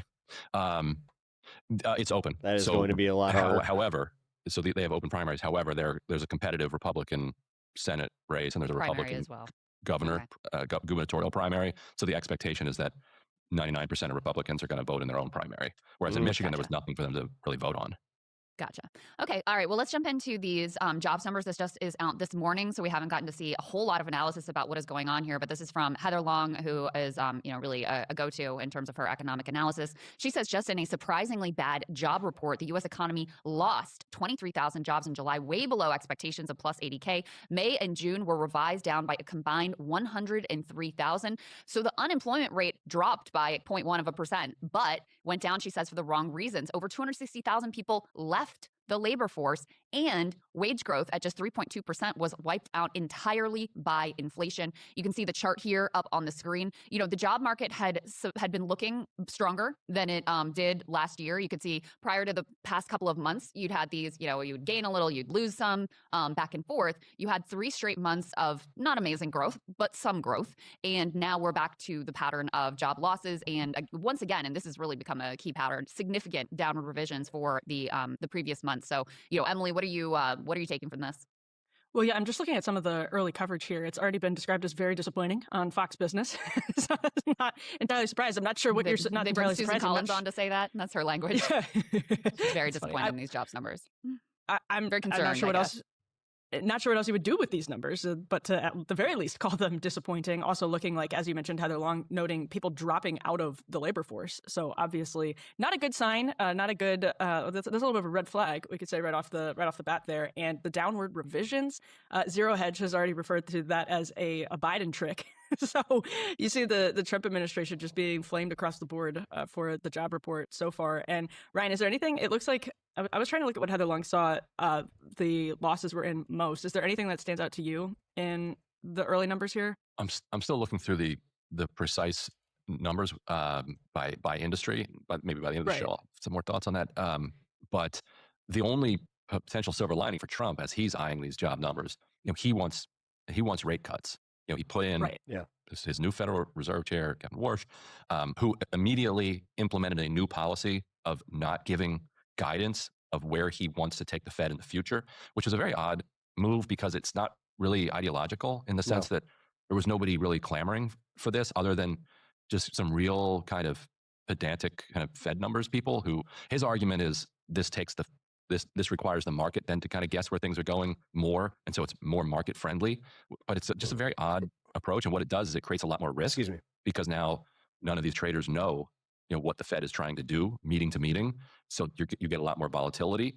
And when you get more volatility, you have to price that in as higher interest rates. You're paying a risk premium. Yeah. So his first policy, Trump wants interest rates down. Warsh's first policy. Yeah, for them, not for Americans. For no reason, interest rates higher. Now Trump is going to look at these numbers and say, the okay, thing good. is, if that does happen, that'll put us in even fucking worse position if the inflation is still high. Bad economy. Therefore, we need to cut interest rates. Where are the experts to fucking explain this to you? So this stoner asshole on YouTube doesn't have to fucking break it down for you. But the whole point of cutting interest rates is to grow the economy. So killing the economy in order to kind of grow it is a little bit backwards. But if you're Trump, well, the other issue is that hiking, if you lower interest rates, you may fuel more inflation. And inflation also, continues to be an issue, obviously created by the combination of Trump's tariffs, but more significantly lately, the Iran war. Mac, I sent a post from Heather Long on inflation that maybe you could pull up so we can see how that's going. Go ahead, Ryan. Yeah, no, exactly to your point. Even though you have some wage growth, I think of 3.2% or something, inflation is running hotter than that. So if you're the Fed chair, you're looking at that and thinking, well, I can't cut interest rates because inflation is still crazy. Like inflation is still a problem. Yeah, and I mean, you can just see it really clearly in the chart here with the war in Iran. Inflation jumps right up. And so where wage gains had been for a time outpacing inflation, meaning that if you get an increase in your wage, you're actually feeling it and being able to gain from it. Now, with inflation spiking immediately after the launch of the Iran war, that trend has been crushed. So this is the dynamic, obviously, we saw during much of the Biden administration, where inflation was eating up all of the wage gains and more. And that is why, I think that's Lefty, what's up, man? Just got back from camping. What'd you miss? The single biggest reason why Kamala Harris ends up losing. I think it's the single biggest reason why you saw income. Abdul Al-Sayed won his primary and it sent the establishment into a tailspin, which has been kind of fun to watch. It's been the last, 3 days? Because it's Friday. Yeah, it's been the last 3 days and they ain't stopping. Incumbents and incumbent parties around the entire globe losing. Hey, thank you for subscribing. I really appreciate that, man. Because people could tell month to month the way that their economic situation was getting worse. So you continue to see that dynamic now, all because of this, horrific war of choice that Trump decided to launch. No external factor created this. He created this whole dynamic his entire self. And the first thing I always look for in these jobs numbers is healthcare, because we've seen this incredible trend over the last, and it's not just related to Trump, that the entire economy moving, shedding jobs everywhere, and except for healthcare, partly because we're just getting older and sicker as a society, but also because we have all of these monopolies, private monopolies in the healthcare industry that are just driving up costs. And so that actually creates jobs in some jobs in the healthcare field. It's hard to imagine a kind of worse way to grow an economy overall. Like you kind of just as a society, you want to be spending less. You want to be healthier and spending less on healthcare. We are sicker and spending more. And so yet again, in July we grew 22. Thanks, man. Oh, geez, that means a lot to me. 2,000 jobs in the healthcare industry. She has a great care team. It just sucks because we live in America and we have to pay a lot for it. Slightly lower than before. So while the entire so in other words, the rest of the economy lost 45,000 jobs, and it was only offset by the fact that we keep growing jobs in this corrupt healthcare sector that is not necessarily making us healthier. Retail, the job finance, losses, hospitality, local government, education. That's where the losses were. Yeah, that's what Heather Long is pointing out, and also pointing out this is the lowest labor force participation rate in 5 years. That is a very, very bad sign. Lowest in 5 years. So people just giving up on looking for work, and that's where the unemployment rate looks The unemployment rate, it dipped like a percentage point. But that's partially because there are so many people who have just left the labor force, according to Heather Long's analysis. That's 2 million people since November. Well, and think about what was happening back in February 2021 when we last had this low of a labor force participation. We were still in COVID. So, it's pretty grim when fewer people are working now or even attempting to find a job than they were during like the peak of COVID. And the open question is what's going on with immigration. Health insurance here in the States is evil. What we don't exactly know is how many undocumented and we have people good health insurance. That's the craziest part. Even with good health insurance, we're still just for obvious reasons, it's a very difficult thing to measure, and we are putting absolutely enormous pressure on the immigrant population. On that in particular, who is afraid that at any moment they're going to get caught up and wind up in ICE detention for a year, and live in these horrific conditions where they're getting headlines about abuse and people dying in detention. So a lot of people are legitimately, as Stephen Miller intends, just leaving, I don't think that our BLS is set up to kind of measure that effectively. Yeah, they do measure native-born workers, and usually that's used as a proxy for this. I'm trying to pull up to see if there's analysis on this yet. Like the numbers as we're coming to everybody just dropped, and that's why we're kind of metabolizing them in real time. But I think people do usually look at the native-born number, but I haven't seen significant analysis of that yet. While we have a couple more minutes before Garrison Lovely joins us on AI, let's go ahead and talk a little bit about this shock race in Tennessee. So Andy Ogles, who has said all sorts of very evil, inflammatory, horrific things about gay people, about Muslims, etc., top ally of President Trump, backed by President Trump, lost. He's a House Freedom Caucus member, lost in a Republican primary to a more sort of mainstream positioned figure named Charlie Hatcher, who I believe was the ag secretary and backed by some Tennessee elected officials. It says backed by several prominent establishment-aligned Tennessee Republicans. I was talking to Justin from Tennessee Holler, like, what the hell happened here? And there's a dynamic. This is a very, red district. It was redrawn to be even more red. Tennessee did a big redistricting. And Democrats, though, were still somewhat hopeful that if Andy Ogles was the nominee, he is so disliked and such an odious character and really very lazy. He doesn't fundraise or do anything either to like try to secure his seat. So in any case, they were hopeful. Okay, whoever their producer is has got to stop doing the fucking smash cuts to like the people like that she's talking to when they are eating. Full that if Andy either that or just don't eat. Like you guys pre-record this shit. Ended up God damn it. Being the nominee, they might actually have a shot at it in the fall. That's bad production, man. That will obviously be much more of a long shot now with Ogles having lost this primary. However, or cut to like the two cam, like that is pretty stunning after he got the Trump endorsement to be tossed out like this. And he's had, outside of his like inflammatory positioning and language, et cetera, downright horrific language and positioning, he also has had several sort of corruption scandals. There's this terrible thing. I didn't know about this, but again, this is from Justin flagged this for me. There's this terrible thing where he fundraised money for a children's burial area and memorial, and then didn't do it, and the money disappeared, and we'll never answer any questions about what happened with the money. Just to give one example of the sort of thing that local news was covering and that his constituents presumably knew about when they decided, we're kind of done with this guy. Yeah.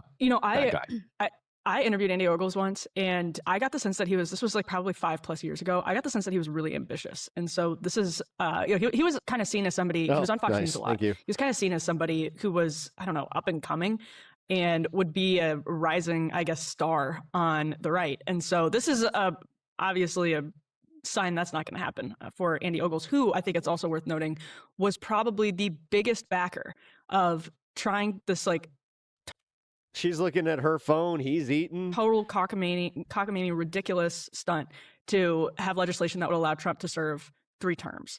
And that was one of his, he talked about that constantly. He pushed that constantly.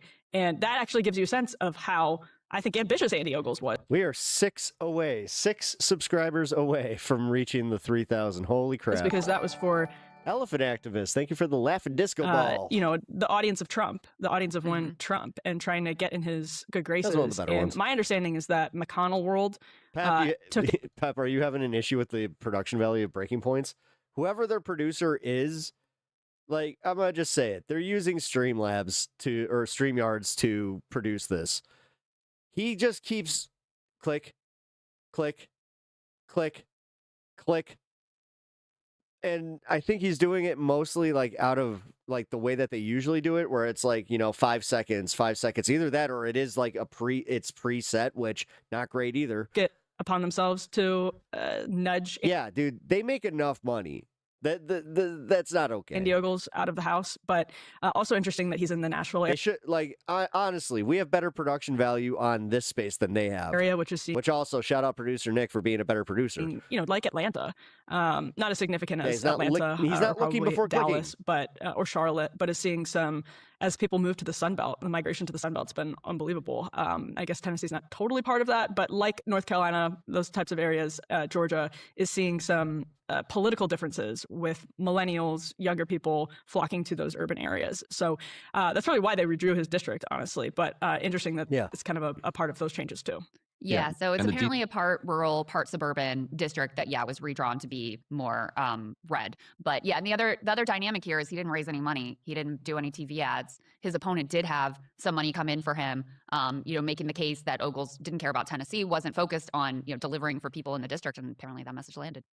Yeah, and the details on that scandal, in 2014, he raised something like $23,000 on a GoFundMe to build a burial ground for stillborn babies, which is a tremendous idea. Like it is, because stillborn babies don't, they exist in this kind of netherworld. There's been a push to give them, Social Security numbers. We had a post full term stillborn ourselves back in 2009. It's absolutely devastating to go through. To raise money for that extremely noble purpose, and then to pocket all the money, is about as evil a thing as you can. That's possibly literally conceive of. that's super villain. Like it puts like this George Santos to shame. Yeah. On some of the awful stuff that he was doing, and so it's nice to see somebody who would do something like that at least finally get something coming back to him. Yeah, I mean, have something bad happen. Arguably even worse is that he also had a stillborn. It's heartbreaking. Baby that was the Genesis. Yeah. And that's actually, that was brave of him to share that. That's yes, exactly. Like to know that pain and then to exploit it anyway. Yeah, is just unconscionable. No, it's literally sociopathic. He obviously denies it, but people aren't buying it because people put money into the money then, and there is no thing that he promised. So and he's never accounted for where that money went. So right. One quick mention. All you want, but it's like. Yeah, so where's the money then?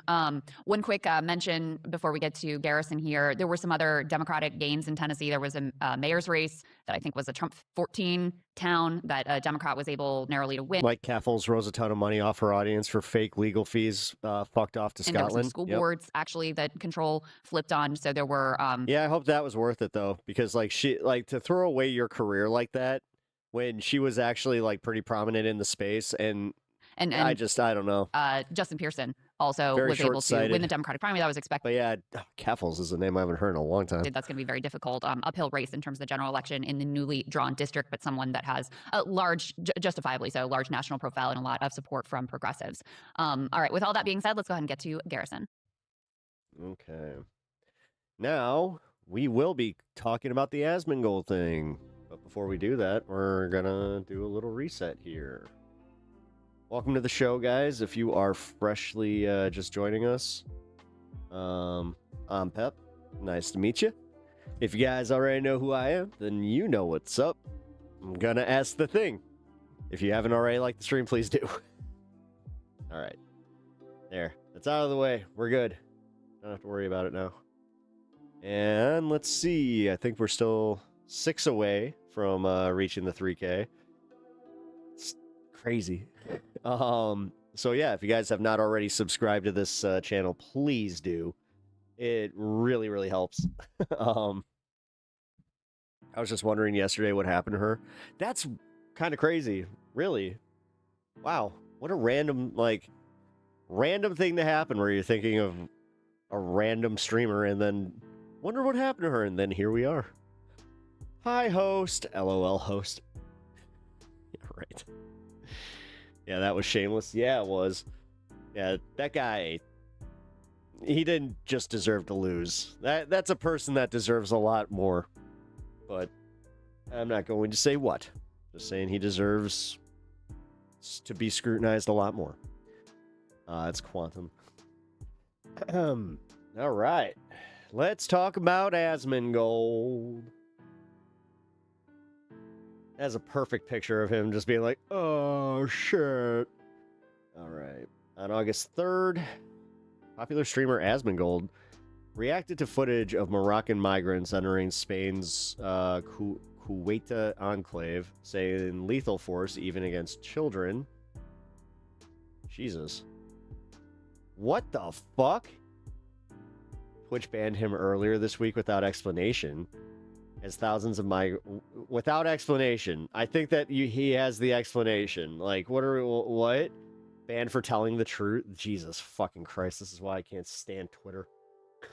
We'll break it down as we go. This is the first time I'm listening to this, by the way. Is shoot him, problem solved. That's what I would do. That's what I think they should. I think they should just. Okay, just so you guys know, and because wait, he got banned on Twitch. Wait. Oddly enough, I'm not going to be able to watch that because of Twitch. Right? I don't know.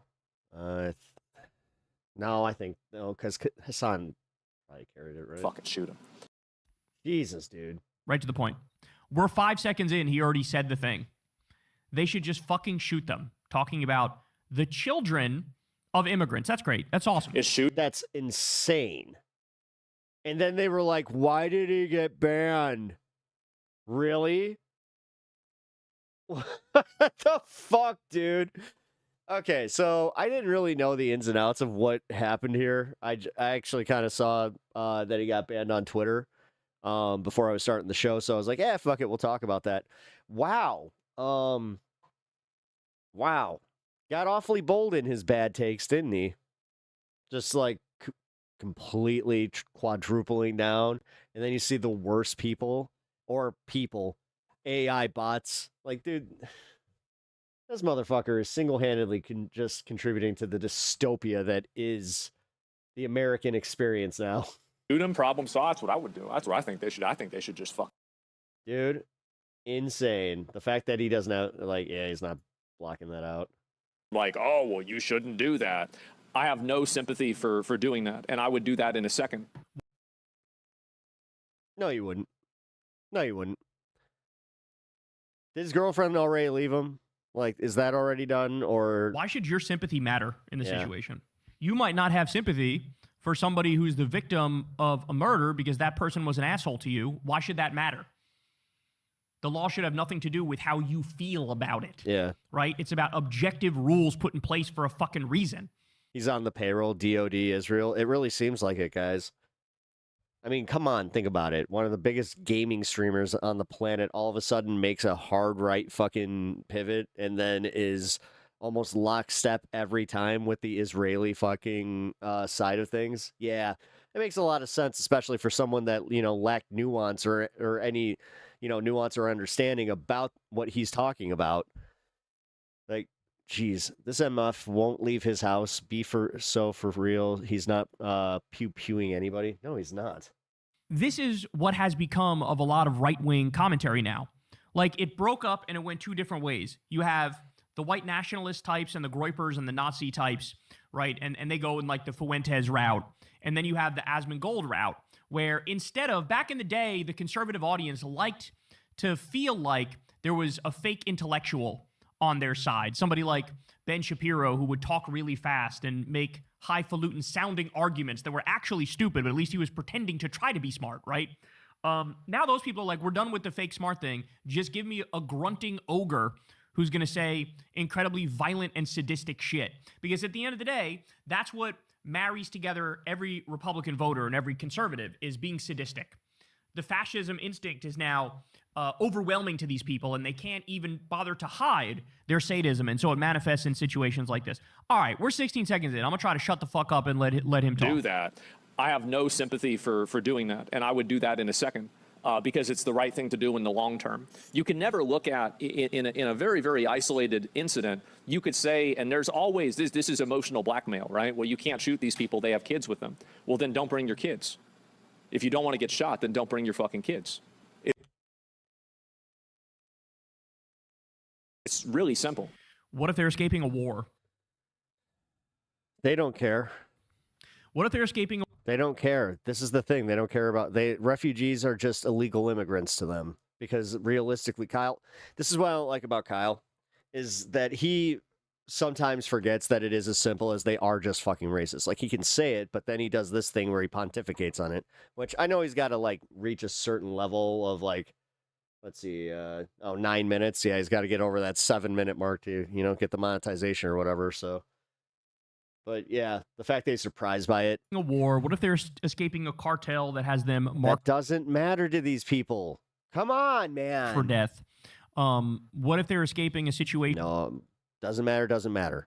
That's what they would say. Doesn't matter, doesn't matter. Where they're dumpster diving in order to survive. That's well, let's be real. We have that problem in our own country with our own citizenry. And why are you so shocked by this, man? There's no opportunity there whatsoever. What are we fighting for if you're not already like, oh yeah, this is already a problem? Like, they don't care. No, and recognizing that they don't care, and like, this is what I don't understand is why even like put this much fucking mental effort into this. What would you do for your kids? He wouldn't do anything. Jesus. This is actually almost getting like kind of painful to listen to. Right? Or what would your parents do for you? Everybody would react the same. Everybody's just trying to live a decent life. And so, but he makes it like it's a fucking offense punishable by death. Welcome to right-wing politics there, dude. The thing is, why are you surprised? I can't. You mean you shoot it? Well, you did, and you're the one making the video on it, man. Adults and deport the fucking Christ, god damn it. Kids, right? Yes, this is mental masturbation. Yeah, Kyle does a lot of that, and I mean a lot of it. Well, I'd shoot whoever. Yeah, I'd shoot whoever. I mean, if it's kids, women, men, anybody, just shoot them. I mean, what the fuck is wrong with this guy? Honestly, man. What is there to even say? One of the defining characteristics. Yeah, well. What is there to say? I don't know. Are we done watching the clip? Is the clip done? Because I'll be honest, I'm good. I don't need to see much more. It's very strange. It's a weird psychological thing, but I feel like there's a lot of that going on as well. They're going to stop coming over. Because if you don't do that, they'll use children and women as shields to get themselves over. And then they'll put more women and children at risk because they know that they can use them as collateral so they can get more of themselves over. That's the way it works. That's the way an animal thinks, and these people are animals. They're savages. No. Absolute fucking savages. Okay, so he's literally just full blown. Okay, well, that's cool. That they can use them as collateral so they can get more of themselves over. That's the way it works. That's the way an animal thinks, and these people are animals. They're savages. Absolute fucking savages. The stupidity... Yeah, I wonder how long that ban is. Is literally off the charts. It's immeasurable. He's even dumber than I thought he was. I didn't have a high opinion of him before. My opinion of him now is even fucking lower.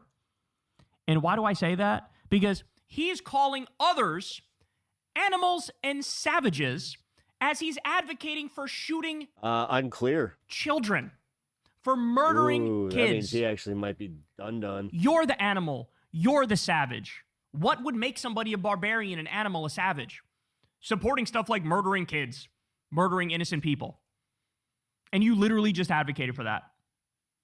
Could you imagine if an immigrant killed children of a U.S. citizen? He would say that's an animal, that's a barbarian, that's a savage. Of course he would. And in that scenario, it would be wrong if you're murdering kids. Anybody who murders kids in my book is an animal and a fucking savage and a barbarian. But it's amazing to me. He says the things back to back, doesn't realize it. You should kill these kids, but also these people are savages and barbarians and animals. They are not capable of objective, rational thought. They're not capable. Wait, is he sitting there pretending that he cares about Spain? Of holding themselves to the same standard that they hold others to. They're not capable. They have this thing in their head where they don't understand the concept of hypocrisy as it applies to them. They don't get it. They don't get it. And it's astonishing to see. It's like watching somebody struggle with a math problem that's like 2 + 2 = 4. And they sit there and they can't fucking figure it out. Right? That's what it's like. That's what it's like. I can't, man. Anyway, this is here's one of your figureheads to the conservative movement out there, to the Republicans. Yeah, I mean, he ain't wrong. Okay, Norman Finkelstein, I want to play you a clip. This is from the Hamas spokesman, Ghazi Hamad, who came on Uncensored on Monday. It made a lot of news. Let's take a look. Hamas as liberation organization, we never commit crimes. We never kill civilians. We try all the time to liberate our home from the Well, that's occupation. complete nonsense, Now, Mr. Hamad. Sorry, I have to interrupt there. When you say you don't commit crimes and you don't kill innocent civilians, we all saw what happened on October the 7th in 2023. You had 3,000 members of your organization, Hamas, pour over the Israeli border and commit a series of despicable crimes in which you massacred innocent civilians all over Israel. You then captured over 250 of them, including Holocaust survivors and a baby. So the idea you've not committed crimes is ridiculous. No. I second 100%. I'm confident that 100%. We never commit crimes against civilians. Maybe some mistake happened, but it is not the policy of Hamas. It is not the Well, there weren't mistakes. You gunned down innocent all people. The time. And Norman, I mean, it is plainly ridiculous for the Hamas spokesman to try and pretend they didn't commit any crimes on October the 7th. I presume you would agree that's ridiculous. Yes, I've Oh, said shit. My bad. on several occasions, and here I'll echo your previous speaker, Montier, I guess his name is. Is that correct, his name? I don't want to mispronounce it. Munter, yeah. I'm not sure quite how the previous- local pronunciation is, yeah. Yeah. He said, when you quoted him from his sermon right after October 7th, he said he wasn't aware of the magnitude of what happened on October 7th. And as you know, I have said the same thing.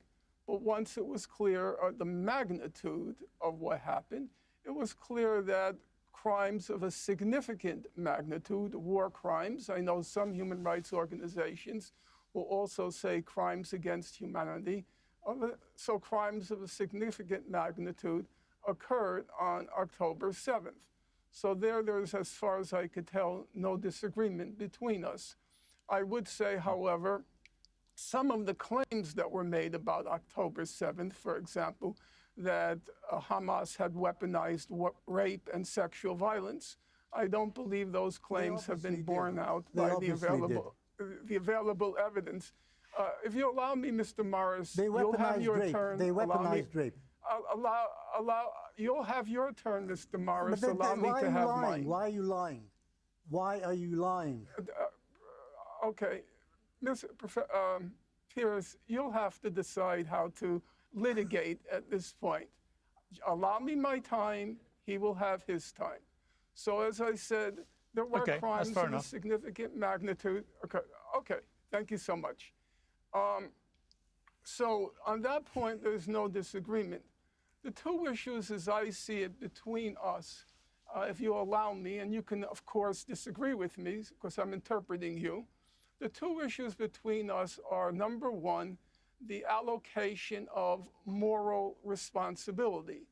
I have said repeatedly that I refuse to condemn Hamas in the same way as my own country's abolitionists, those who oppose slavery, they refuse to condemn the largest and bloodiest slave rebellion led by Nat Turner. On the contrary, they said, speaking to white society, they said, This is not a good guest panel for peers. We warn you. The fuck? This is the second time that's happened. People this way, if you dehumanize them, if you exploit them, if you kill them, don't be surprised if at some point there will be a bloody, and they acknowledged, ugly slave rebellion. That is also my position on Gaza. That's number one. The second place where I believe we disagree, and here I consider it a significant disagreement, just as the first one is significant, where we secondly disagree is on your terminology. You describe what Israel has done as being disproportionate. You describe what Israel has done as being over the top. Those are your expressions. But in fact, what Israel has done is very proportionate. It's proportionate to its goal. Its goal is to achieve an ethnic cleansing. Just for the entertainment aspect of Piers Morgan's show, he might not deliver. This is why I just wanted to play this, I think this is under 20 minutes. by use of genocidal means. Yeah, it's about 18 minutes If long. that's your means, then what Israel has executed is By the way, 9 minutes proportionate. until the It's 420 not on the show. over the top. It would be over the top. Also, if you're or just joining us, welcome to the show. disproportionate if it were a war. If you were trying to inflict We are 6 a military subscribers defeat away on the from 3K. opposing army. If you guys are not already That's not subbed. what's happening in Gaza. That's not what's happened since October 8th. The prime minister was very straightforward. He said, remember Amalek. Kill every man, woman, child, and other things. Or President Herzog, there are no civilians in Gaza. Or Defense Minister Gallant, we're going to prohibit this other all guy? food, fuel, water, and electricity from entering Gaza. This is pure nonsense. That's a formula. Pure nonsense. That's a formula for Pure genocide. nonsense. Okay. Now, Hey, Mark. Welcome back let from me ask you, Norman, Mississippi. let me ask you. last word. Okay, but Yeah, Norman, excuse me. I want to ask you one last thing too. I just want to ask you, it struck me listening to Benny Morris, who will respond in a moment. It struck me in his first response to you that he must have said a number of things in his response which you would, if you were being fair-minded, agree with. So what did you agree with him about in terms of his overview? Well, here's the problem. Benny Morris, I'm speaking to him not as somebody who knows him personally, though we've met. Benny Morris wears many hats. He wears one He is hat a man of many when hats. he's speaking in Israel or in some of his writings.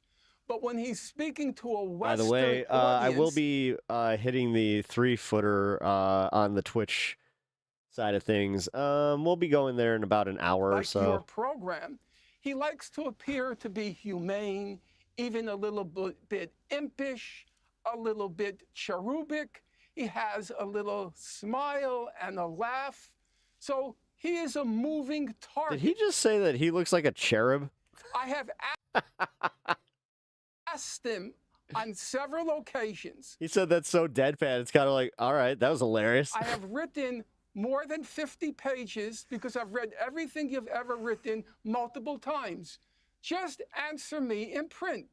If I am misapprehending you, just what any scholar does, you reply. He says he will answer me. Right now, he'll probably say, oh, of course I'll answer Finkelstein, but he never will. So finally, you have to pull down the facade and expose somebody who on all political and ideological issues is indistinguishable from Daniela Weiss. Okay. Benny Morris, respond on the wider point in a moment. But first of all, let's talk about this issue of whether Hamas weaponized rape and sexual abuse. Earlier this year, an independent Israeli investigation published details of systematic, widespread sexual violence by Hamas on October the 7th.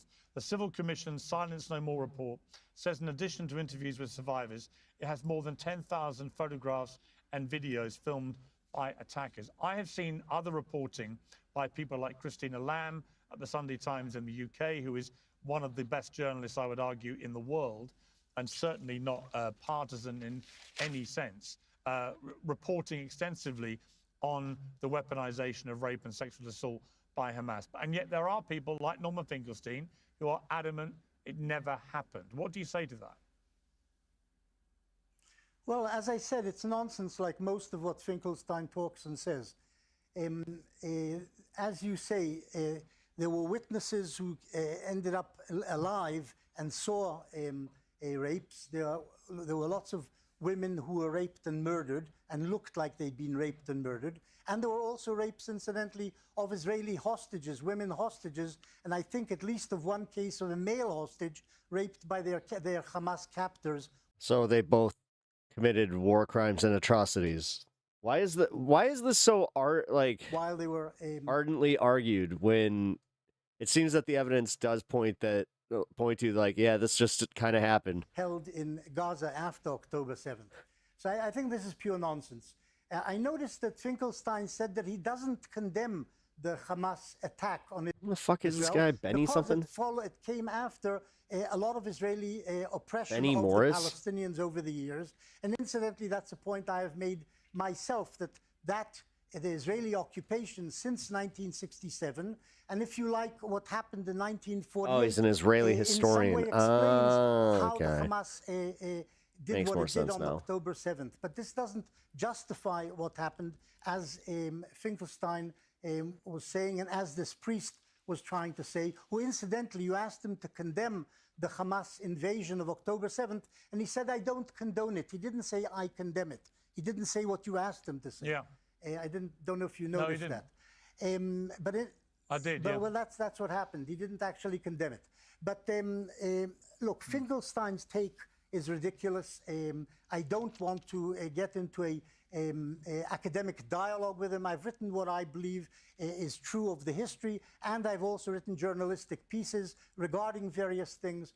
The use of the word genocidal may go down well with left-leaning or delusioned Western academics, but that's not what happened in the Gaza Strip. There was a war there.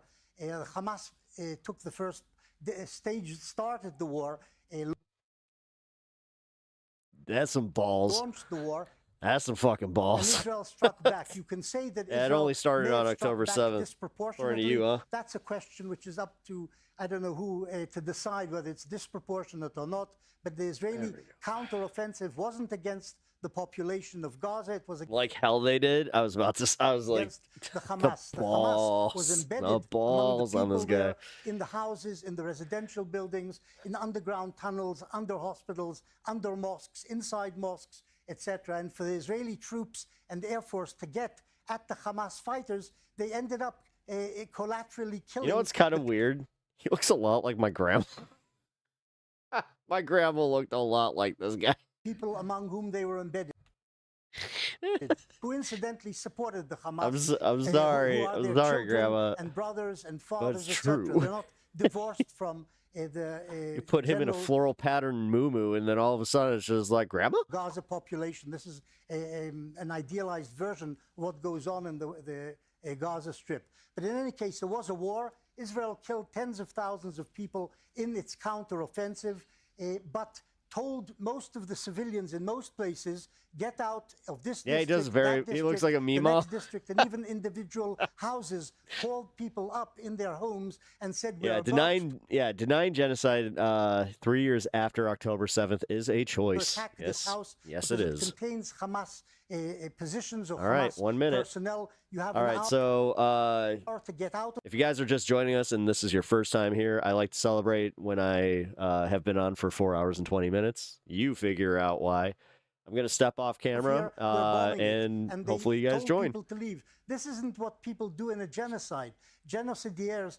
Then we what kind of they have do like a is they fun actually half. Round up people I and eventually do massacre go them. over to Twitch. Israelis didn't massacre anybody. Have didn't some fun line over up there. People on the wall and shoot them. They told the civilians, "Move aside. We want to get to the Hamas." And a lot of people were killed in this process because the Hamas, as I said, hid among them. The word genocide is an absurdity.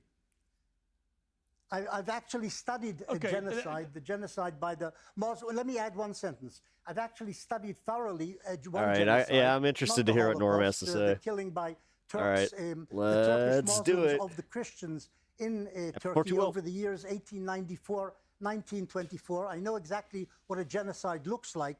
You kill the men, you drive out the women, you kill the women, you rape the women, and you eventually kill as many people as you can. This isn't what happened in the Gaza Strip.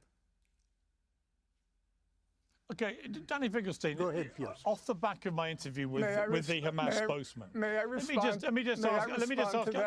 Well, yeah, but I would like to respond to that. You can. But Norman, I also just want to conclude the debate by looking slightly forward, because there is supposedly a deal that's been proposed by the Americans where Hamas have apparently agreed if the Israelis leave Gaza, that they will demilitarize. Do you think that is remotely likely to Well, 421 also counts. Don't forget. happen? Well, Actually, I got a really cool one. Check this out. So it's got like no teeth, really. It's like just a big flat, like, and it's like a flat kind of ish edge. I don't know. It's got ridges, but yeah, it's got a really super powerful magnet. Essentially, just crush it and then grind it. I usually start with Works international really law. well. And you'll forgive me if it sounds pedantic, and as international law has become more and more marginalized, fewer and fewer people are believing in it, but I still believe in its basic precepts.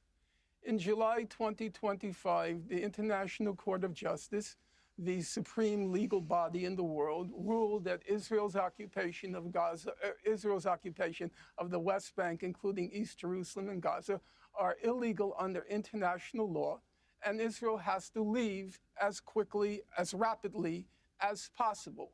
That's the first precept for me, or foundation stone for me. Oh, it's called a flour mill. ICJ, Oh, thank you. He asked you about Hamas disarming. Sir, Mr. Morris, this is not the West You're not Bank. answering his question. You have to carry on in a civilized fashion. Very difficult for you, but try. Okay? Thank you. So, the bottom line is Israel has no title to any of Gaza. Number two, under international law, there is no prohibition on a people using armed force to expel an occupying power. There is no prohibition on that. Number three, it's odd that we should discuss Hamas having to disarm. You grumpy pants. Hamas committed a crime of significant magnitude on October 7th. Israel executed a genocide in Gaza, and it continues in its aim of trying to expel the entire population. So why is it that Hamas has to disarm itself, but Israel, the genocidal state, also the state that has breached the prime precept of international law by launching an aggression, a brazen, flagrant aggression, the most brazen, the most flagrant in the modern world against Iran? Why are we talking about Hamas having to disarm? But there's one last point, and this is the critical point. Yes, you've said enough. The critical point. There was no war in Gaza. Hamas is not armed. Piers, ask yourself a simple question. Gaza has been hermetically sealed for 3 years. How can it possibly have any ammunition at this point? This whole Hamas disarmament is a red herring. He's got a good point. So as to enable Israel to finish up the job it began on October 8th. And it has as its point man, say something? Nikolai Mladenov, who gives vomit a bad name. Okay, Benny Morris, a final word to you. Israel wants the Hamas disarmed because it doesn't want a repetition of what Hamas did on October 7th against its Dude, I found my dad's gummies yesterday. Population Oh yeah. in the south of the country. Go for we it. don't want a repetition, and we don't want Hamas to do exactly the same thing. If you want to talk about Iran, you should mention that the Iranian regime slaughtered 30 to 40,000 of their own people, Muslims, Iranians, a few months ago. So I wouldn't call it a very innocent country or a very innocent regime. Israel is afraid that the Iranians are trying to get atomic weaponry, and they have said they want to destroy Israel and will use that weaponry to destroy Israel. And that's why Israel has launched its attacks against Iran last year and this year. And that's why America joined them, incidentally, because Trump, whatever his shortcomings, understands that atomic weaponry in the hands of fanatic Islamists in Tehran are a danger not just to Israel, but to the Middle East. Dude, how do you guys not see that they see the same thing with you? My God. And perhaps Yeah, that really makes sense. All right. Officer Tatum apparently cooked himself. I don't know. I haven't watched the video yet, but I'm kind of interested because Officer Tatum is he's a piece of shit. So I don't know. I guess TMZ like found some stuff about him. So let's see what's up. Why not? I think they just accidentally told us who killed Nolan Wells, and I don't think they even realized it. But everybody is happy and celebrating this newfound information except one person. That person is Officer Tatum. But here's the thing. He got exposed today, too. These white folks exposed Officer Tatum's tea. His career is over after this, bro.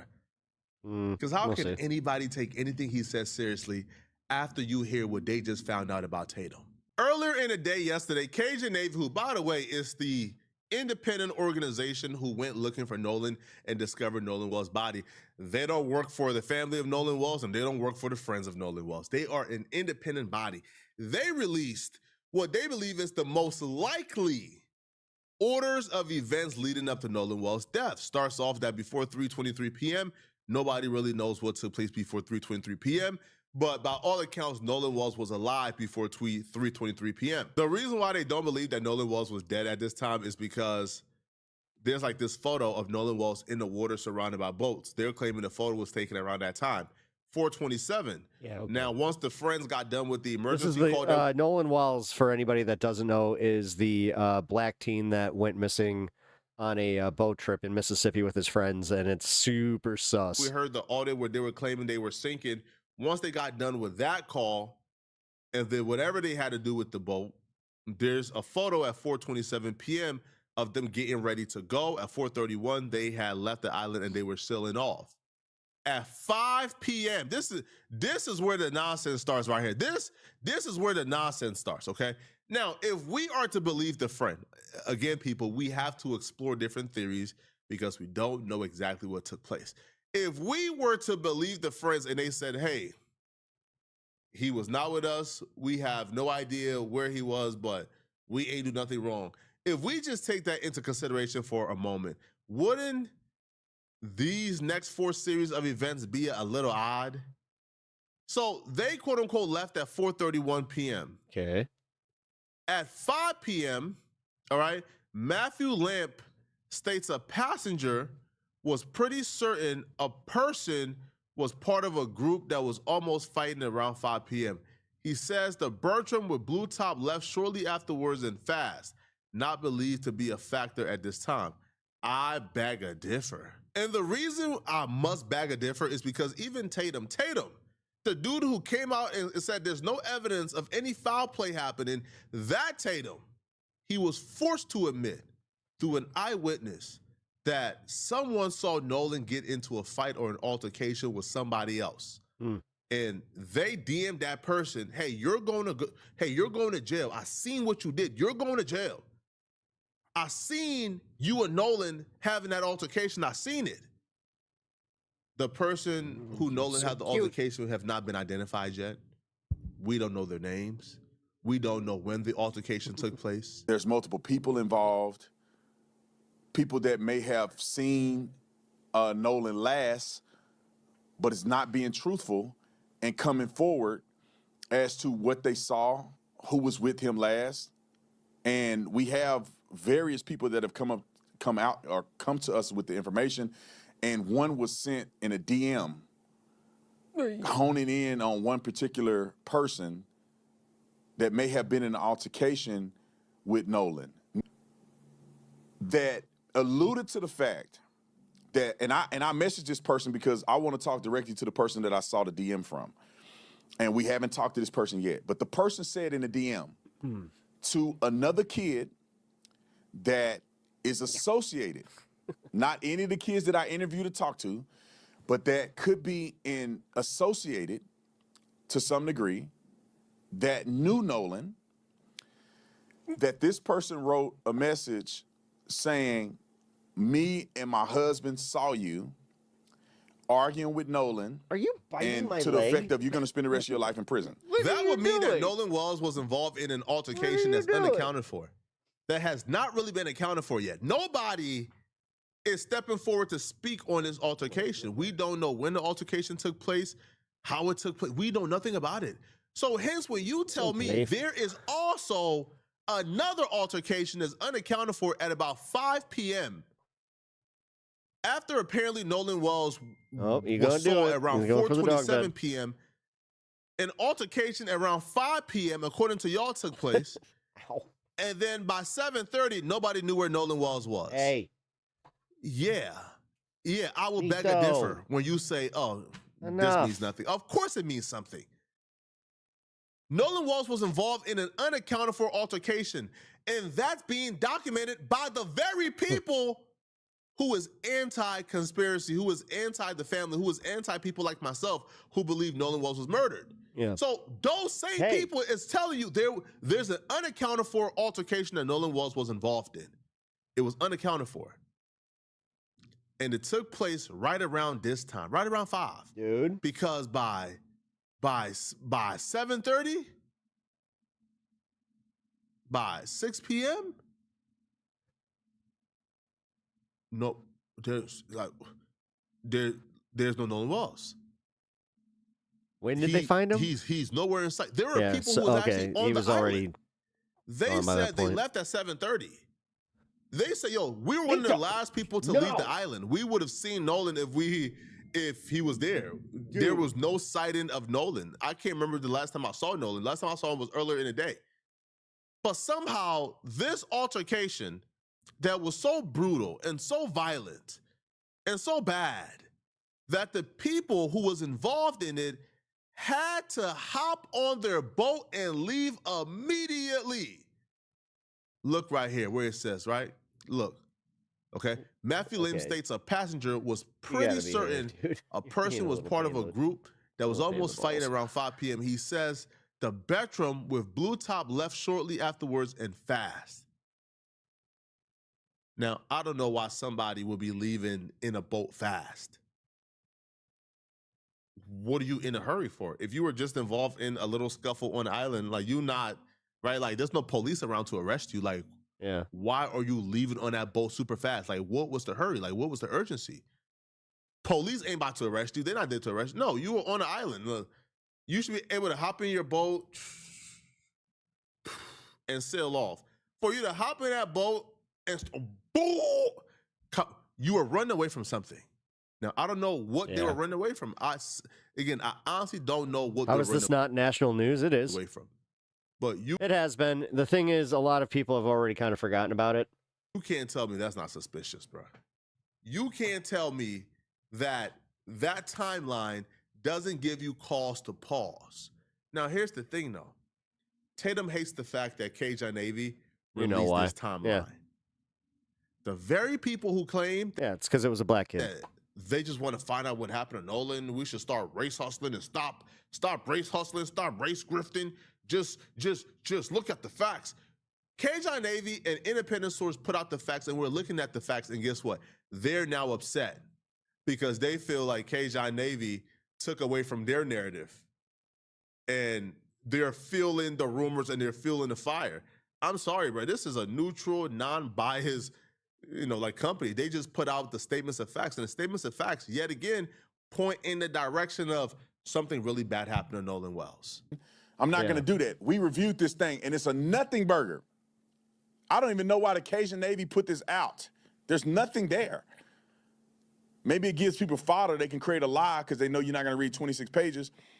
But I'm going to have Grant read the synopsis because we went through. If Tatum is supposed to be neutral and unbiased, why do Tatum react so, he reacts just so defiantly against any piece of anything that's being put out that does not perfectly fit his narrative or narrative that, that people who think like him is putting out there.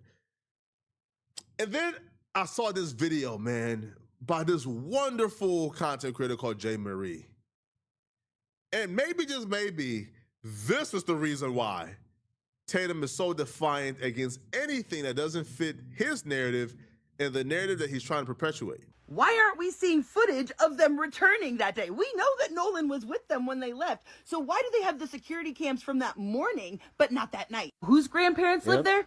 Jax Patalo, whose family owns a pharmacy. It goes back deeper than that because George Patalo Sr., which is Jax's great-grandfather who is deceased, as it turns out, His great-grandfather was appointed and served on the staff of Mississippi Governor Cliff Finch. As you can see, I've confirmed Jax's relation to him. And as it turns out, Cliff Finch, well, he was in the Mississippi House of Representatives from 1960 to 1964 and supported racial segregation and backed the racist governor, to preserve segregation in the state. The federal grand jury conducted a 3-year-long investigation into his administration and several state agencies. Damn, dude. This lady came with receipts. And they were all accused of corruption and mismanagement. Finch was never found guilty himself, but some of his aides and appointees were indicted. And those sort of political connections seem to trickle down through the generations, so now we know why the governor got involved. And I started looking into the lawyer that's handling the defamation case from the Bart family. So from 2015 to 2018, he was state director of Americans for Prosperity. Then in 2018 to 2020, he was vice president of Stand Together,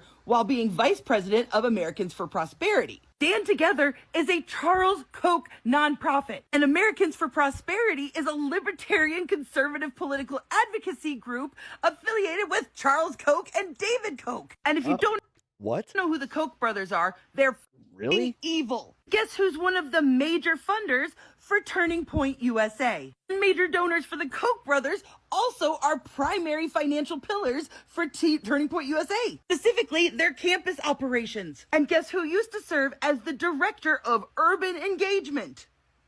If you tell me that somebody is connected to that person, that's connected. Holy shit, dude. To that person, that person, and that person, I might tell you. That's not even like the Kevin Bacon game. That's like the, you know things about this game. Maybe you reach it, but when it comes to Tatum, no. Tatum is so openly contradictory, hypocritical, boldly, blatantly bought out when it comes to this Nolan Wall situation that you have to ask yourself why. Like, why would somebody risk their integrity, risk their good name, their face card? Why would somebody risk their credibility for something that has nothing to do with him, essentially? But now we know the answer. Now we know. Now we know why they only reached out to Officer Tatum out of everybody. Isn't that strange? They could have reached out to Law and Crime. They could have reached out to TMZ. They could have reached out to a million different outlets. They reached out to Officer Tatum and Officer Tatum only. He's the person they chose to come and sit down with the kids to have a conversation. And now we probably know why they chose him, because they're all connected. They all are connected. Tatum was brought in to do damage control. And I'll be real with y'all. Right? I'll be real with y'all. He has done a wonderful job in stirring up white folks. He has done a wonderful job in galvanizing white folks. See, he can't galvanize black folks. We don't respect him. Tatum. He don't got that cachet. He's like he can't show up and get nothing done. But he has done a beautiful job at galvanizing white folks against Nolan Well's family. The most sickening part about all of this, right, was when Tatum says he's not donating to Nolan Well's GoFundMe because he don't know what happened yet, right? And he has gone on this absolute tirade for the last couple of weeks where he's saying, oh my God, the family is in this for money. Benjamin Crump is in this for money. He has critiqued the fundraiser. He has critiqued the Gifts and Go. He has critiqued everything about this family raising money after Nolan Wall's passed.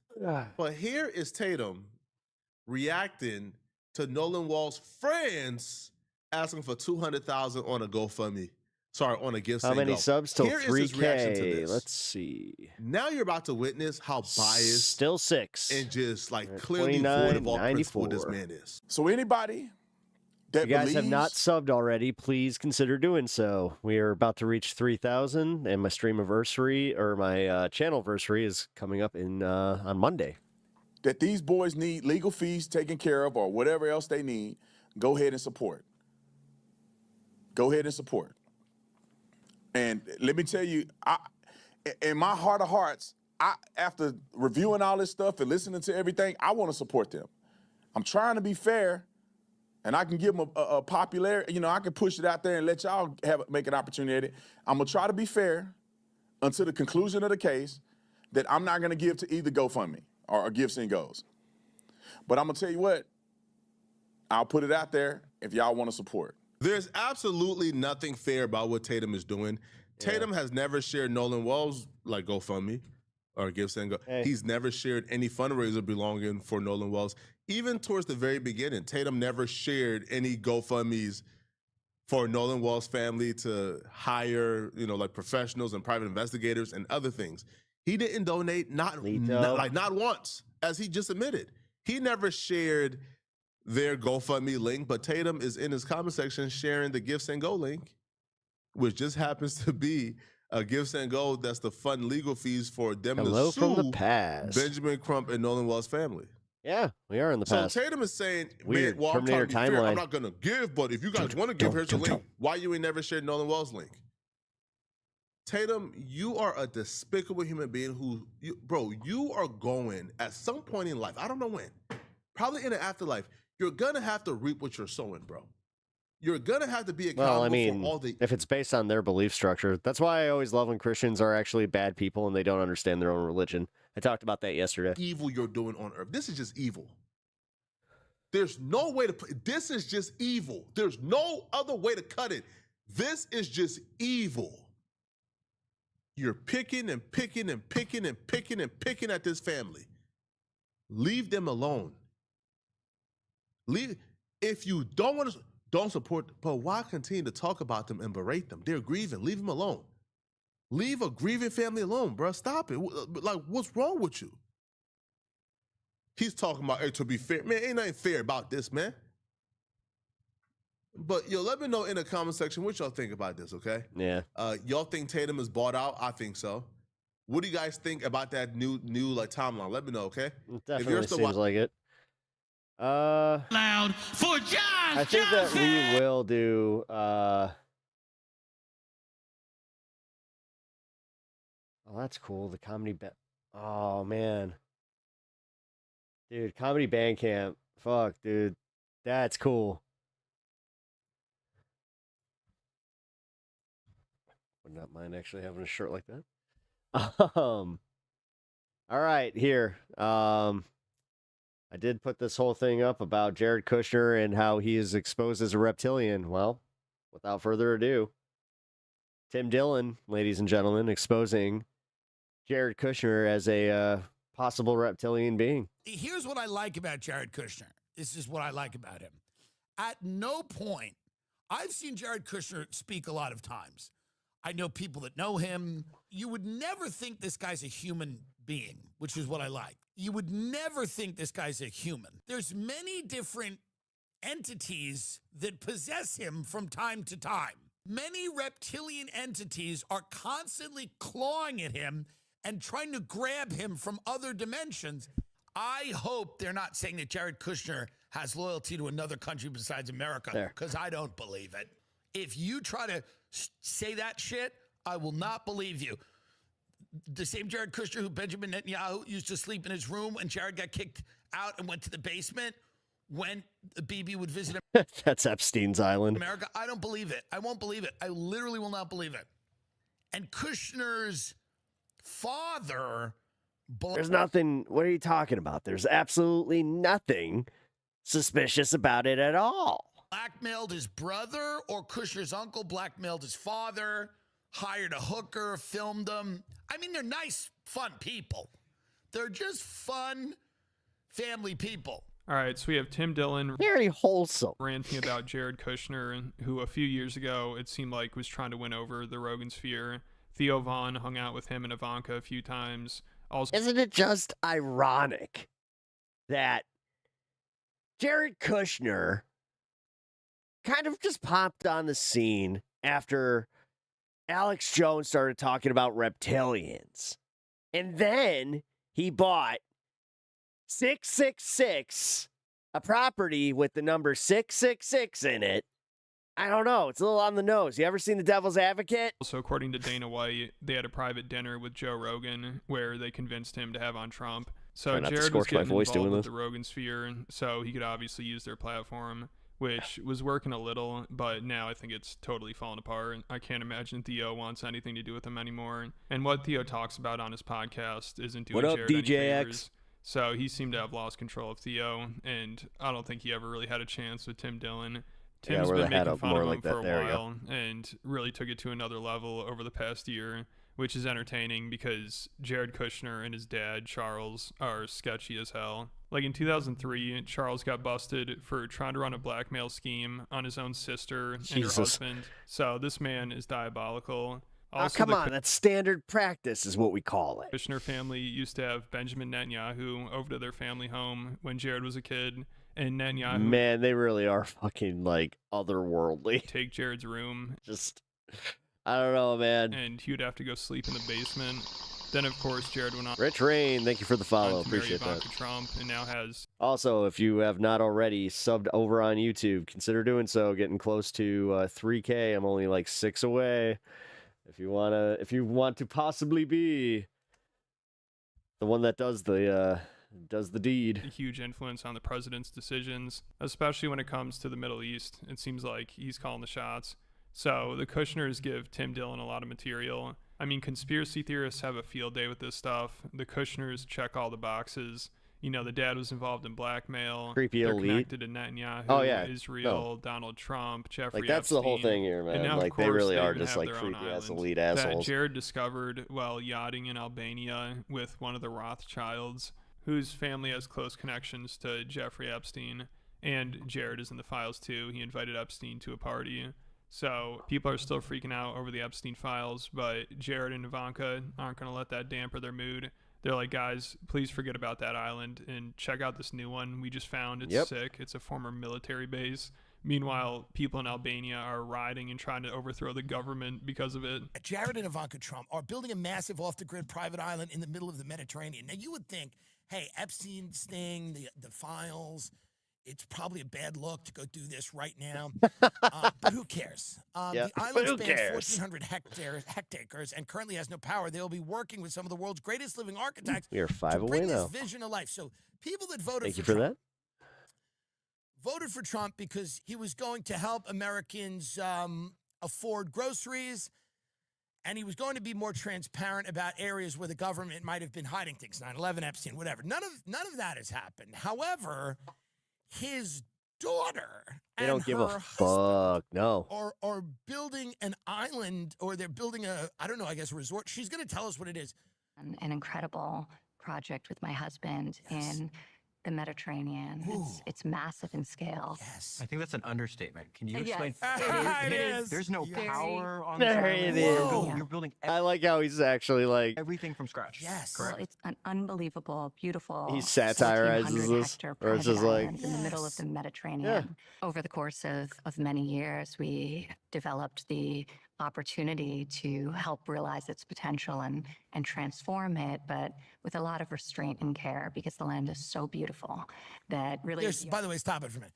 This is causing riots in Albania. They're rioting over this. They're burning down the head of the Albania. They just burned down that guy's house. He's the prime minister or the leader or something? The president? What is he? I don't know. We're not going to watch the rest of it. We know what she's saying. We get it. They're buying, rich people are just buying islands, and we're doing it with care. We're doing it with so much care because here's what, folks, this is what that means. They're getting out. Yeah. If they can't get on a spaceship off the country, they're going to the middle of the Mediterranean Sea. And Jared made his money in real estate. He took over his family's company after his father's conviction. And then Jared, who people say kind of reminds him of Damien from The Omen, a little bit, made his first big bet on. Very much has that energy, and the black eyes, just 666. like a shark or like a doll's eyes. You ever seen a shark's eyes? Or like a doll's eyes. Fifth Avenue in Manhattan. Black He bought it for darkness. $1.8 billion Black and dark. on his 26th birthday, Nothing which turned out to behind be a that. financial disaster. But of course, he got bailed out in some shady business deal, which I'll get more into in a minute. But I wanted to talk about his dad first because the blackmail stuff is wild. This is Like, crazy. I don't know Yeah, how this you is even think of doing crazy. something like this. His dad, Charles, who was Yeah. under investigation for tax evasion, found out his sister and her husband were cooperating with the authorities. So like any normal person would do, he hired a prostitute to seduce his brother-in-law so he could record it, and then he sent the video to his sister, I guess to intimidate them into not testifying. But I don't really know what he expected. Normal family because stuff for obviously these when they got people, the tape, apparently. They just handed it over to the prosecutors and they added more charges. So it was a bizarre way to handle things. And if he brazenly did this to his own family, I can't imagine it was his first or last time doing something like this. Kushner hired a prostitute for 25 grand to seduce his brother-in-law at a New Jersey motel. Kushner had the sexual encounter secretly filmed and sent the videotape to his sister, Esther, to intimidate them. Instead of being intimidated, the Shoulders turned the tape over to federal prosecutors, leading to the case against Charles Kushner. So this is what the Kushner family is like about. This is like how they operate. Oh, Jarhead Forever does not like me. Allegations are against Jared Kushner. What they are, what they mean. And Kushner is married to Ivanka Trump, who's Donald Trump's daughter. So this is interesting. Again, imagine explaining this to somebody from another planet who just landed. So the guy in charge of the Middle East peace plan and I'm glad they rebuilding placed it out like this. and ending the Ukraine war with Russia in 2018 got bailed out of a they get to the billion-dollar Gaza bad real project. estate deal in New York.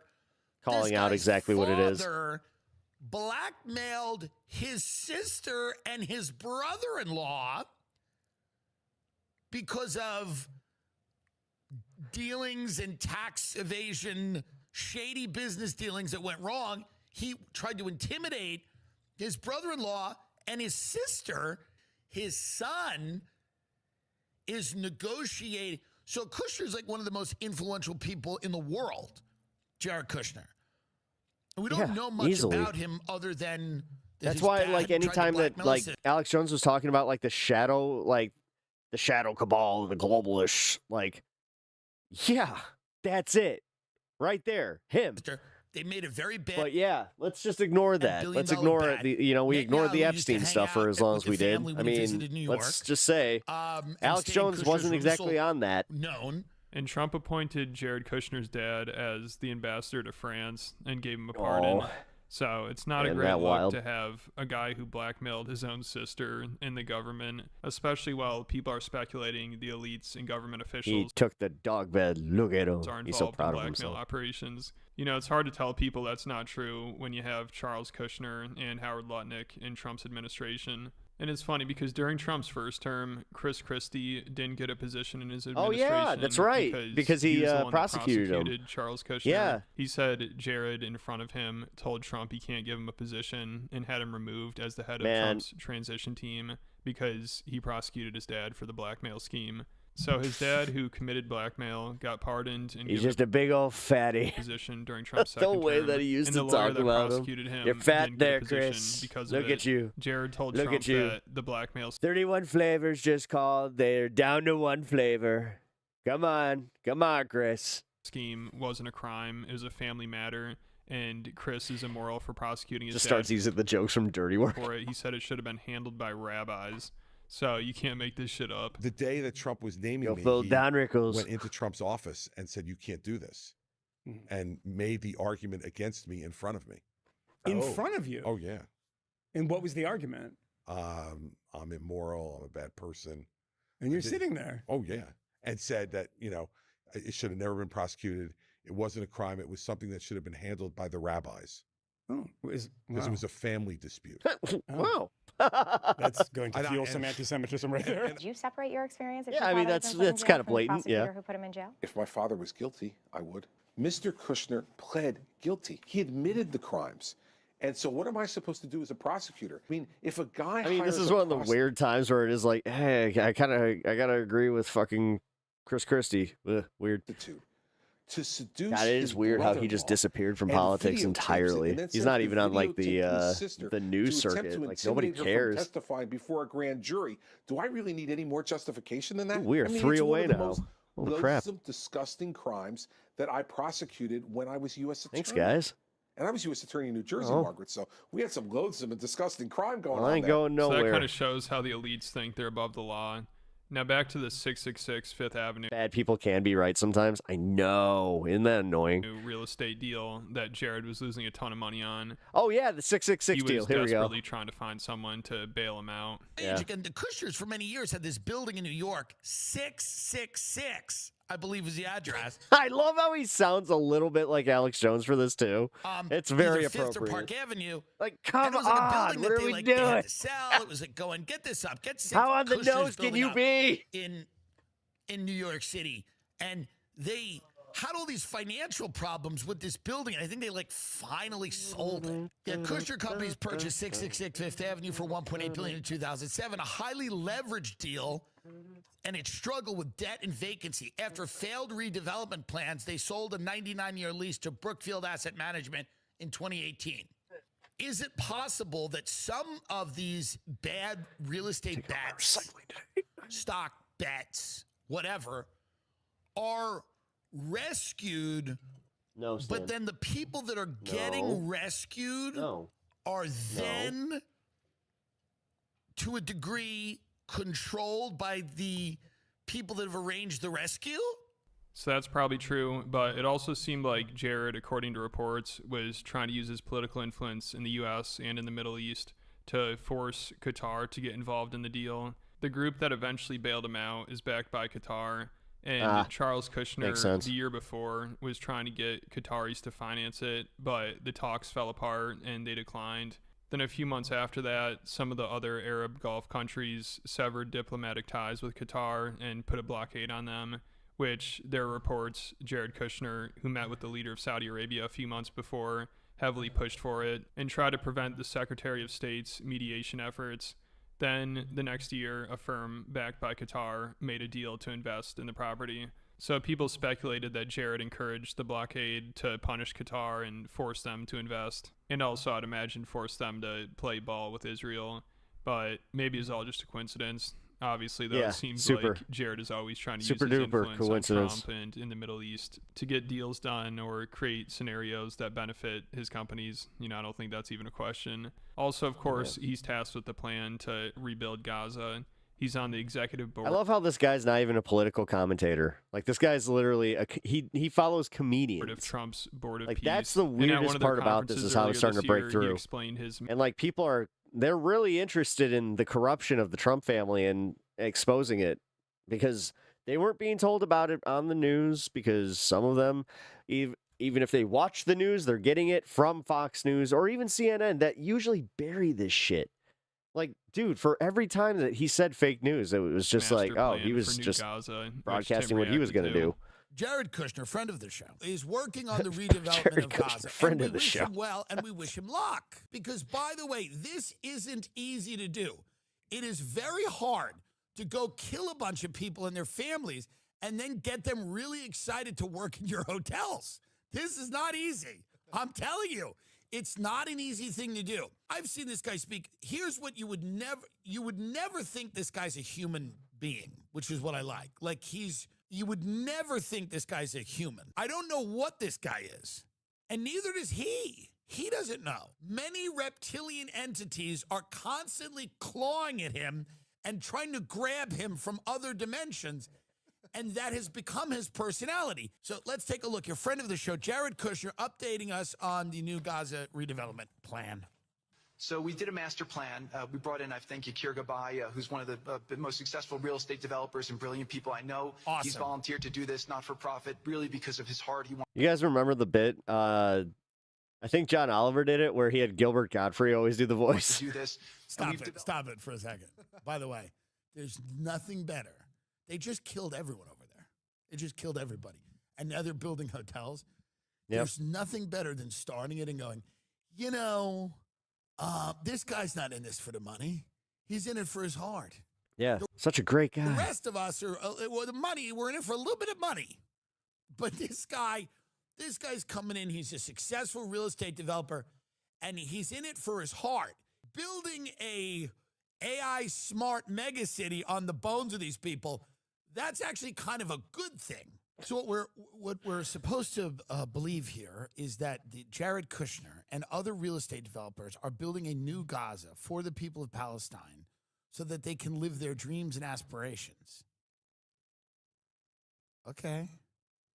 I mean, that feels on its face to be a lie, but maybe I'm open to it. Here's the deal. Maybe I'm wrong, and we'll all go there years from now and go, this is pretty cool. You don't have to get into it with your kids. You'll just say, I'm not. Gaza's where the AI tech cities will start. I mean, that's what they have told us that is the case. I don't know why we have been so remiss in being like, "Oh, there's no way that's going to happen." A nice thing happened a long time ago, but now everything is nice. And don't ask those questions. We're on vacation. And don't ask those questions. We're on vacation. It's like when you go to fucking South Dakota. And you go swim in the pool. There's no other course of action. Then you go swim in the pool. Here. Kushner said. That's scary. Yeah. Because we have no plan B. We're going to do it. And then the hotel deals are going to be such that you're going. Yeah. And I'm not saying it's a good thing. It's happening. It's happening. He's not wrong. They get mad at me when I tell them the things that are happening. They think that I've designed it or something. It's happening. You are going to walk into a hotel in Gaza and you are going to complain. And you're going to complain. Because you're not going to get something you want. The world is healed when you're in a hotel in Gaza and you no longer feel guilty about complaining. You go, I said I wanted the maid here at 10. We went to the pool, we came back, and the maid's not here.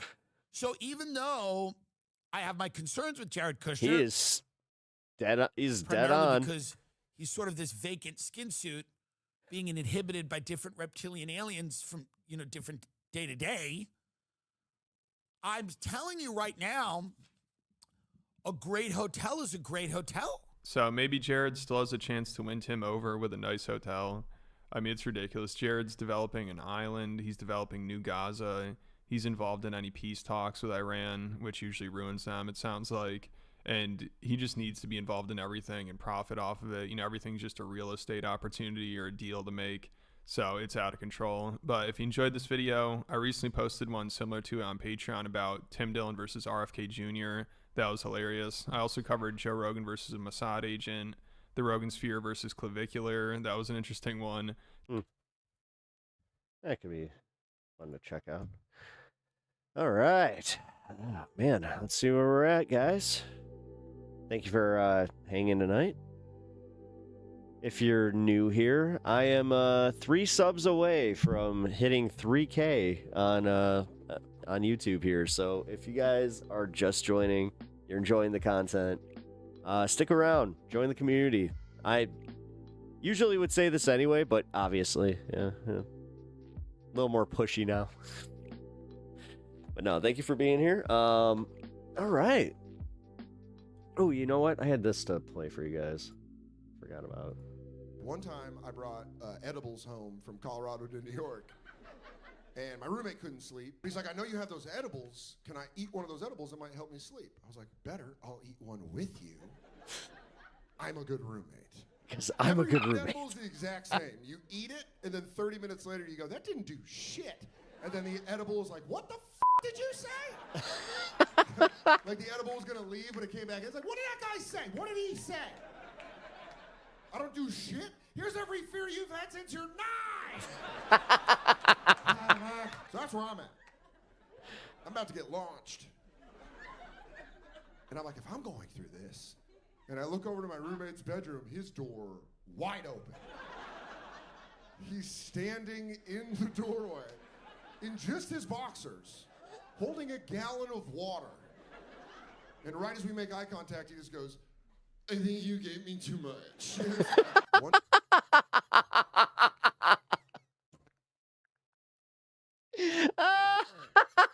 I think you gave me too much. All right, that's fucking incredible. All right, dude. I've had enough of the cat versus dog angle here. Dan, number one, why? What did he do to you? Did he what did he steal from you? God, it's like he has a personal personal grudge against the cat right now. No idea why. But yeah, Danny Sodes, favorite of the show here. Actually just saw him a few weeks ago. Redeemed in Jesus Christ. Nice. Well, are you now? That's great. Well, welcome to the show. You saw that Danny Sodes was here, or was something we appreciate here. So, mutual, do we like the same type of comedy?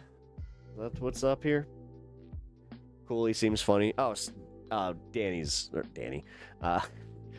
is hilarious, especially if you watch like the bonfire or listen to the bonfire and a lot of his stuff throughout the years. But all right, let's see what else we got. We got the Tristan Tate thing.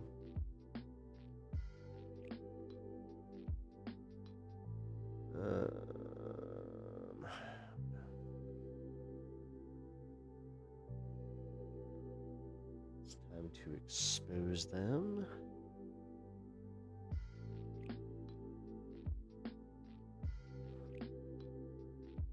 As we approach these midterms, we're going to have this big midterm election. There's this one really, really pernicious development in our campaign system, one that's getting worse. And it's the role of unlimited super PAC money, particularly in these primary contests before the nomination set. Because so much of that money, I'd even hazard a majority of that super PAC money, is not used to make an argument about the candidate or issues, but rather... By the way, guys, I forgot to plug this right before I started. We're going to be going over to Twitch to finish up the show in a little bit.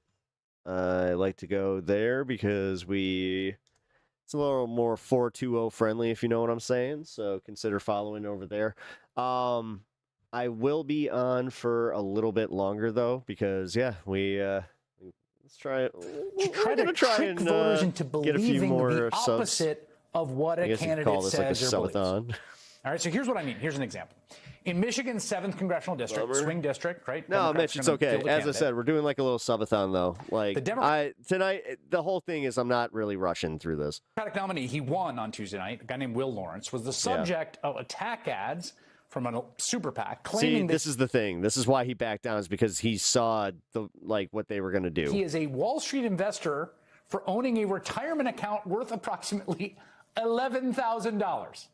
So the Crush MAGA PAC, that's a Democratic PAC, decided to launch a $532,000 ad campaign against Will Lawrence, who is the progressive candidate.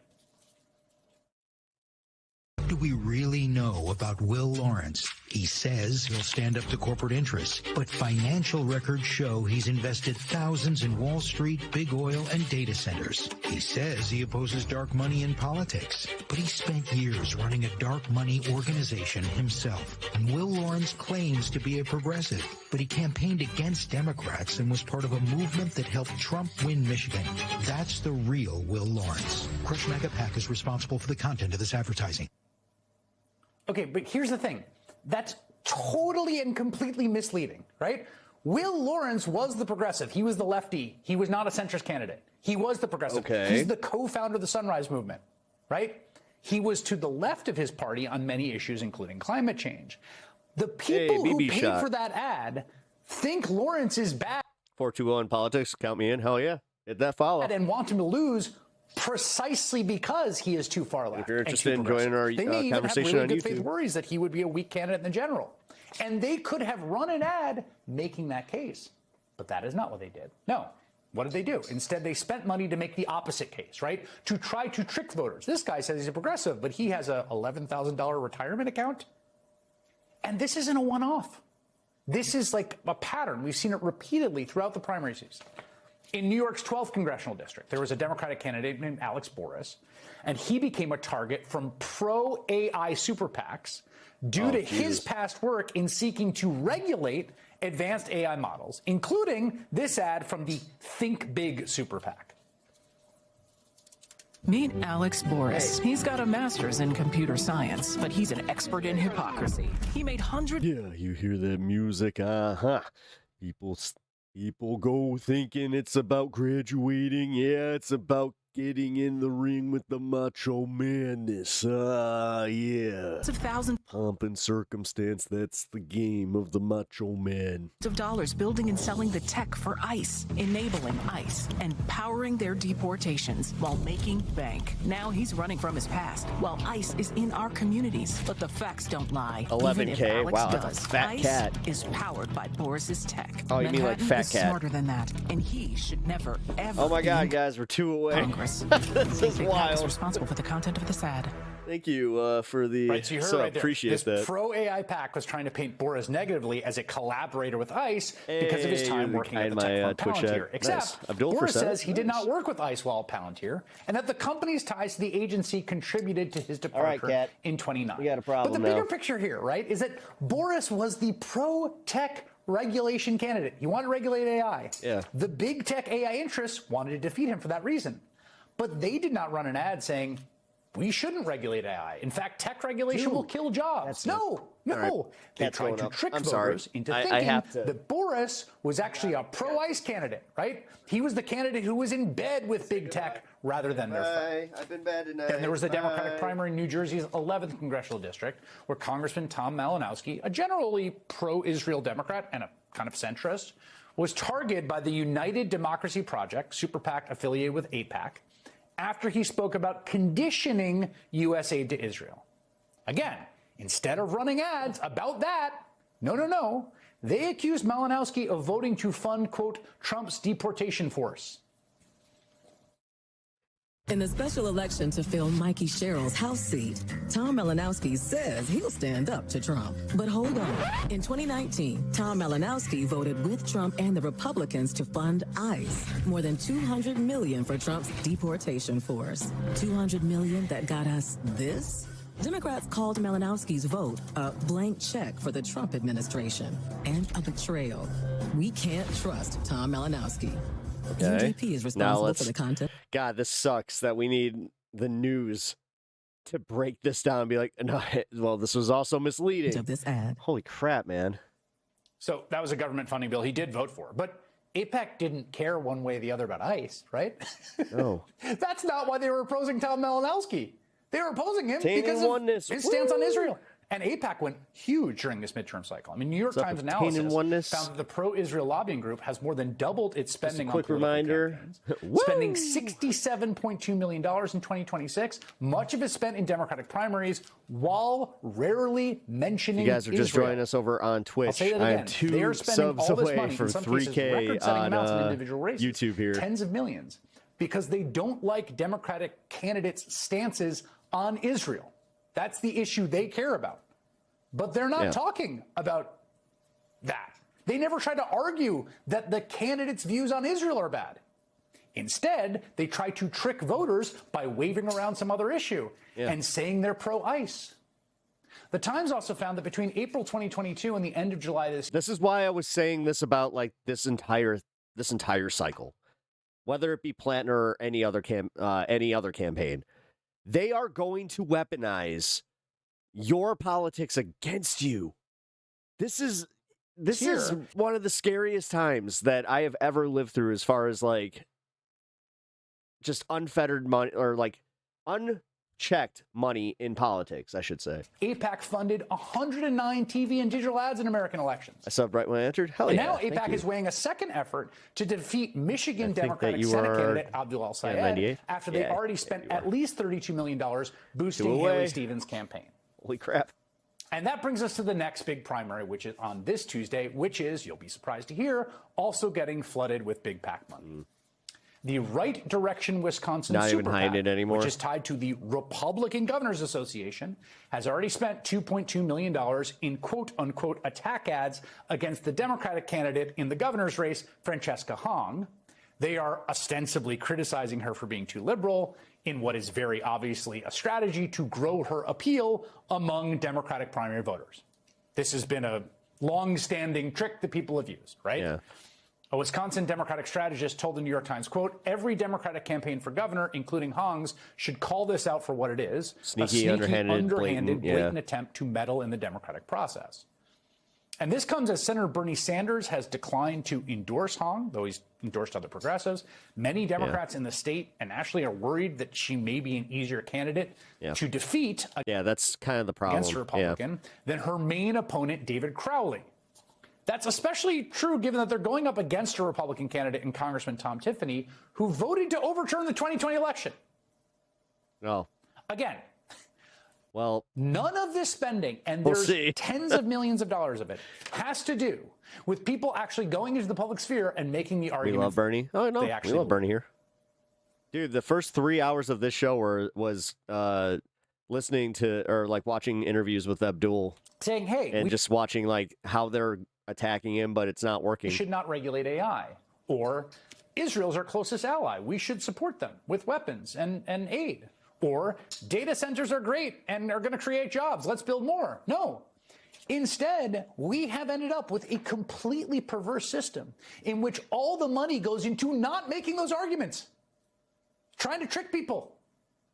It's disingenuous. It's insidious. It fundamentally insults voters who actually care about the democratic process and choosing their candidates. Oh, you didn't know he was an election denier? No, I didn't. That is news to me. Here we go, Joe. July employment figures populating. Buckle up on this one. Minus 23,000 so goddamn on loud. non-farm payrolls. I can hear the bond yields falling right now. Minus 23,000. That would be the second worst number of the year, outside of the only other negative. Did they tell him that like they needed Kramer and Kramer can't Kramer anymore? So they're just like, all right, your turn to Kramer. Number minus 156 in February. Whoa. Hi again, everyone. It's 5 o'clock in the East. An unexpected, Straight out the Lisa Frank collection. Holy shit. very disappointing jobs report out this morning showing a slump in the job market. Meanwhile, Americans are struggling to make ends meet. People who watch with the this high are price usually of gas toasted. and groceries. Even Trump voters are now publicly disillusioned with what If you're talking about my show, yeah. they're seeing. Do you feel like life is affordable in general right now? Groceries. It is Nice. not. I'm on a fixed income. If we have doctor's appointments, maybe we'll have to do with something else. Yep. Food is just, it's getting outrageous. With rent going up, gas going up, groceries going up. Two people struggling to live in a house, and we're barely scraping by. It sounds to me like it's the big hot shots, the big corporations, the billionaires are all getting the money, and we're just being stuck. She's Under very 100 right. days out from the midterm elections in November, and Donald Trump is struggling mightily on his central promise to the country and especially his voters, that he would deliver better than any Democrat on affordability and creating a strong economy. When asked about his party's prospects in November, Trump surprisingly acknowledged voters' growing anger. But as to who voters should direct that anger at, it couldn't be him. It's not his fault. Here's a little bit of his sit-down interview with Punchbowl News. If I don't run, will those people go out and vote? And that's the one thing I can't tell. I'm going to ask them to. A lot of them are very angry at Republicans, to be honest with you. Why is that? I don't know. I mean, they're angry at Republicans, but they're not angry at me. Interesting thing. Why? They're not angry at me, but they are angry at Republicans. He's such a dude. You understand how like that's the biggest sign of a weak leader, somebody that can't own what they have done wrong. I don't know. Why would they be angry at Republicans? I mean, they're not mad at me. Just my God. The Republicans over there who are so independent from me. It's nonsensical, and the polls tell a very different story. Donald Trump is currently seeing his approval rating hit all-time historic lows for him and for any president. The latest Quinnipiac poll finds only 32% of all Americans approve of the job Donald Trump is doing as president. A majority of voters don't believe that Trump is focused on the problems facing Americans. Reporting Nobody thinks that he is 29%. There's still almost 30% of America that is still believing his bullshit. Politico. Like, God damn it. Finds that Trump is essentially 30% of this country is just unsavable. Dry politically when it comes to his deeply unpopular policies, especially the war with Iran. Quote, the regular messaging guidance the White House and other parts of the administration provided to Republicans at the start of the war has dwindled to almost no communication at all in recent weeks on how to talk to voters 20 minutes about after Iran. the hour. You are That's right. according to 6 people with direct knowledge of the matter. 30% are truly in the cult. Anonymously. Yeah. No, that's true. Briefings on campaign trail guidance are scarce and tone deaf, according to multiple House Republicans. A tone deaf response from the Trump administration to American struggles and concerns is where we begin the hour with some of our favorite experts and friends. Puck News senior political columnist and national affairs analyst John Howland's back. Minus Al Sharpton. Also joining us, political analyst and host of the Bulwark podcast, Tim Miller is back, and the host of Politics Nation, the president of the National Action Network, the Reverend Al Sharpton, is here. Reverend Al. Tim, I kind of love. I don't even know if it's cognitive dissonance. That might seem like too big of a assumption to make about his cognitive capacity, but I love I don't know why they're mad at Republicans. They're off here doing whatever they do. When they're literally crying as they fall in line behind Donald Trump on the Senate floor today. Yeah. It is. No one could ever figure it out. Who are the people that he's talking to? Also, like on the Mar-a-Lago pool deck, they're mad at Republicans and not him. At the Bedminster golf course, the omelet bar. Yeah, the people that he sees like while he's putting. You see in focus groups from the Texas. This is like just a classic Trump. Only megalomania story. Honestly, he doesn't care about these people. He doesn't really care about the midterms. In a different interview yesterday, I believe it was Fox yesterday, they were kind of asking him a similar line of questioning about whether he's going to be out there during the midterms. He's like, I'm out here now in Nevada, right? I don't have to be. It seems like a waste of my time. He was very dismissive about this campaign event, which was a disaster in its own right in Nevada yesterday. And he's moved, like he doesn't care about them. And it's an easy story to tell himself, it's a comforting story to tell himself. The people still like him. They're mad at these other amorphous Republicans. He can't answer Jake's follow-up question because, like, what would even the substantive answer be? I guess maybe that they're not giving him what they want on the SAVE Act. I'm just like trying to put myself in his warped brain, which is very challenging. But, the Republicans are doing everything he wants besides the SAVE Act, I guess. Howman, let me read you this Axios reporting. The headline is great, Behind the Curtain, Trump's Quicksand.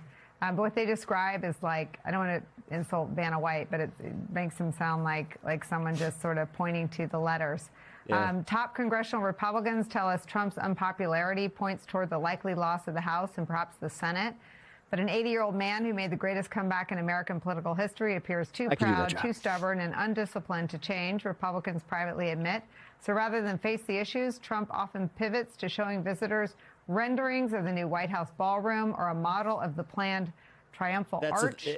Dude, is it any frickin' mystery why they're not talking about the Iran war right now and what's going on with Oman and Iran? Showcases his new Air Force. It's because they're not going to make the deal. Oman and Iran making a deal to open the strait doesn't mean dick for the fucking U.S. Force One touts his plans for Dulles and obsesses about the helipad being built on the South Lawn. I missed that he was tearing apart Dulles Airport. Is that part of his vanity tour? Has he ever even landed there? I missed that. $55 billion. Yeah, they're doing this big reno at Dulles now, Nicole. I think it's fair to say that it's one of the few things that anybody who's ever flown through Dulles, it's one of the few things Donald Trump has proposed that I can get behind. I'm not sure it's going to be done well or it's going to be worth the money that they're going to spend on it. But, those moving buses that take you from the inner terminal to the outer terminal, those are horrible. And it was one of the things that Trump focused on. I just wanted to say. But it's not like Trump rode the bus and wants to fix it. I mean, let's be real. If it's good, just fucking admit it. This is the thing, man. Like, I hate this shit where it's like, then we spend time focusing on something that technically is good, and just let it. Okay, but is it too much money? That's the problem. Trump just, Trump just wants to leave as many possible imprints as possible on Washington. Yeah, that's why everybody thinks he's dying. D.C. and the surrounding environment, in the hope that when the Democrats get back into power next and they do the systematic cleanup where they metaphorically and literally rip Trump's name off of everything that it's been attached to and tear down every ridiculous thing that every monument he's erected to himself. He's trying to figure out some way, maybe there'll be a small plaque at Dulles that will still have his name on it. And he's thinking, you know, I gotta lay my bets everywhere, right? Because I understand what's coming. I did want to say, it's been a little while since I've been on television with Tim Miller. I thought for a moment I wanted to endorse him as you know, was going to endorse my friend Michael Whatley for being for Congress or governor or whatever it is that Tim's running for. But he's, I don't want to go to Las Vegas thing. What would you like to discuss? That's right. But I'm going to make the same mistake 4 or 5 times over the course of the show, where I'm going to refer to Tim as Michael Whatley, because you know my cognitive level has declined rather rapidly, and I'm about to take another one of those cameraman television tests. What did you want to talk about, Nicole? Certainly not Dulles Airport. Well, no, I mean, I miss Dulles Airport in his, Reno obsession. I mean, I guess what's challenging at this point is that the news is so deadly serious. Bill Cassidy looked tormented. Right. It looked like you could see him ripping his own soul out of his chest as he stood there and said, Bill Barr told me that I don't know. I don't even know what he was saying Bill Barr said, that this was the best we could do, I guess, and that this is the time of Trump. And Trump is focused on such inane, idiotic, superficial, and stupid stuff. And it's just a surreal... Well, it's kind of nice watching the American people, like, I hate to say this. If he was not being so upfront with this, the American people would probably be more apoplectic. But because he is so out front with this shit, the American people are pissed off. They are just like, bro, like, do not try to tell me that I can afford shit at the grocery store more than ever. Like, my favorite part is that they're doing the worst things that the Biden administration did by trying to gaslight us on the economy. Oh, it's a surreal attempt to cover the real-time destruction of the rule of law, which Republicans are not just looking the other way on and allowing to happen, but helping happen. I had 2 federal judges on yesterday talking about the death threats against their kids and spouses. One was Esther Salas, who I think we all know at this point. The other was Judge Jack McConnell. And then there's this, I guess, interest in covering the stupid crap Trump says in interviews and the total detachment from the country that he runs. So you can go any which way you want with it, Howman. Well, I'd like to focus on 2 things, one of which was in that Axios report where they said that congressional Republicans had decided that Trump was too stubborn, too proud, and too indisciplined to help them in the midterm elections. Basically, those are the 3 words that were used. That is the problem with that is it leaves out the most important thing, and the thing that apparently still virtually no Capitol Hill Republicans understand, which is that those 3 things are all true about Donald Trump. But the more important thing is that he does not care about them. He does not give a crap about his own party or about trying to help anybody on Capitol Hill. He is already, it's evident from the comments he's making, internalized the notion that Republicans are going to lose the House and Senate. He's trying to already shift blame, and that is the key element of this thing. He's grasped someone on Fox News, said something that is actually also true, which is that in years when Trump's name is not on the ballot, Republicans in 2018, in 2022, and now presumably in 2026, Republicans are not going to turn out in the kind of numbers that they did when his name has been on the ballot. He's now planting that as an excuse for why Republicans are going to lose in the fall. He's going to say, they didn't do what I told them to do. They didn't pass the SAVE Act. They didn't get rid of the filibuster. And the only thing that Republicans care about in the country is me. And so, hey, it's not my fault these Republicans have lost control of the House and Senate. And he's just walked away from them in the same way he's... Dude, maybe he won't steal the election. Walked away from the American people. I don't know anymore. I mean, the closer we get to it, the more he is going to he's going to panic. Like, he's going to do something, like, in his panic mode. He usually does that. Like, have you noticed anytime that, like, he gets backed into a corner is when he is at his most dangerous?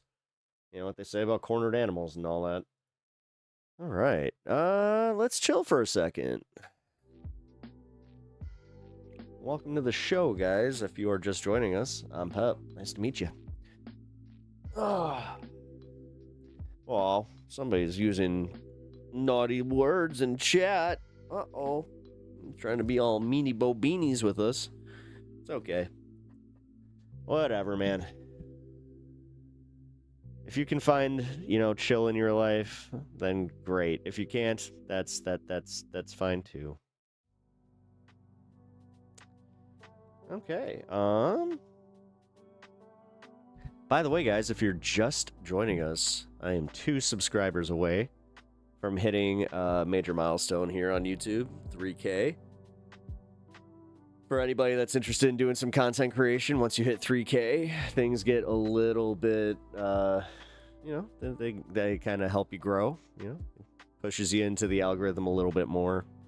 So yeah, I really appreciate that. I'm sorry I already subbed. Don't worry, guys. Don't apologize for already subbing. Like, it's cool. Again, I was not expecting to be this close by the end of this evening, so this is kind of wild in itself. I think that's why I'm like getting a little pushy about it. It's just like, oh my god, we're so close. And yeah, my channelversary is coming up on the 10th. So if you guys are I will be doing a channelversary on Monday, so join us for a fun show on Monday. Gonna be a fun hang. Maybe do something special. Don't know. Gotta kind of discuss it. Also, I've been talking with the missus, and she said that we're gonna figure out a goal to meet. And if we meet that goal on a Friday, she said that she was interested in possibly coming on. So we're gonna figure this out. Let's watch WrestleMania 3. I might be able to do that over on Twitch. I wouldn't mind watching a few matches of WrestleMania 3, but I'm pretty sure my audience would not be very happy about that. Now, when we go over to Twitch today, it is going to be like more just, it's going to be chilling, Lots of smoke, lots of, wait, how do I say this? We're going to get lifted together with glass apparatuses that are awesome. There we go. So that means we are OG Pep fans. That is true. You guys are OG Pep fans. You guys were here before the advent. Well, not the advent. I'm misusing words a lot because I'm tired and I'm dumb, but tired's a good excuse. Yeah, for the channelversary. Oh, for the channelversary, we should watch WrestleMania 3. Maybe. I don't know. Maybe I will do like a special Twitch wrap up hour. I don't know. I'm figuring it out. I kind of feel lame, but I took the day off for it. So, because yeah, I kind of wanted to start earlier. Hang. I might be starting at 2, but every day in this political world is wrestling. It's not WrestleMania. No, I wouldn't call it WrestleMania. WrestleMania implies that it's like, the biggest matches. No, I'd call it professional wrestling, because it is. It's all just a work. We're stuck in the kayfabe. Too many people, are invested in protecting the kayfabe. Like, when I see the libs right now, like, when I see, like, the head of the DNC going out there and shitting on, like, the farther left and the DSA and all that, I really do kind of get the same vibe, like, that during, like, a wrestling match or, like, during a wrestling promo. It's the same shit. Fucking false heat. So did you have people that welcomed you on our side, and without you, you would have been hesitant? What?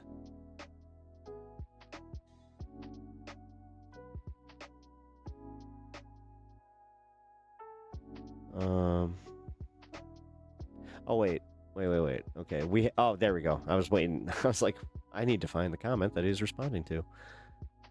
We have to welcome people across the party lines, or else they will just double down on their stupidity. It's hard for us to be understanding to Trump supporters, but some of them do want an out like I did. Hey, that's cool. Yeah, so did you have people that welcomed you on our side? And without that, would you have been hesitant? Absolutely. Okay, see, now that's like... That's a big thing on this show, is I do normie outreach. It actually pisses off a lot of people because I tend to focus on it, where it's like, yeah, I'm not like this... Like, I technically have farther left policies and all that, but I recognize just that, what you were saying, and it's because of what you... Like, the fact that you were brought over. You are an example of that, like, most people being wrong about outreach.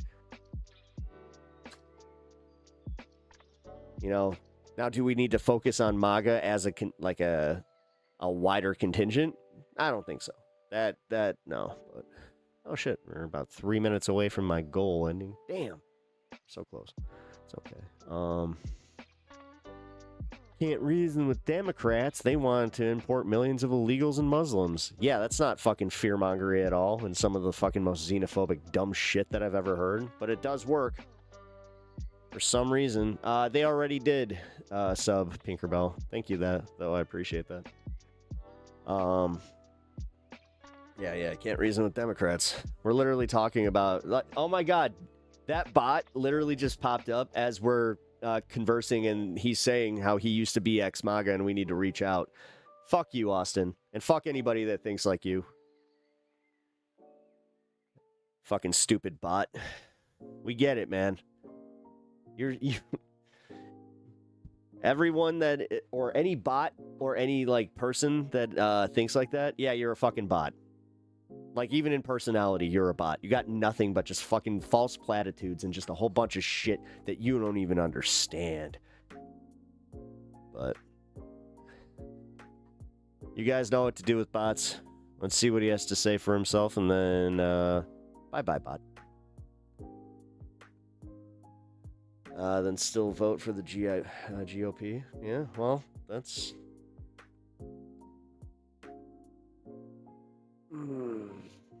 I tried asking you about voter ID. It doesn't matter because it's not going... Like, the thing is, it's not about voter ID. He wants to abolish the filibuster. Because even now, the voter ID thing wouldn't be applicable to the primaries or to the midterm elections, so. Womp womp. My thing is, I think that he actually doesn't even really want the voter ID. He wants the he wants to use that as the precursor for him shutting down the election, so he can say, I'm just trying to protect election integrity. The Democrats didn't want voter ID, so we can't have an election until there's voter ID, and that's just how it is. So no more elections until we have voter ID. But then they're going to keep attaching the filibuster to it, and it's going to go nowhere. But whatever. Kyle, how the heck you been? Yeah, you were here yesterday. It is good to see you, though, man. I love how they found no fraud in the election. It was like 6 votes that were fraudulent in favor of Republicans out of millions. He's such a clown. Oh, yeah. Oh, absolutely. I'm gonna keep asking, guys. If I notice somebody chiming in chat that's kind of new, if you guys are not already subscribed, please do. And if you're feeling the vibe, definitely hit that subscribe button, because we are 2 away. If I reach 3K tonight, I will do, let's see, a special dance or something. I don't know. I will definitely freak out a little bit. It's cool. Like, I'm kind of freaking out a little bit right now, where it's like, damn, dude, I can't believe that, like, I'm here. Hey. You did it. Dip a pickle in peanut butter and eat it. Ew, no. Oh, if I hit 3, why would I hit 3K and then all of a sudden do something that would, like, be gross? I don't know. I would enjoy a pet boogie. I mean, I'll break it down. I mean, it's essentially like a small version of like the truffle shuffle. So, good dash bad. You know how it goes, right, Kyle? Keep hoping we can get back to our correct timeline. I mean, the thing is, guys, this is where I'm trying to make you guys see we're actually like on the right path here, man. We really need to do this. Like, we just need to stay strong, stay like, keep a clear vision of what we want out of this, but also we do need to be smart about this. I'm going to say that Bernie not endorsing Francesca Hong is actually, that should worry the crap out of you guys, that Wisconsin will go to the Republicans, because I think that a lot of us can get too excited for a candidate without realizing that they have some major shortcomings, that in a non-closed primary state, they are 1000% voting for the candidate that they think is easier to beat, which I hate to say this, guys. I know it sucks to admit that in Wisconsin, there's a bunch of fucking white people that love their beer, love their cheese, love their frickin', their meats. And, it's not as young as people think. Like, yes, the Supreme Court worked out and it did start shifting blue. They had a blue governor that, has actually done some pretty good, stuff as far as policy wise. I find it odd that he is not staying, or like he didn't run for re-election. I did look into that. It turns out that he's not term limited. So I don't know if maybe there's something there that he doesn't want exposed. That's a little sus, if you ask me. But from a lot of the stuff that I've heard about Francesca, unfortunately, she does have some problem areas. She has said some pretty problematic stuff that normies would view as problematic, and they have the receipts. You saw how they were disingenuously using, these ads. Well, be prepared. Like, we're going to see so many fucking ads coming up on the way up to November. I mean, dude, I do a news and politics show, guys. You are going to see a lot of ads. I hope you understand that I do not have any control of what ads you see on my channel, by the way. Let's go the timeline of automated luxury gay space communism. Culver's has some fire cheese curds. Oh, I could go for some of those right now, even though I had a really good dinner. Ooh, I actually just realized I have some leftovers from dinner. That's what I'm going to heat up. Haha. A little bit later, though. Cheese and turkey jerky. Yes, they do like their turkey jerky. Their turkey jerky is good. I mean, I had some of that at the Ren Fair. That was in Wisconsin. Justin Peterson won Tennessee 9. He did? Oh, shit. I didn't see that. Wait, here, let's get the update on that.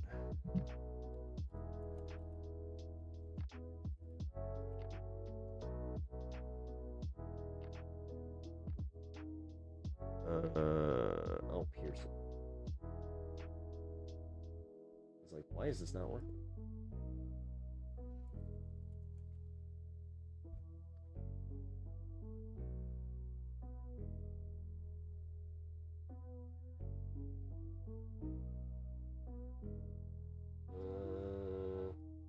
The district lines. Joining me now is Justin Pearson. He's a Tennessee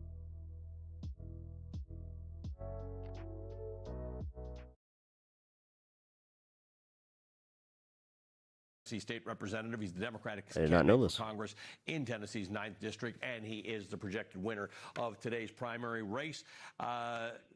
Congratulations on your victory tonight. Hey, thanks so much. All glory be to God.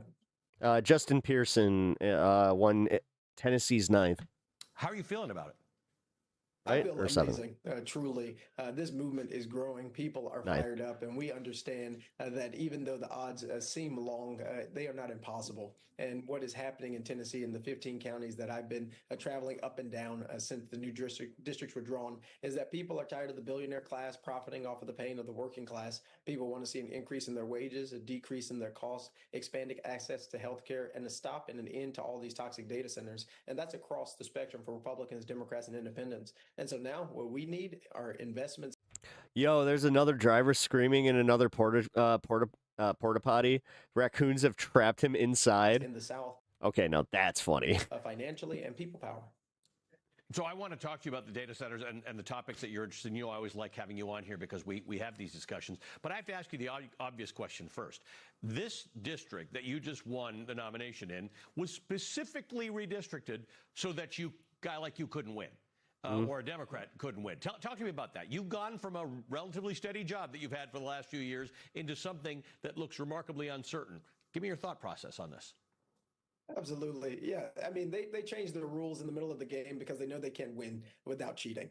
They're trying to cheat to steal a congressional seat because their ideas are old.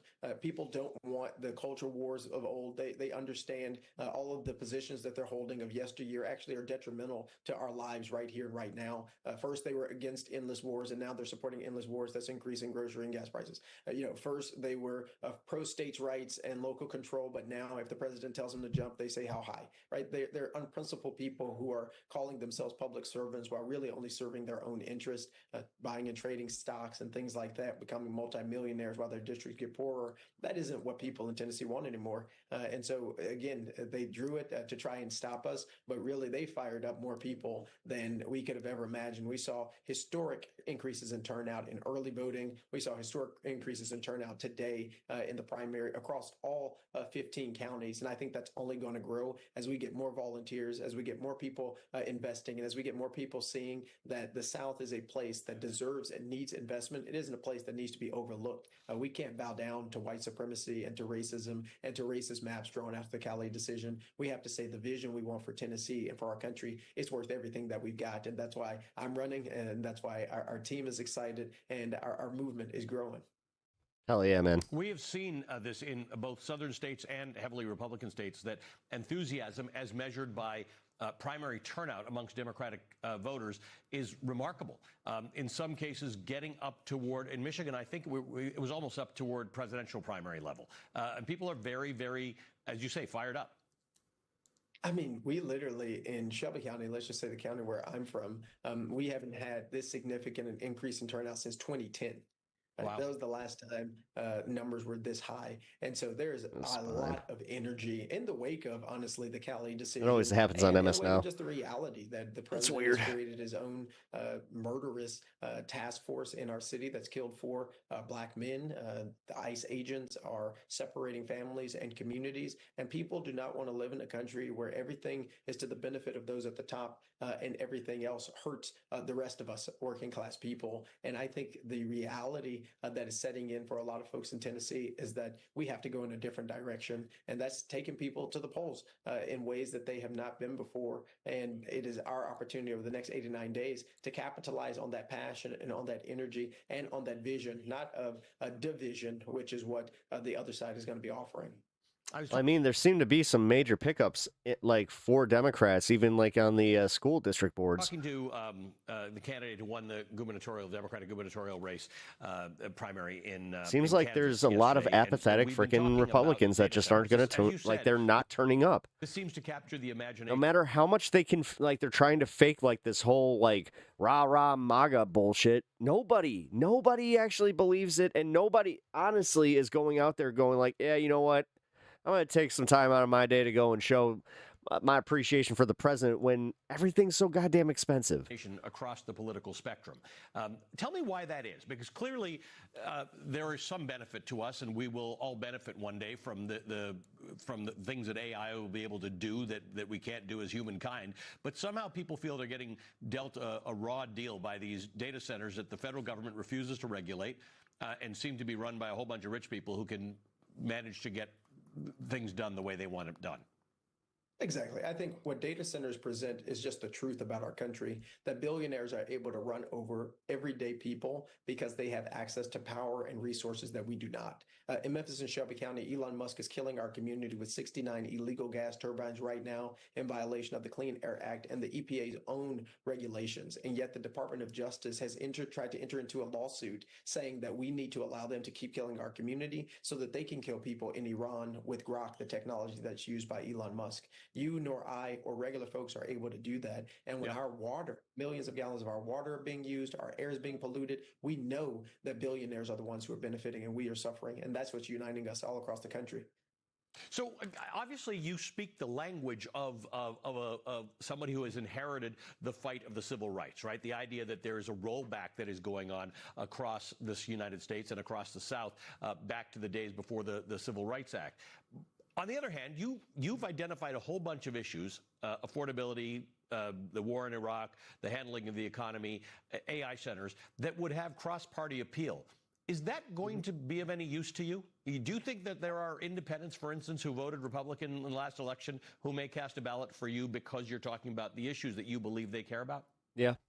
Absolutely. I care about the issues that they care about because I'm one of them. I live 3 miles away from Elon Musk's first data center colossus that used 35 illegal gas turbines polluting the air my wife and I breathe, and my parents in 38109, that my constituents breathe in House District 86 in the Tennessee House of Representatives. I'm able to speak about these things because they're impacting my neighbors, not just my constituents, and they're both. And I think that is going to have an appeal to a lot of independents. And honestly, we have Republicans at every event that I've had across the 15 counties in Tennessee of this new district, and we've had at least one Republican. Make no mistake, being connected to the community is a huge win for these guys. He'll be doing it in the general. I think we have to keep the issues the issues. People want clean air, clean water, clean soil. They want health care and access to medical care, particularly when 16 rural hospitals have closed in the state of Tennessee. They want better jobs and more opportunities. And it's the responsibility of government to deliver those. But too often, government has been focused on making the people who are in elected office richer, or the corruption of making these corporations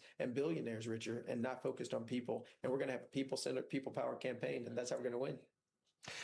You commented on the fact that culture wars that you think Donald Trump and Republicans are engaging in don't work when people are struggling. I mean, they work if people are economically fine. But right now, people have really basic questions. In fact, a lot of people voted for Republicans and Donald Trump on a promise that somehow they would create greater affordability and lower inflation than preceded them. Didn't happen. Yeah, it's so much worse. That's right. I mean, they know they've been lied to. And the reality, I mean, the meat prices alone, man, it's really it's clear, fucking crazy. Data centers that they've been lied to for the benefit of a small group. I had the moment. I'll just, you know what? And you're gonna have this moment at some point. The actual sticker shock, where, so I got a snack that I like to get. I knew the price. It was always $2.50. It was an easy fucking snack. That dude. The combo. Okay, so combos. I'm not sure if you guys know what combos are. They're like little pretzels that have cheese, like, you know, they're pretzels rolled around the cheese. It's good stuff. Those same combos that were $2.50 are now fucking almost $5. They're like $4.80. And I had that moment where I put them back, and I just went, I can't justify this. I can't do this. This is fucked. What are we? People. The 18 billionaires who went to China, right, in order to start making more deals and cutting more deals. No. People are really clear that this war in Iran has nothing to do with the American people or the service members or our country's success or our. I think that's coming for literally all of us. If you already haven't had that moment where you're just like, oh, yeah, so this thing that I used to be able to enjoy, this one little thing that I used to get, can't even enjoy that anymore. They know that the continuing and shitification of everything. Drone technology, and that now they're literally making it too expensive for you to even have treats. And warmongers are profiting because they have stocks and investments in that. And so I think the truth is being revealed about how unfair. Nobody gives a shit. Get out of here. The economy in our country has become, and unjust our politics have become, with the Republican establishment and the Democratic establishment. And it's our this isn't a platform for you.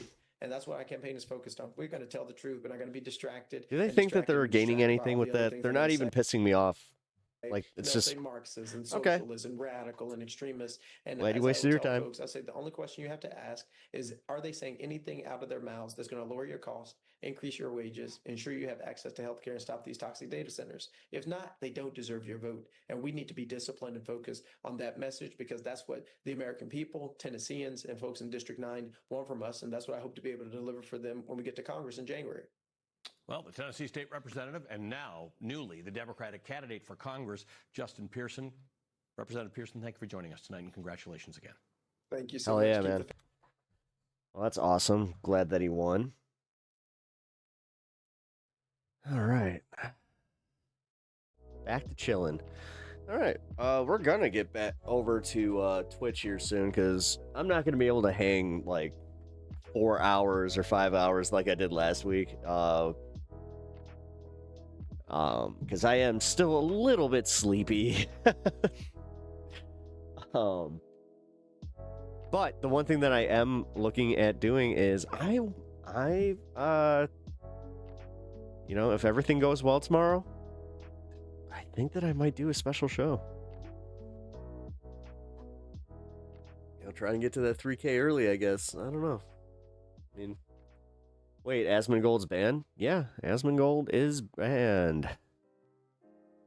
And this isn't one where he's just going to be back in like a few days. It seems like this one actually might stick. Sleep? What is the psychological need for sleep? The fuck? How? Well, he said some pretty abhorrent stuff that even Twitch was like, okay, that's enough. Like, he called, you know, some people, he called them animals, and yeah. Uh-oh, Midwest Goodbye has started at 10 o'clock. Well, no. I'm just seeing if we can get a few more people in here that might want to subscribe to the channel, but I gotta stop. I gotta stop. I'm pretty happy with where we're at right now. We're 2 away. Like, I can't complain. So... What is the sleep you speak of? The thing is, based on what happened last night, I don't know. I feel like I can't even remember. But yeah, when we go over to Twitch, it's going to be a hang. We're going to maybe cover some more politics stuff. I really don't know. I didn't plan a single thing, so yeah, we're just going to chill, talk, smoke this 3-foot binger and I'm gonna wear a wacky pepper hat to do it. So that's gonna be fun. You guys should come check that out. Actually, yeah, here. This is what I'm gonna be wearing. And I will be doing that when we head over to Twitch here in just a little bit. Literally a few minutes. So, because yes, we have had fun today. I have been on for 6 hours already. You smoke? Cool. Well, then you can chill with us. I don't mind, even if you disagree with us on stuff. That's the nice part. It's only dinner time on your end. I hope you folks have a wonderful evening. Oh, it is dinner time. All right. Good night, card collector. Have fun eating dinner. 6 hours. Yeah. Yep. I do marathon streams. It's kind of my thing. Abdul for Senate, keep trying. You may eventually state something correct. Lunchtime here. Oh, it is well past dinner time here. Twitch, the next OF. Sure. I mean, there's only like 2 things over there that I can do that I can't do here. That's watch music videos and like have to worry about every little thing that I watch, which that's nice that I don't have to do that. I mean, I was thinking about watching one of my favorite episodes of Gundam, because they do have a few of those like online now, where I was like, oh, that could be fun. But yeah, we'll see. Gundam, yes, Gundam, G Gundam. I mean, I have favorite episodes of G Gundam. Actually, that would be a fun one just to start people on, where it's like you watch the first one and But that's not a good introduction to Gundam as a series because it's literally Gundam Ball Z. That Mexico has a Batman. No, I know. I saw him tying people up to poles, and like it's specifically guys that like steal like mopeds and shit. Although I did see one where apparently it was the guy's moped. So he got tied up for stealing his own stuff, mistaken. That's a bit of a mistake. How much do I got to donate to get you to watch the abridge? Which abridged? Which one? Get a sparklies. We can't watch that one, Uni. That one is on, I think, Prime. Yeah, any of the anime that I watch is going to be on YouTube.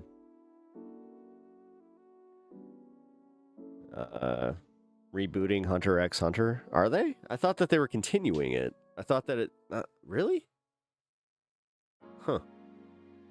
Well, that's cool. I mean, I'm down. I'm gonna watch the One Piece reboot thing. Yeah, One Piece Kai or whatever it is. The one that I keep recommending on Discord. Oh wait, you put it in Twitch. Twitch Friday. Sword Art Abridged. I'm gonna be fair with you. I don't think that there really is an amount because I didn't watch Sword Art Online, so I don't get it. It's not gonna be as funny to me.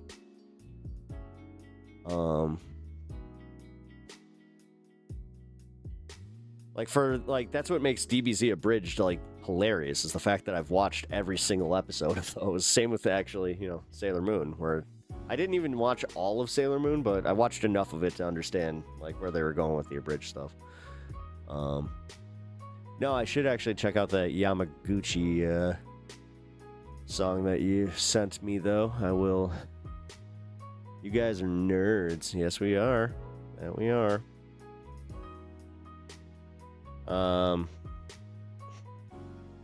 We should do what? Chili? What? I have no idea what you're talking about. Hello, Lakeisha. How you doing? All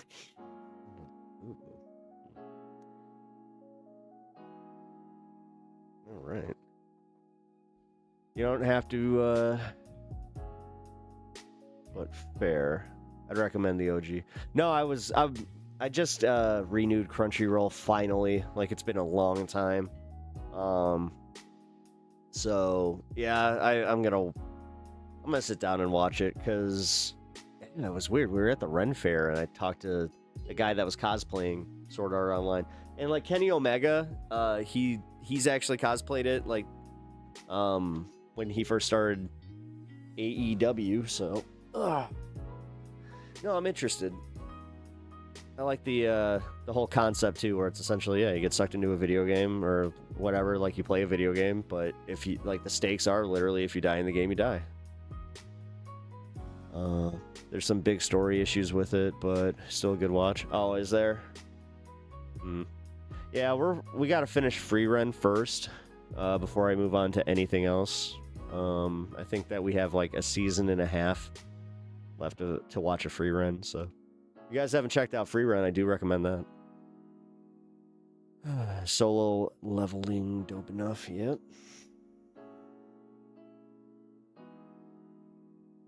Yes, I'm gonna level it with you.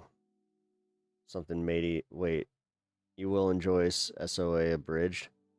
Something witty. Well, again, I would like to enjoy it. Here's the thing. I don't want to watch it now without having context. Because if I watch Sword Art Online, then it's almost gonna be ruined because I'm gonna have the fucking funny shit there first. This is where I really didn't want to show my wife Dragon Ball Z Abridged before she watched all of Dragon Ball Z, but I also realized that was kind of a chore. We tried. She got through most of Super, but yeah. Oh, same guy does Zenitsu. Oh, nice. Oh shit, BB Shot. Thank you for the tier 1 sub. I appreciate that. Awesome. Hey, thank you. Also, if you guys are not subscribed over on YouTube yet, please consider doing so. We're 2 away. 2 subs away from hitting 3K. And yeah, it's been, I gotta be honest, it's been a little bit of a long week. You're a little drunk and I like your attitude towards politics, so I'm subbing. Hey, appreciate that. Thank you. I try my best.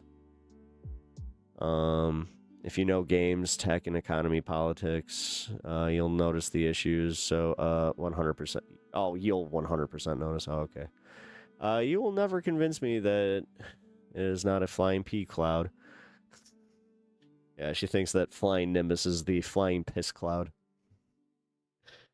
I don't know. I guess it's because it's like pea yellow. You know? Nerd ropes. Hey, gross. Hey, that could be taken in 2 ways. Oh, wait a minute. Phrasing. You're going bald. Yeah, I mean, in some ways. Actually, no, I'm not. But it's okay. Even if I was, I'd be fine with it. That's how it goes.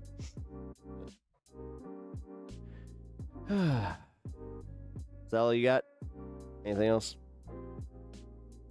Let's see if they got anything else. I mean, if they think that this is balding, then apparently they don't know how hair works. So, I don't... Okay. Does he look at every woman that has, like, long hair and a fucking, you know, a part line? It's just like, yeah. My hairline's actually pretty fucking tight, dude. Look at that. Can't complain. I'm going bald. I don't want to. Bro literally has the hair of Fabio. Yep. Yeah. Bald men are hot, it's fine. Yeah, exactly. I mean, if I went bald, I'd probably... let's see. I have always made this one where it's like, once this... Like, if any of this starts actually, like, going, where it's like, okay, yeah, don't hang... I ain't gonna hang on that fucking long, so... You know... Although, me being bald, that would also be, I don't know. I got a weird-looking head. I got a lot... Like, I got a few scars. Like, I don't know. But, the other thing that I would do is, if I was going bald, I would grow the shit out of my beard. That it would just be long-ass beard, bald head. There you go. Yes, you merely adopted the bald. No, I'm lucky, man. I'm fucking turning 40 and I got my hairline. Like, I don't have any bald spots. Like, I'm doing good. I do use Nutrafol though. I'll just see. Like, I can see you rocking it. Oh, thanks. Got a lot of scars. Yeah. That's like I got one like back here that like does like it did the thing where like I got like a little lump on my head. Not a great look. Because I remember when I was in 6th grade, my dad, he was just like, screw it, just shave your head. So I did like an army buzz cut, and that's when my dad was like, oh, we didn't know that you had a weird head. And he said those words exactly. So that was fun. I had my spine fused. I was like Wolverine, sneezed while trying to scratch an itch for me. Wait.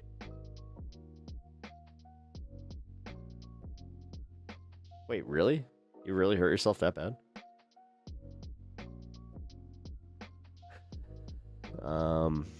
You love shaving your head? Not gonna lie. Yeah, no, not gonna happen. Although, it was weird, like when my wife got diagnosed with cancer, we weren't sure if the chemo was going to take her hair, which it did not. She was on the type that it did not take her hair. But we discussed it where she was just like, yeah, I'll get wigs. She already like had her like, you know, her plan. I got to give her some like a lot of credit for that. Like she handled that side of things like most, like even me. You would think that you would freak out about it, but realistically, like once you get to that point where you just have to have resolve and you're like, nah, that's the last thing I'm going to worry about. Emergency meeting, everything's crashing down. All right, let's see. Fucking hold on. Midas Touch just released a breaking news video, which we all know what that means. Donald Trump said, like, Donald Trump breathed, and then Midas Touch was just like, oh my God. Donald Trump, he breathed. It's Hegseth. All right, here, let's see. I'll admit that is something that's so annoying. It's just like, okay. Oh, look, Trump made boom boom. Sigh, Midas Touch, yep. Yeah, but like I said earlier, I will go to where the coverage is. Clashed with President Trump over the munitions shortage that threatens the U.S. military operation in Iran. According to the Post, Trump vented at Hegseth, saying he thought the munitions issue had been fixed. They cite two people familiar with the exchange. Hegseth reportedly blamed his deputy at the Pentagon. The Post reports the exchange underscored Trump's increasing frustration with his defense secretary, who was one of the biggest early advocates for taking military action against Iran, convincing Trump. You really aren't bipartisan? I'm not trying to be bipartisan at all. It would be a quick and relatively easy win. I'm a fucking DSA member. Why the fuck would I try to be bipartisan? According to multiple officials. Well, I mean, we want missiles too. You know, when Biden gave him so much, Biden gave $300 billion worth Richard's of ammunition. Lives. You know, when I hey, thank you for the follow. Appreciate that. It was full. And he gave a lot of it away. Now we're rebuilding. If you guys haven't already subbed over on YouTube, please do. Are very powerful, very good. But we wouldn't have been using them. We could have used something else. But these are... That means we don't have them. A little bit older type, equally as effective. Pretty sure Midas touches former Occupy Democrats. No, Occupy Democrats is still around. And I mean, there's like a few of them that were part of Occupy Democrats, but fucking BTC got his start at Occupy Democrats. It's things that we have so much. Plus, we have supplies of munitions all over the world that if we ever needed them, we'd take that. We're supplied all over the world, but we're in very, very good shape. Donald Trump's trying desperately to control the this war guy. narrative. This guy's Nothing actually says funny enough. desperate One of more them. than the president calling a fake news report. Hey, he didn't use the drop though. Oh, that's gotta hurt. What treasonous? I'm still trying to understand. That he's been using for why years. It would be treason if it's a non-story as he claims it to be. But anyway, according to NBC, Deputy Defense Secretary Stephen Feinberg urgently assembled senior military and defense acquisition officials for what multiple sources described as a, quote, crisis meeting after receiving an angry phone call from Trump. Trump had reportedly been discussing the Iran war at Camp David when the issue of depleted American munitions came up. And according to 4 people familiar with what happened, the president was absolutely furious. He's said to have demanded to know why critical US weapons stockpiles remained depleted and what the Pentagon was doing to fix the problem. 2 sources said that Trump even suggested Feinberg should be fired. Now, the White House and Pentagon categorically deny the characterization of these events and say that the central allegations are false, while the president has posted lengthy Truth Social rants about how the reporters involved are treasonous. Now, this comes as the president said the United States had effectively unlimited amounts of some weapons before then conceding, quote, some things were getting low on. He also said defense companies were expanding production of Patriot and Tomahawk missiles. So now the administration's message appears to be, if I'm keeping up, there's no weapon shortage. The reports of weapon shortage are fake. We are furious about people leaking information about the said weapon shortage. And yes, some of the weapons are running low and we're replenishing them, okay? Trump cancels strike on Iran, says that a deal is imminent. I think by my count, Dr. Paul, this is about 41 times that he has said that. We're talking with Iran. A deal is imminent. It's just around the corner. And so claims that this deal is imminent are also about as phony as his claims that Iran asked him to not bomb them. He looks like J.B. Pritzker got stung by a bunch of bees. So the problem is he's got a huge credibility gap, Dr. Paul. People just don't believe. He can't see without his glasses. Get his glasses. He can't see without his glasses. Believe him anymore. So many of these promises right now aren't fulfilled. So it builds animosity because. Oh my God, he does kind of look like Peter Griffin. If you're spreading lies and innuendos that all of a sudden we do this and we put on a tariff here and we if we bomb this country everything will be okay. Just look at it. The people now have a very, very healthy skepticism about what the government's doing, especially believing what the government tells us. Yeah. But the thing is, long before this NBC report, long before Trump's reported angry phone call, long before the Pentagon allegedly convened a crisis meeting, almost from around the beginning of the Iran war, military analysts and defense officials were warning that the United States was consuming sophisticated munitions at a rate that could not easily be sustained. By late April, U.S. officials 13 years. I'm so sorry. Yeah, I had to put my dog down on October 1st this last year. She was 15. were already warning that the war had consumed very lucky such with her. enormous quantities of long-range strike weapons and missile interceptors that contingency planning for another major conflict be affected. And now, months later, this NBC report claims that the president was enraged to learn how serious the problem remained. Now, of course, nobody is saying that the United States doesn't retain an enormous 15 years is a long life for a pet. Yeah, it is. Especially a yellow lab. Amount of military capability. With Cushing's disease and thyroid cancer. What should be doubted is Trump. No, trust me. Like the day that I put her down, I still feel bad about this. It was heartbreaking. Saying goodbye to her was one of the hardest things I've ever done, but it felt so right because I felt like it was time. Like it was. She held on a long time, man. She only weighed like 70 pounds. And the Cushing's disease, that was one of the side effects, was that like she just could not put weight on. Yeah, no longer in pain. Yeah. Ever-evolving narrative on I know she would trust me. I miss her every fucking day, man. Have to be asked. But they have to deal with reality, and so does the administration.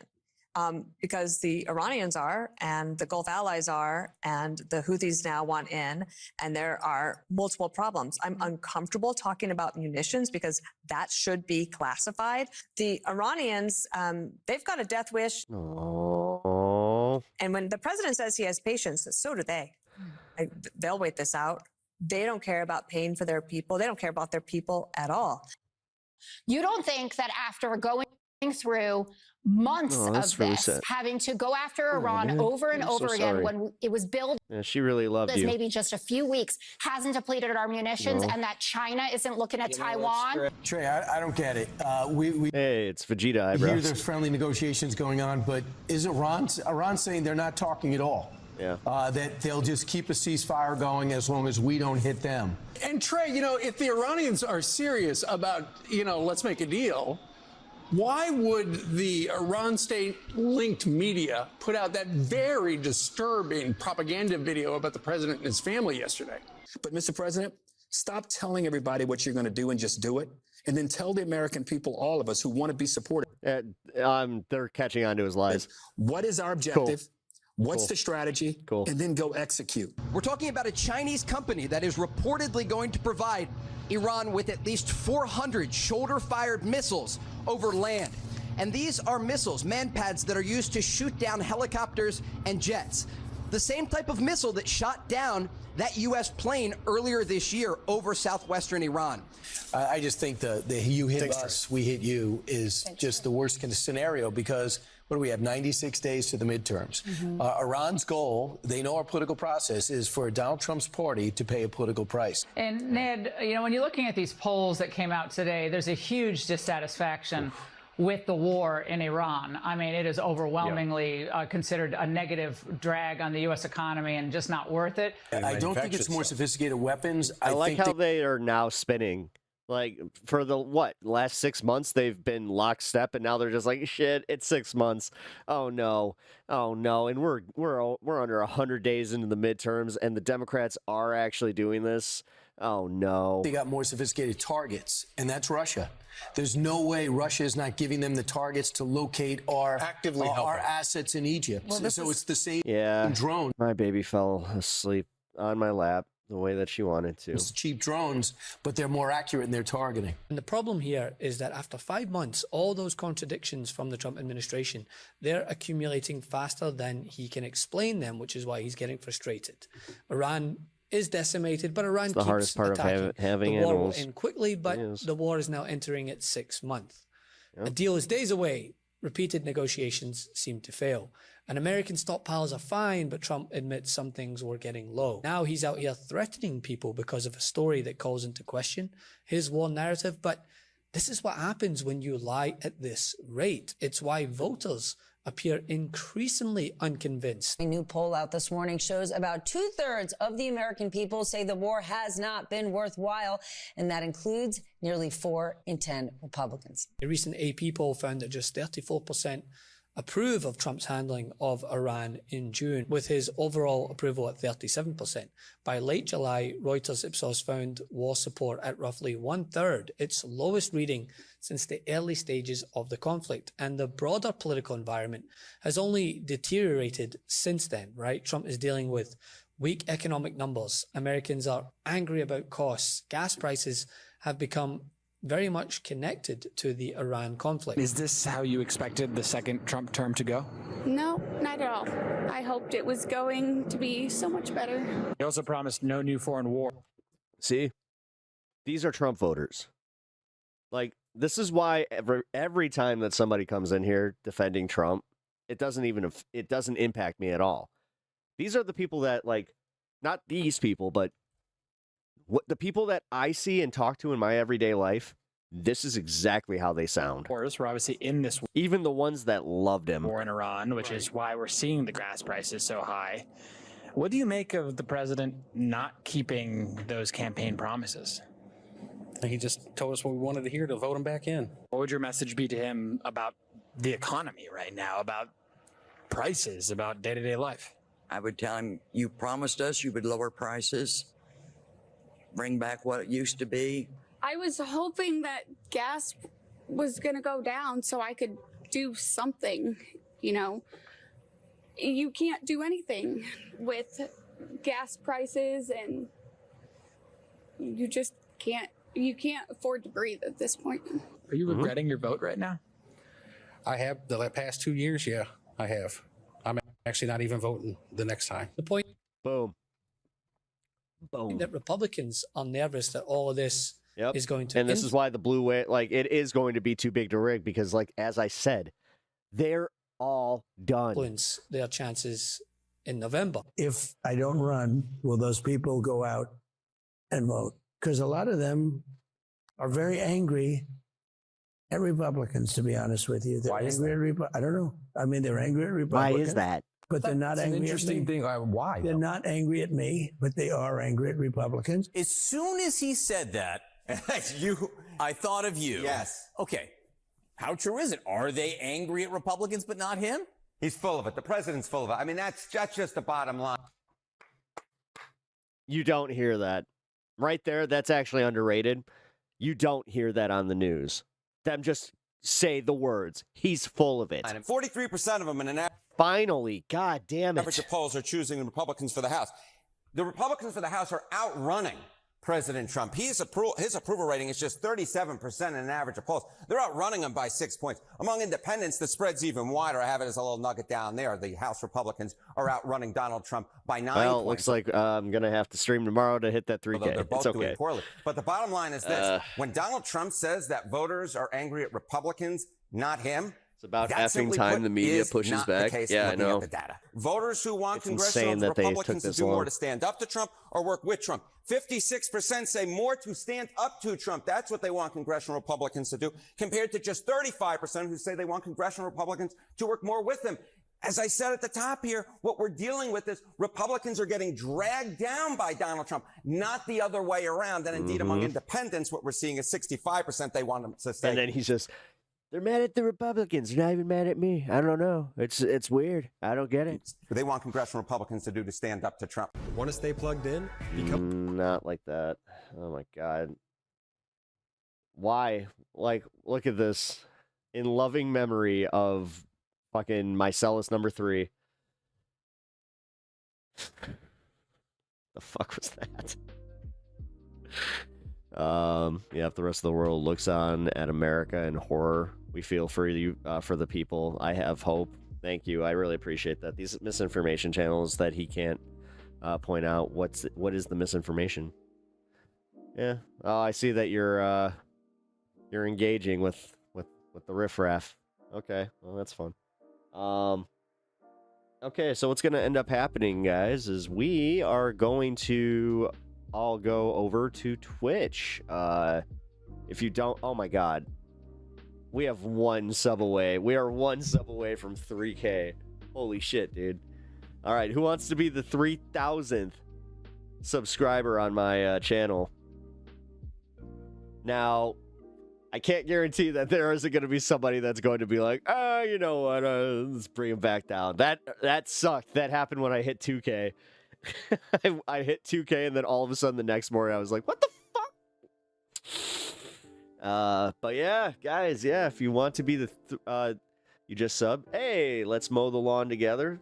Awesome. I hope that you actually do listen to me while you mow the lawn. Because that's when I listen to some of this stuff. It's kind of cool. Like, when somebody said, yeah, I'm doing the dishes right now, it's cool that, like, you guys are listening to me do this stuff. It's, like, crazy. If you are the 300 or 3,000th sub, you get Pep Talks used unwashed socks. No, you do not. No, you do not. It's Talk Pep Radio. There we go. No, that's a Talk Pep Radio. Man. Let's see. Anybody who wants to be 3K? It's awesome. Then you could be like, hey, look. You know, especially if you're a fan of numerology. Anyone that doesn't agree with him is riffraff and lame. Yep. No, you just she called you on it. You weren't giving up your sources. I saw some of it. I remember that 2K, right? Yeah, that was sad. That was sad when we when we hit it, and then all of a sudden it was just like 2 people left. I was like,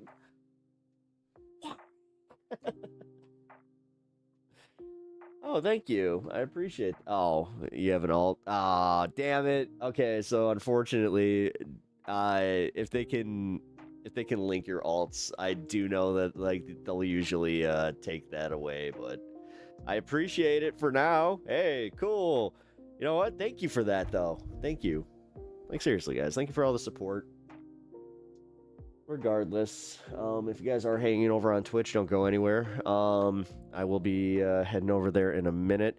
I think that what I'm going to do is we're going to try something different, because last time that I did this and I played my outro, too many people left. So what I'm going to do is I'm pretty much just going to say goodbye to everybody over on YouTube.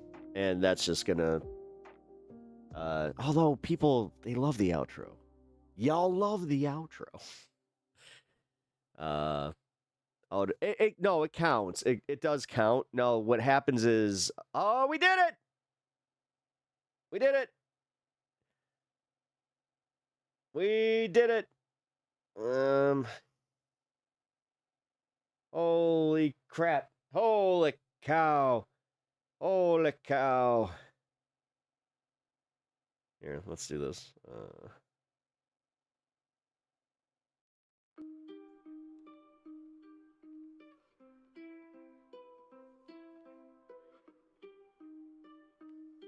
There we go. Hell yeah.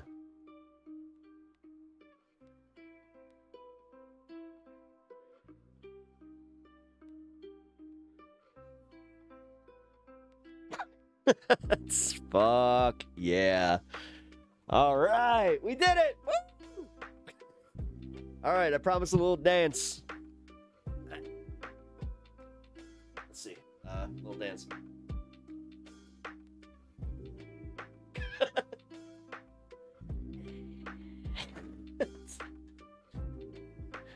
Yeah, little boogie. Woo! Congrats. Thank you. Thanks, guys. All right. And now we gotta get to 4,020 or 4,200 because come on.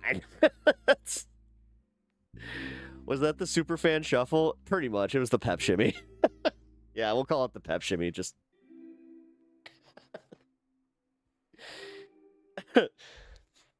you guys know it was cool. It was cool, right? I looked cool doing it, right? It was cool. It was so cool. I'm very cool. Rumor is I saw that Dave Bautista might be playing Kratos.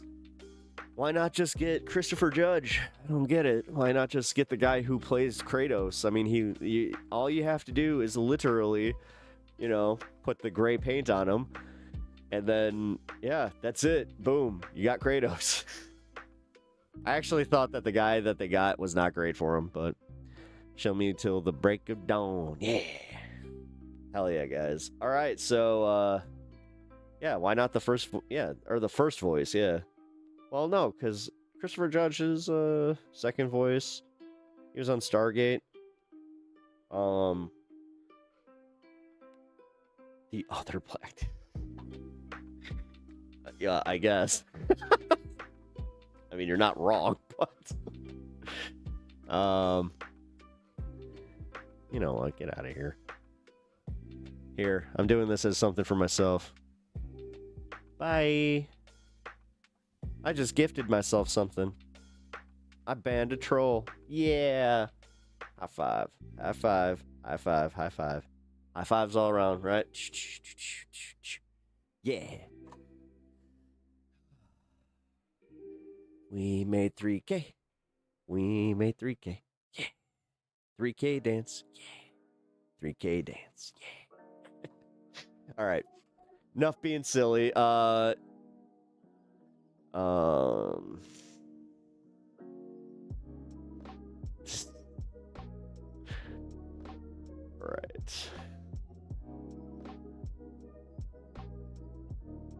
All right, guys. So here, let's get this link going. We're gonna head over to Twitch and we're gonna smoke and chill for the last bit of the show. Like I said, it is not going to be as long as the last one.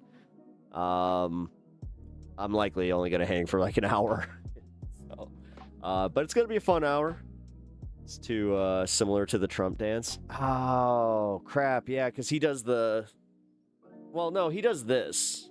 I did more like this. Wait, I did point. Wait, ah, damn it, you're right. I need to change it. The Pep Shuffle.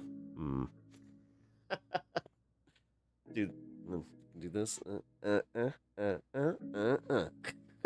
I mean, listen, I am white as mayonnaise, so I must fucking. I gotta do something with my arms, you know. Maybe get a clap in there, like an off-timed clap. Do the you know. This is a big one. White dudes love this one. You know, always get these guys. You know, the snapper. I